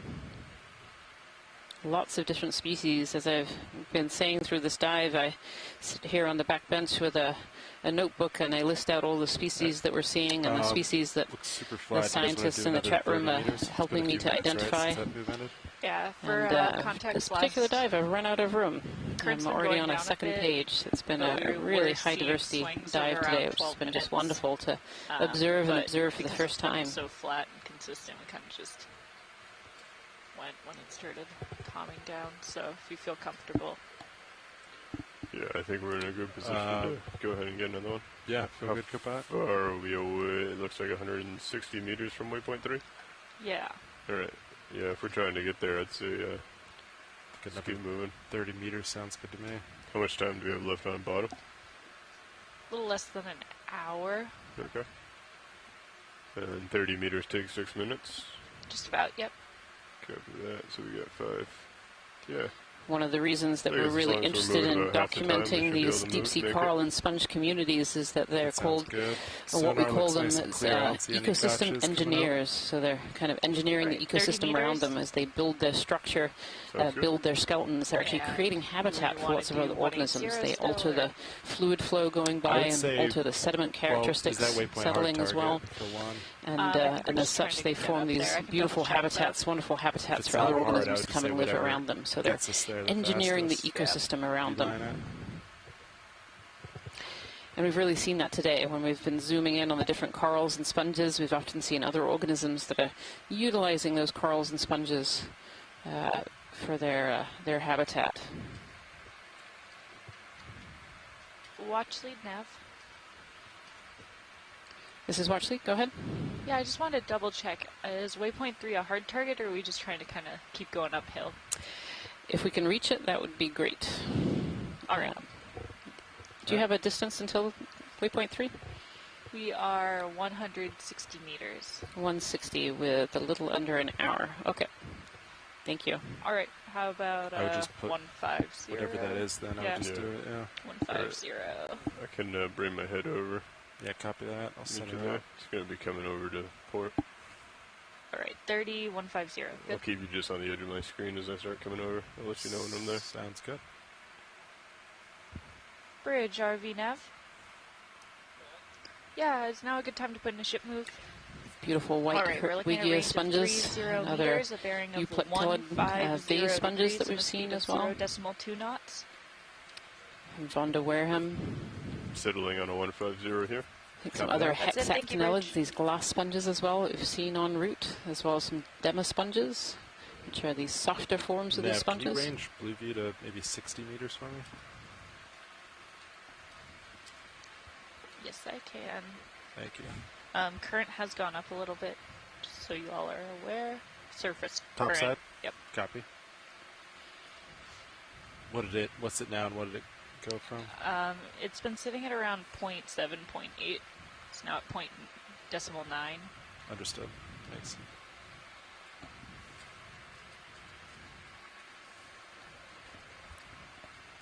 Yeah, it looks great. Thanks. Nice work. Yeah, that was, 6 minutes since you just said that? So, Jason, in all our like conversations about what the top of the seamount really looked like, I know that you had predicted, and I think we're hoping for more of a sedimented top here, and that doesn't seem to be what it is. Do you think we're just too far on the edge so far, or do you think as we move in here we might start to see that? That really was the question. It was a big unknown in terms of, if sediment was accumulating on top, how, thick might it be? How well distributed? Is it patchy? Is it continuous? And it really was I don't know that we have enough information to really, say one way or another, and that's kind of, why it's so important to get up to these areas and see this, because we can see an awful lot with high resolution bathymetry and things like the subbottom profiler, which kind of looks below the surface of the seafloor. So we can make a lot of interpretations based on those data about what we think is there. I assume that's what that'd be, because it just started happening when you when turned around. we're really interested in defining it and characterizing it more closely. It's really this visual observation that's key, because at the scale of what we're looking at, it can be hard to see from those other visualization technologies. So, it either way, if there's lots of sediment or there's not much, if it's patchy, if it's that's all good. I mean, we're really learning a lot from that, and we hoped to dive on Atlantis II at around the same depth in a very, very similar morphologic, so the shape of the seafloor environment, and maybe we will get to tomorrow. We'll try again. The currents there have been just far too strong to dive at, but the part of the reason to come to this location was it serves as a really good proxy for Atlantis II, in terms of what we would expect to see on top. They should be generally seeing the same oceanographic conditions. So, we have about 45 minutes left, so it'll be interesting to see, as we get away from this edge a little bit, if it continues to look like what we're seeing now, or if there's a significant change. But everything we're seeing here is really good in terms of really trying to interpret that remotely sensed data blue view looks good with real world kind of examples. So I'm happy. I'm glad you're happy, Jason. There's a really great view in the Sirius cam right now. So if you turn to live stream number 2, you get this view from the second part of this 2-part ROV system. And Sirius is up above us. Sirius is attached to the ship directly, so it takes a lot of the waves and the heave out. And then D2, the main part of this ROV system, is attached to Sirius. And Sirius has this fabulous camera which looks down onto D2 and just gives you really good spatial awareness. And so looking at that now, you can kind of see these stripes in the seafloor where this current is coming across. And you can just see that really clearly from Sirius. You get a good sense of scale. Beautiful.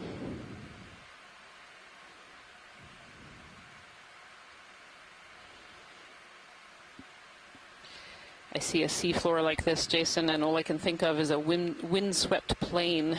That's kind of what it looks like, with the sand ripples and the rock sticking out.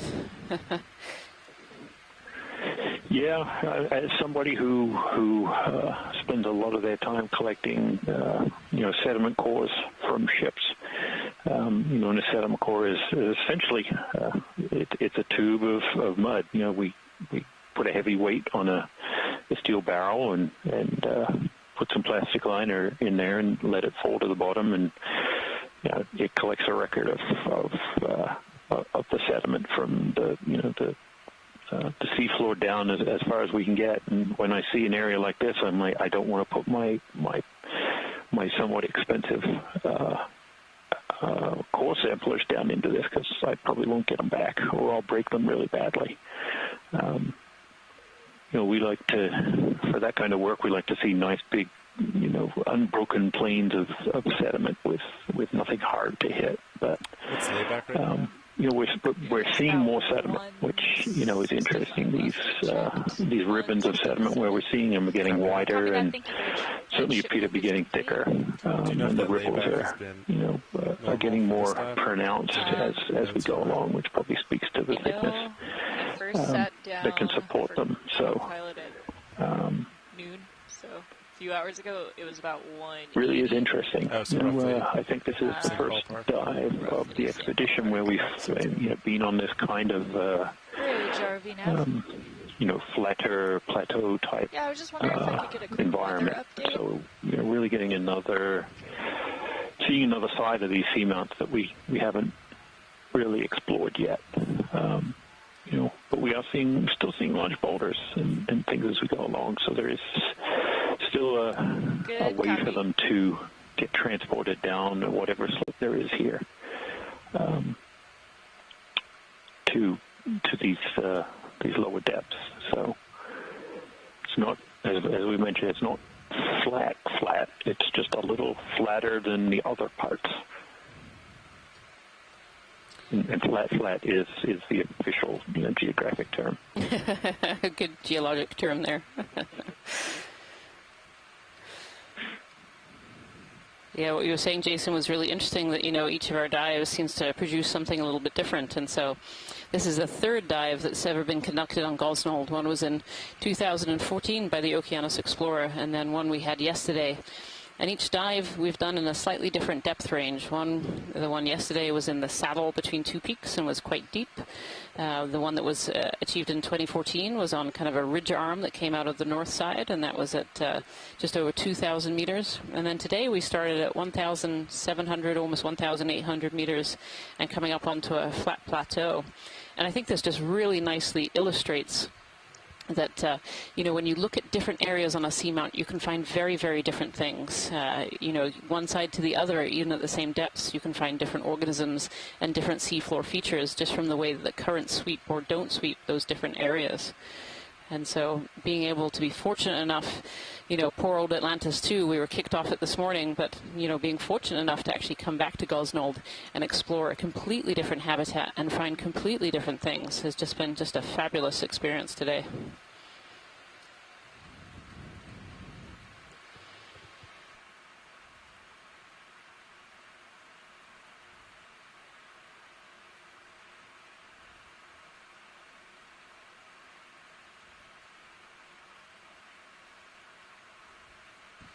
Definitely starting to see some more of these larger, more domed sponges than we were seeing further down the slope.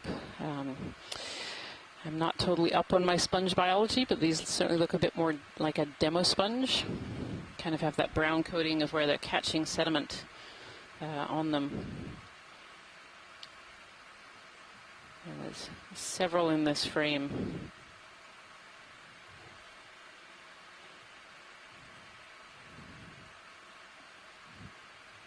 And then onto this plane of sediment with all these ripples caused by that current coming through.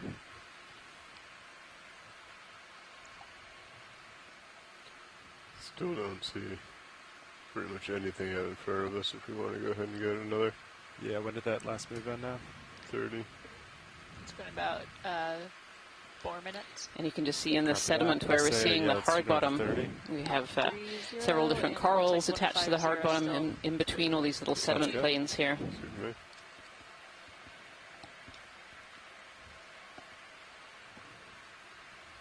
Bridge, RV Nav. Yeah, we'd like to put in another ship move. We're looking at a range of 30 meters. It's bright yellow Wigia sponges we've seen throughout our transect today, as well as this white, beautiful corallium coral that we're just seeing in really high abundance throughout this dive. Roger that. Thank you, Bridge. Rian, we just passed over a couple of moments ago, don't go back, but we just passed over something that looked a bit like a corallium but was much pinker in color. So if we see that again, we may want to get a view. That could be a Candidella. Okay, perfect. So a pinker corallium-like colony. We'll keep our eyes out. Sorry, hemicorallium. I'm steering. Hemicorallium. You're getting me doing it too, Scott.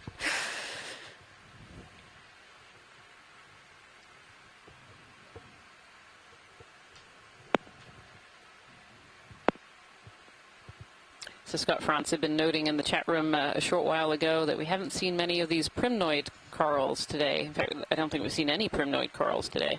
And that's a little bit unusual for this depth. Usually we would see several different species around at this depth.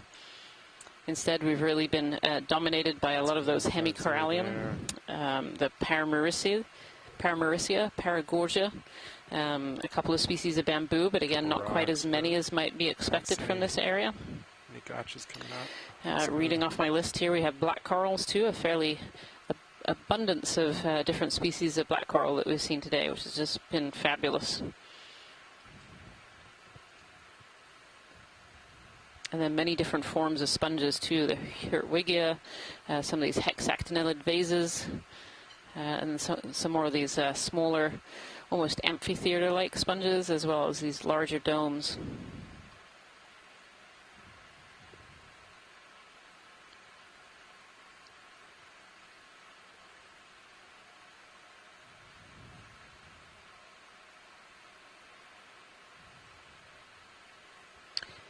Pilot, watch it.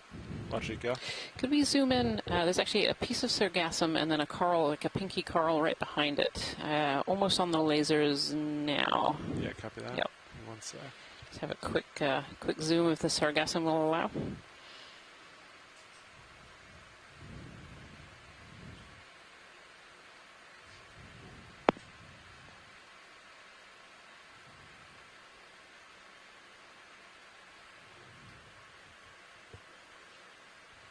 All right, video, you want to come in?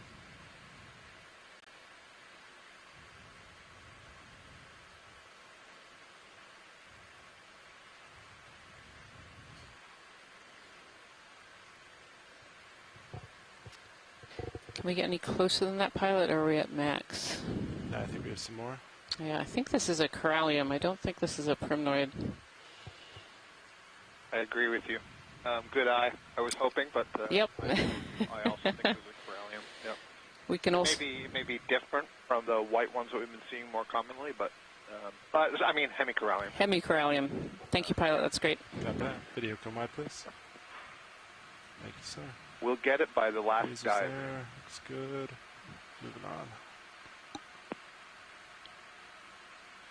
So what Scott and I are talking about is there is a coral that we've really seen in abundance during this dive that used to be in the corallium and has moved since into the hemicorallium.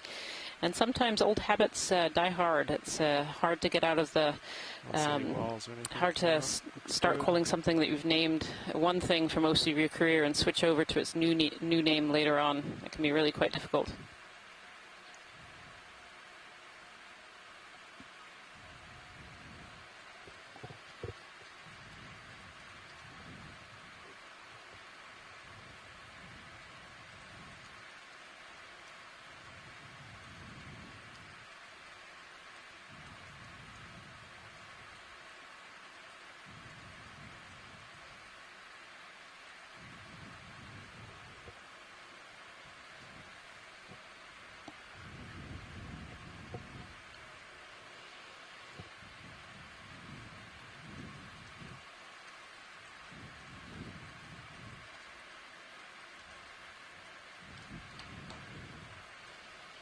So definitely looking a little bit more sedimented here, Jason, even more so than just a few meters back.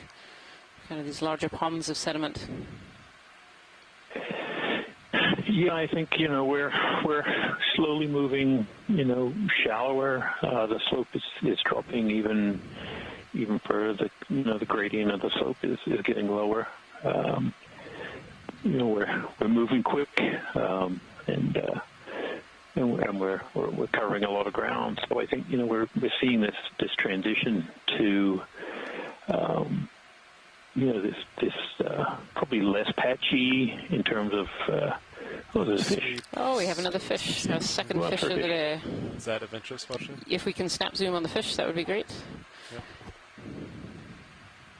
So I expect based on what I think we're looking at, we will see more sediment and transition out of this pavement even more. Lasers on.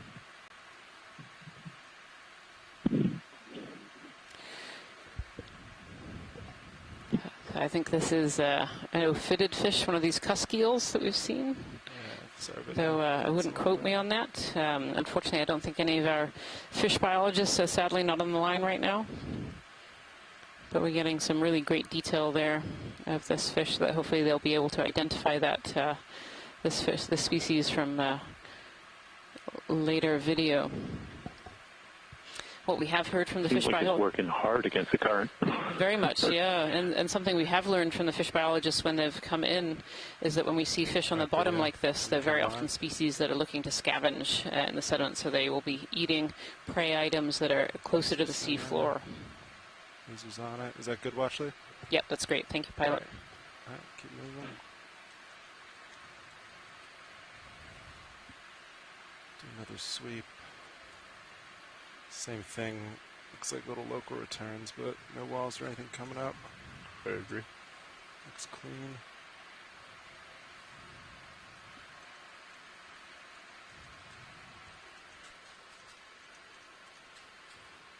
Nav, when did ship move in?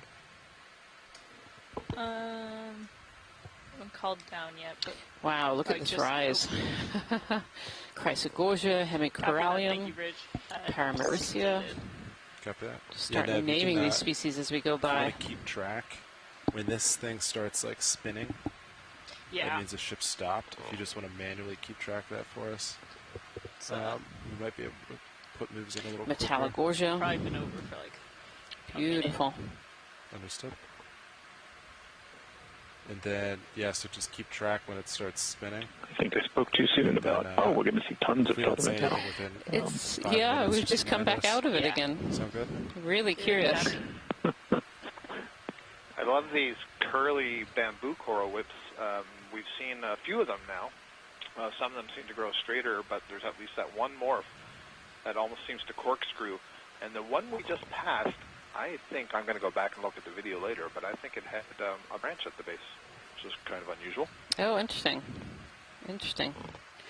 So, Scott, is it always a different species when we see it curling like that, or is sometimes the environment affecting how they grow? Boy, I sure wish I could answer you really confidently. I believe it's a bit of both. So it's hard. You know, we do genetic analysis of samples when we get them. And there are some that look like they are more prone to curling. That is, there's a species that tends to curl more than some other species. But even the ones that grow straighter can fluctuate in response to local current conditions. And so it's really tough from these videos, at least so far, given our knowledge, to be able to say to you, you know, we're seeing 1, 2, 3, or 4 different species of bamboo coral whips today. But ultimately, that's the direction that we're going.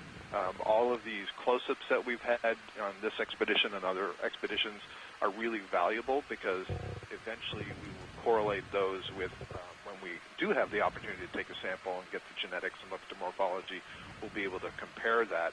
And so then later on in the future, when we see these colonies, perhaps we can identify them at a distance just because they corkscrew or don't, or we can look closely at the polyp and we'll know what are the characters to look at, that correlate with the genetics we've got. But we're still a little ways off from that, but we're certainly working towards it.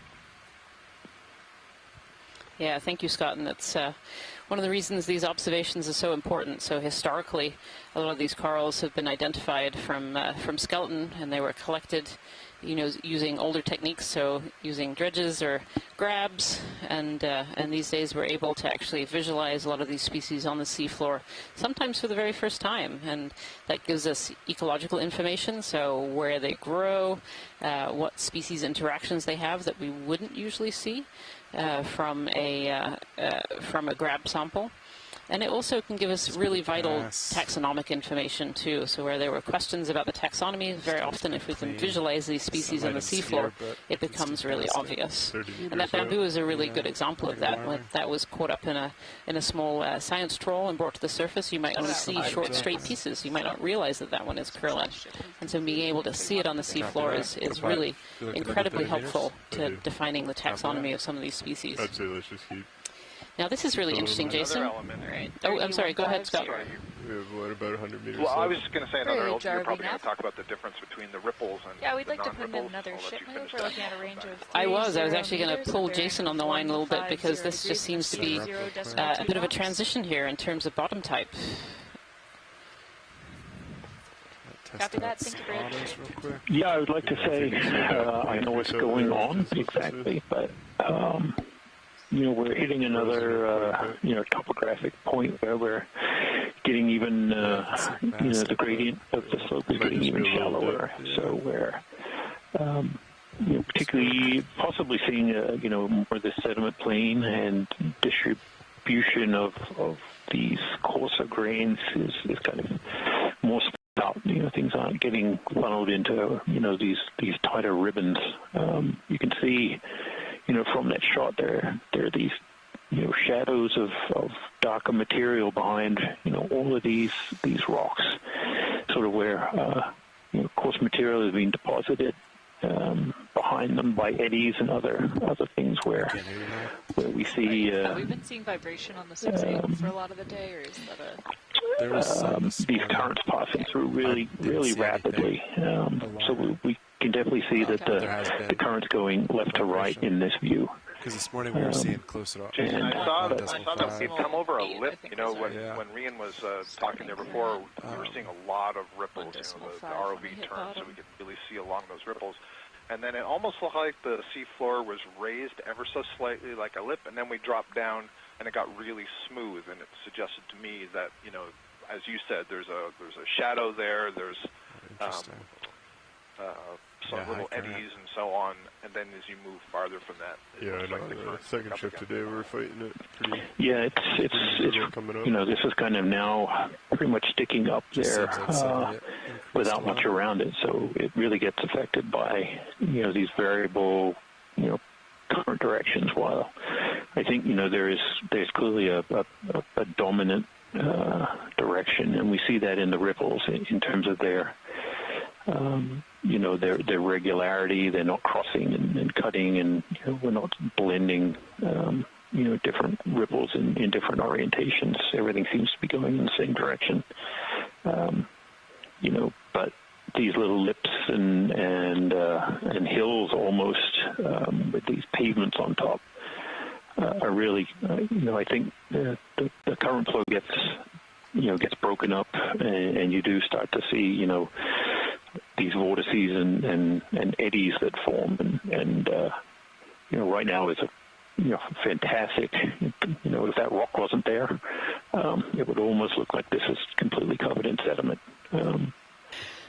So I think we definitely changed, transition into a new environment. Yeah, it's a really great view from Sirius right now as well, Jason. I don't know if you've seen that, but the Sirius view gives you that really good overview of those kind of those streaks of material behind these high points.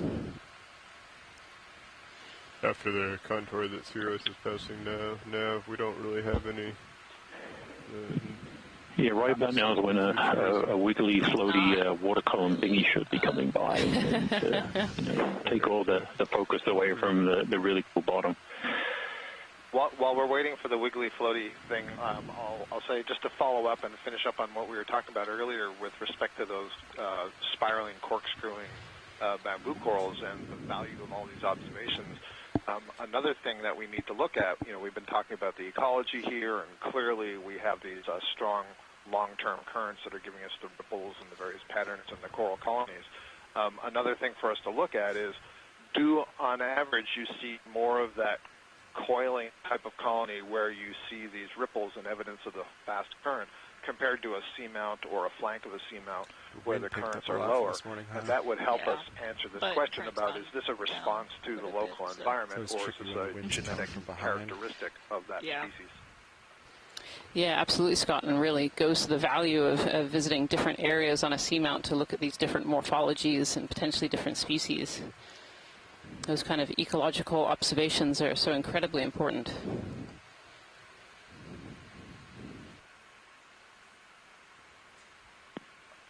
This is probably a good time to remind everybody that in addition to the fantastic video that you're seeing The Deep Discover ROV is collecting a lot of other what we call metadata. So, for example, temperature and salinity and oxygen and the heading.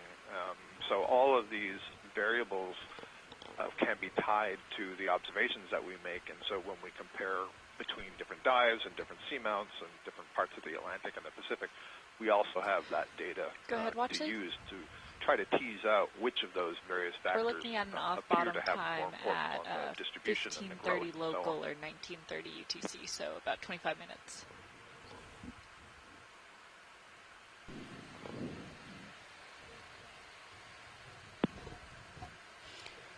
Same thing, see some rocks coming up. So if you're just joining us here today, I'd like to say welcome to the last 30 minutes of Dive 17 of the NOAA Ocean Exploration Expedition North Atlantic Stepping Stones. And the stepping stone that we're fortunate enough to visit today is Gosnold Seamount in a shallow area on Gosnold. Snap real fast. Oh, it'd be good to snap on this fish. Video snap real quick. This looks a bit like a rat tail with its long spine coming out the top, but it'd be good to... why do they always turn around just as we go to zoom in? So a lot of the taxonomic features of these fish are actually contained in the head end, so it's very hard to identify species from the back end. It's a really big parasite on the bottom of this fish. You can see that kind of white area sticking out. Those are often isopod parasites that latch onto the fish. There we go. Very large eye.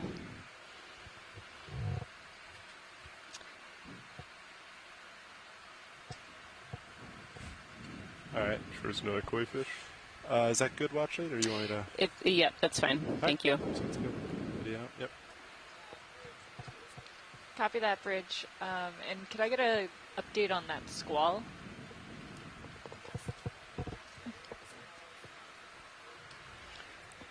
Seems in amongst the sediment there are these patches of harder bottom. You can really see from the live stream number 2, the Sirius cam. You can see our back end is really in this sediment plane, and we're looking forward onto these little plateaus of hard bottom right up on top. 155 right now. Some stuff up here, 30 meters out, but looks pretty mild. Nothing looks like a wall or anything to me. I think we're good to keep going. So Scott France is kind of answering my question here that I posed, is why these fish always turn around. But of course, you know, we have very bright lights on the D2 ROV system, and organisms down here in the deep sea are really adapted for darkness, and so a lot of species have very large eyes, so they can pick up the very faint signals of bioluminescence, biologically produced light. And so they have very, very sensitive eyes. And so, of course, a big light source like D2 is going to interfere with their eyes. And so they often turn away from us, of course. 143 bearing. It was a bit of a rhetorical question there, Scott. You can adjust. If Copilot's fine with that. We can also, if we stick at 1.4 or 150, we'll still... D2 can touch it. Whatever gets us there faster, I would vote for. I think the terrain's mild enough that... Yeah, you want me to come over? 145? Whatever Nav thinks is the fastest direction. Copy. Come into port. At 145 now. Copy that.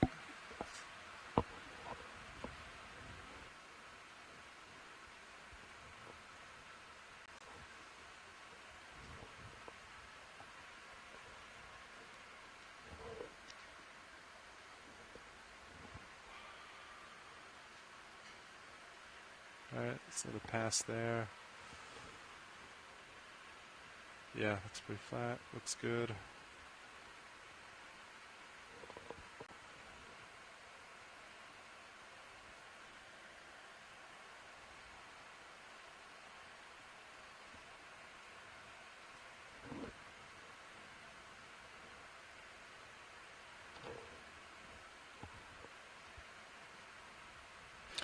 One of these beautiful polymastia sponges. We've seen a few of these today, little hedgehog-like sponges.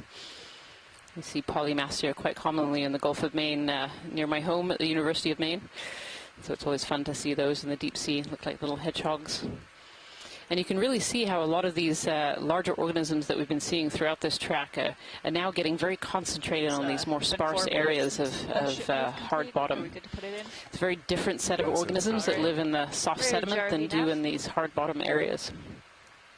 Yeah, we'd like to so we'd expect to see a big change in fauna like we're seeing actually in this image right now. 4 or 5 degrees and a speed of 0.2 knots. That's it. Thank you. So one of the things I have noticed on Today Dive is there's been an awful lot of gelatinous organisms in the plankton coming down as well.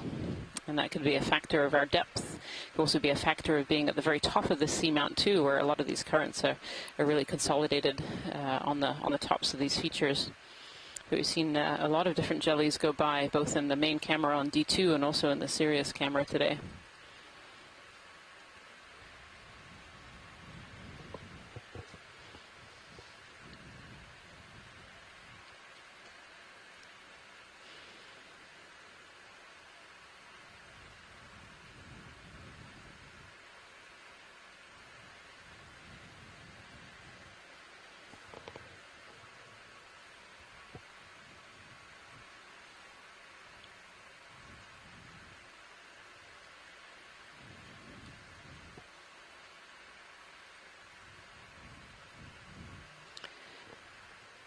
Pilot watch lead.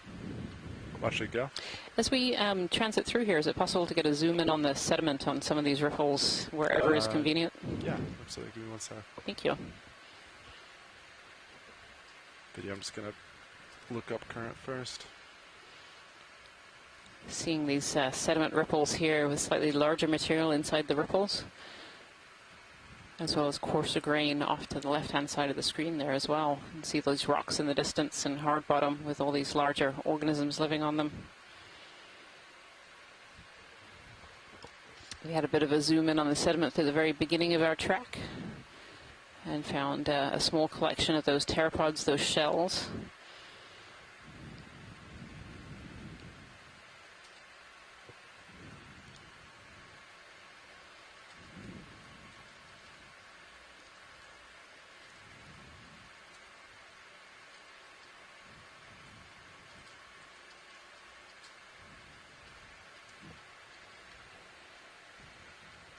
Alright, video, you want to come in? Lasers off.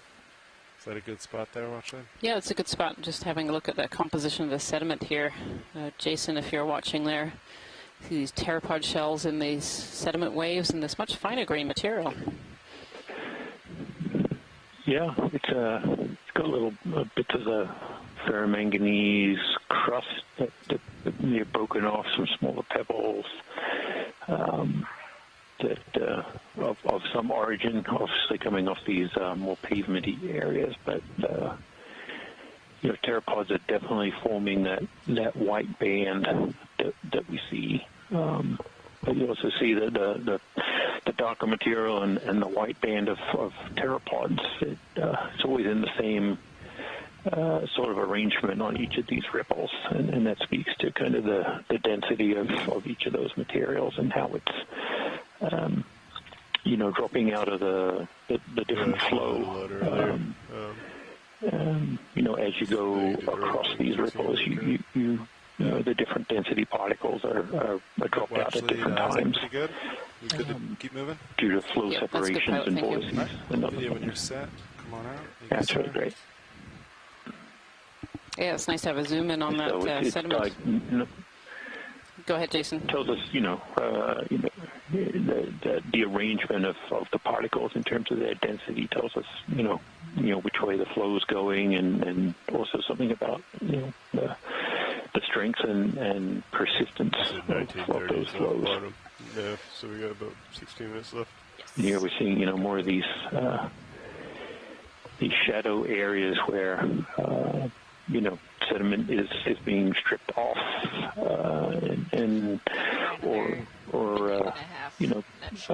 flow vortices around these larger things are able to, trap or remove different particle sizes as part of that current flowing through. But again, we definitely know which way the current is flowing,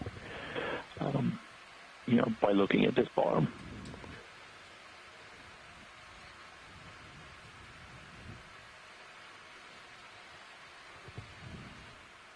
we don't often see this in too many places. These broad open expanses where we have hard bottoms, but we also have sediment and things like these nodules sitting here.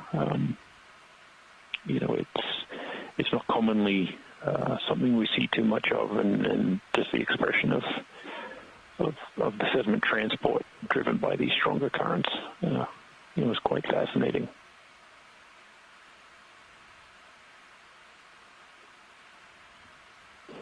Should be a relatively straightforward setup for recovery. Yeah, so let's see. You have to come... I'll come to starboard and you go to port. Yeah, looks good. I'm surprised it's usually at that point that one of these water column floaty wiggly things or a fish or something appears. I'm pushing hard forward, though. Yeah. They're making way for your geology today, Jason.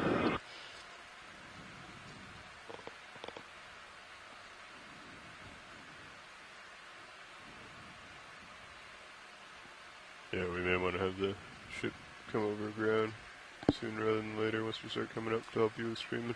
Yeah. It seems almost like we're moving out of the sediment again onto more of a platform here with this sediment chute going off to the right-hand side. It's a really fascinating top of the seamount. We're now quite firmly on top of the seamount area, and do we have any crossed over the edge and up to the top.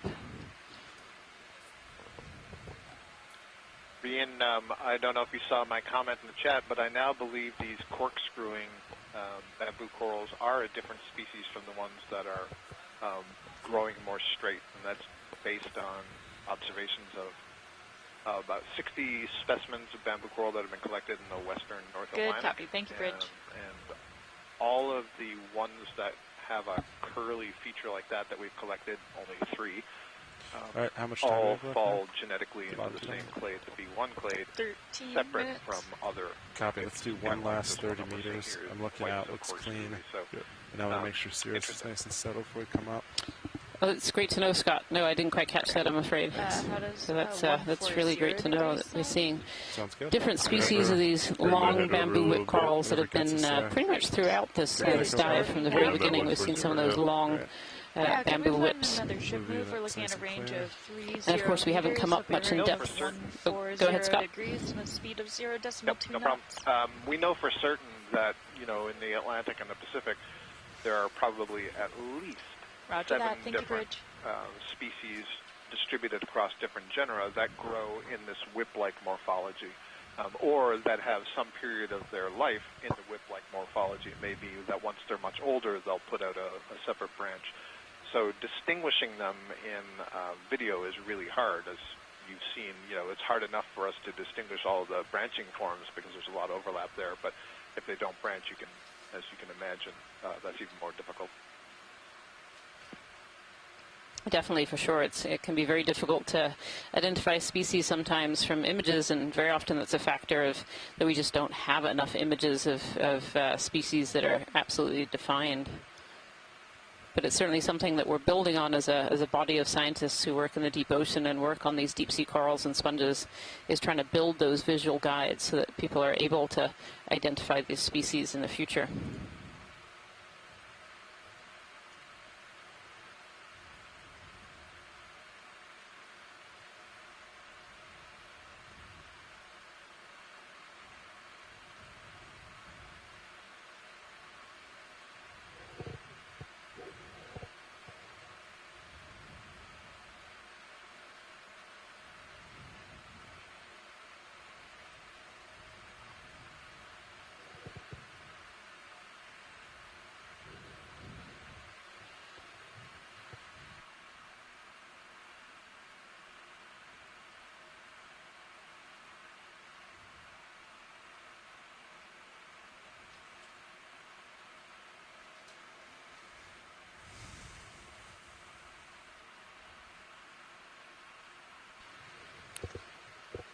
Of course, we haven't actually come up much in the way of depth today.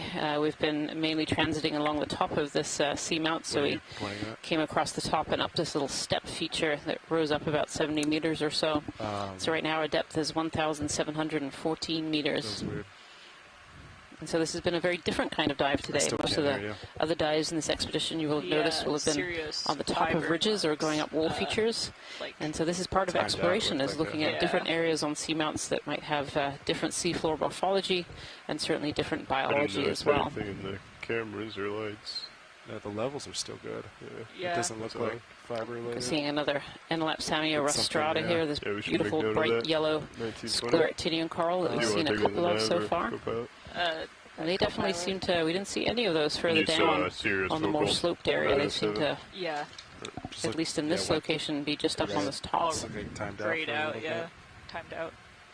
Thanks, co-pilot. Good eyes. I thought you were pointing at the... Sorry, no. Again, this very swept-looking feature. You can really see all these stripes on the seafloor of these sediment and these exposed areas of rock in between the stripes.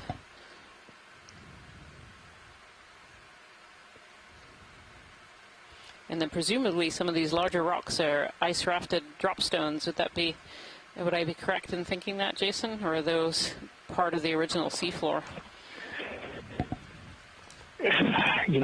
Some of them are. They seem to, ice-rafted debris or drop stones or erratics tend to find their way almost everywhere. But here, it hasn't been as clear, given that under this sediment and sort of around these areas, there are still some large outcrops, these tabular outcrops of either cemented nodules or ferromanganese coated, most likely carbonate material, but perhaps volcanics. A number of these may be from here. Where here exactly is, they're still, seafloor above this area. Could they come from there? Perhaps. But usually when we see these kind of scattered boulders and cobbles kind of lying around in an otherwise an area where there tends to be not a lot of relief or loose rocks, we would sort of go towards an ice-rafted debris drop stone interpretation, but I just don't think it's as easy here to make that interpretation. We would, if we could pick up a whole bunch of them and store them somewhere on the vehicle, that would help. We could bring them back and see, if they're granite or something else, and we're pretty sure they're not from here. But we have a number of really good samples on board already, so I won't push my luck on that. Jason, can I ask a question out of naivete, and that is, if this did have a carbonate cap, this seamount, would the dissolution of that over time, the erosion of that over time, create some of these loose blocks or so on? Is there any way to know from what we're looking at, or do we have to get to somewhere where there's clearly a step up and we can see a cross section through it? Yeah, that kind of level of dissolution would be, quite remarkable in terms of, the processes, especially, being that, getting to the calcium carbonate, compensation depth, or the depth at which, the seawater is undersaturated in carbonate. You don't tend to get a lot of dissolution above that sort of depth, and over time, obviously, that depth has gone up and down depending on global environmental conditions and different water masses and other things. But that it would certainly be an extreme case of dissolution, and I don't know that we have seen that anywhere else through either the seamount chains or even the continental margin of eastern North America, where the canyons cut through rocks, mudstones and siltstones and limestones that are, carbonate rich at depths even deeper than this, and we don't see that dissolution. But it's a hypothesis that we can't say no to just because we don't know so much, and we would really need to see an outcrop that we could see past this ferromanganese crust to get a sense of the bottom type and what some of the processes active are. There could be abrasion. Obviously, the current's high enough to abrade, but did it basically abrade a completely flat surface here? Again, possible over a long enough time. These seamounts are 70, 80, 100 million years old. So there's a lot of time there. That's really good. That helps. It helps me reset the scale under which I would expect that there would be that sort of erosion. And so I think what I'm hearing is it's most likely that at least this part of the seamount has been always above that calcium carbonate dissolution depth, calcite dissolution depth. So yeah, it's more unlikely than it is likely that we're seeing huge erosional events here. Thanks. Sure.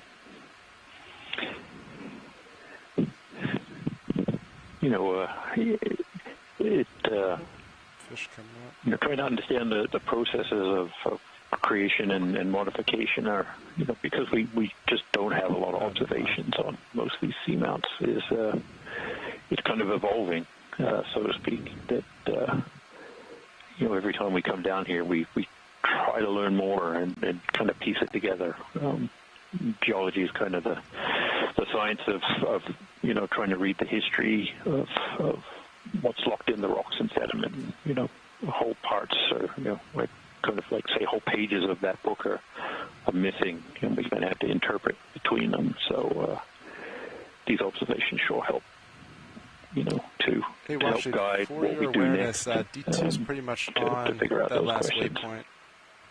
I don't know if there's anything specific we're looking for, but few minutes remaining. So I'll just keep doing this, moving forward. Let me know. Sounds good.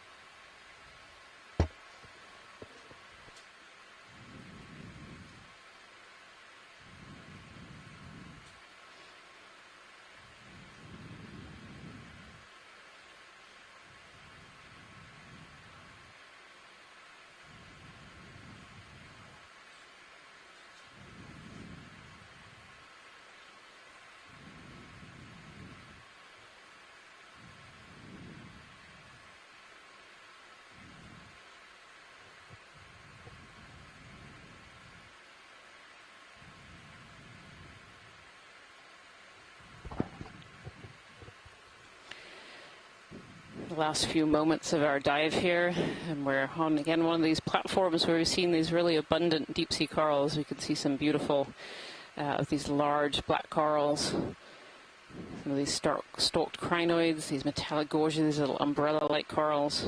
Really beautiful way to end a fabulous dive on the top of Gosnold here.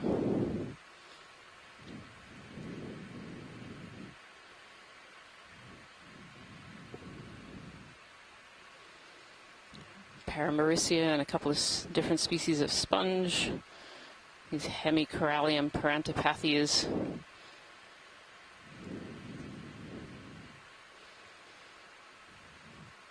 Lots of these ophiuroids all draped over the seafloor. I've seen a lot of these ophiuroids, these brittle stars draped on the seafloor today. A few different species for sure.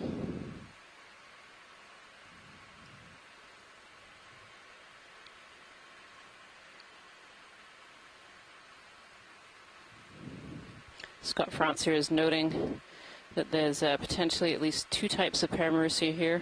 One is very compact, and the other is kind of larger and shaggier.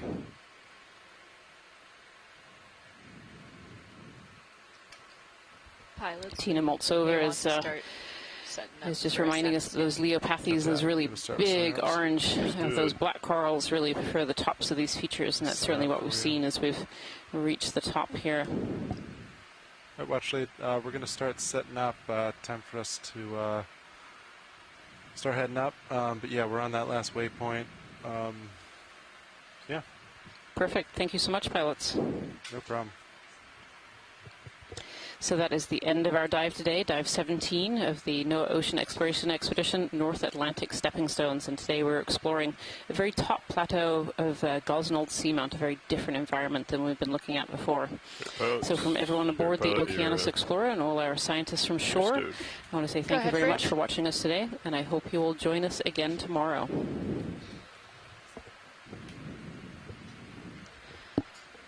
Is that good? Yeah. All right, yeah, that's good with us. I'll lock in auto heading if you'd like. Thank you, everybody. Have a safe you're in, right? Good copy. Thank you. Floor again tomorrow. Yeah, I guess. Coming up a little. Yep. Thanks, everyone. Yeah, thanks to the crew and the pilots and mapping team and everyone. Set up like this. It's been a great day. Thanks. Just letting current push me back now. Copy that. I'm looking down at 60. Have a good view of you and Titan. I'll follow you around as you come underneath me. Sounds good.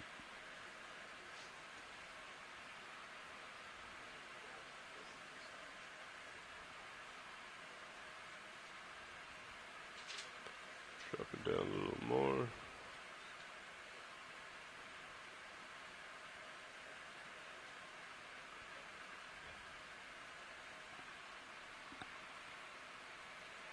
That's 90 degrees there. Copy that.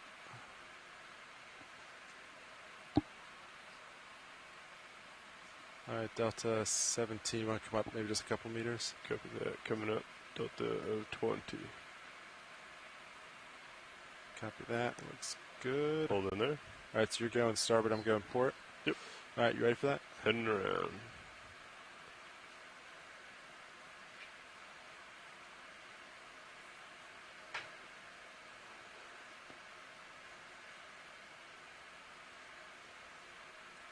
Tether looks good.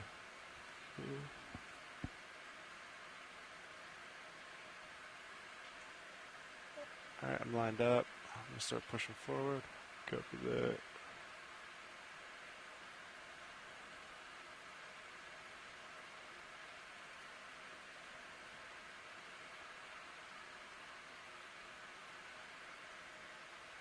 Start coming up just a couple meters.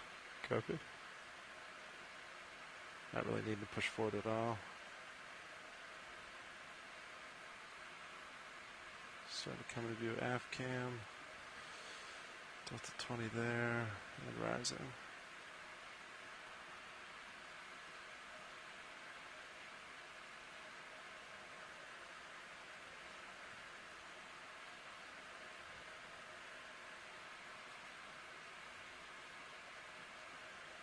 Delta 15.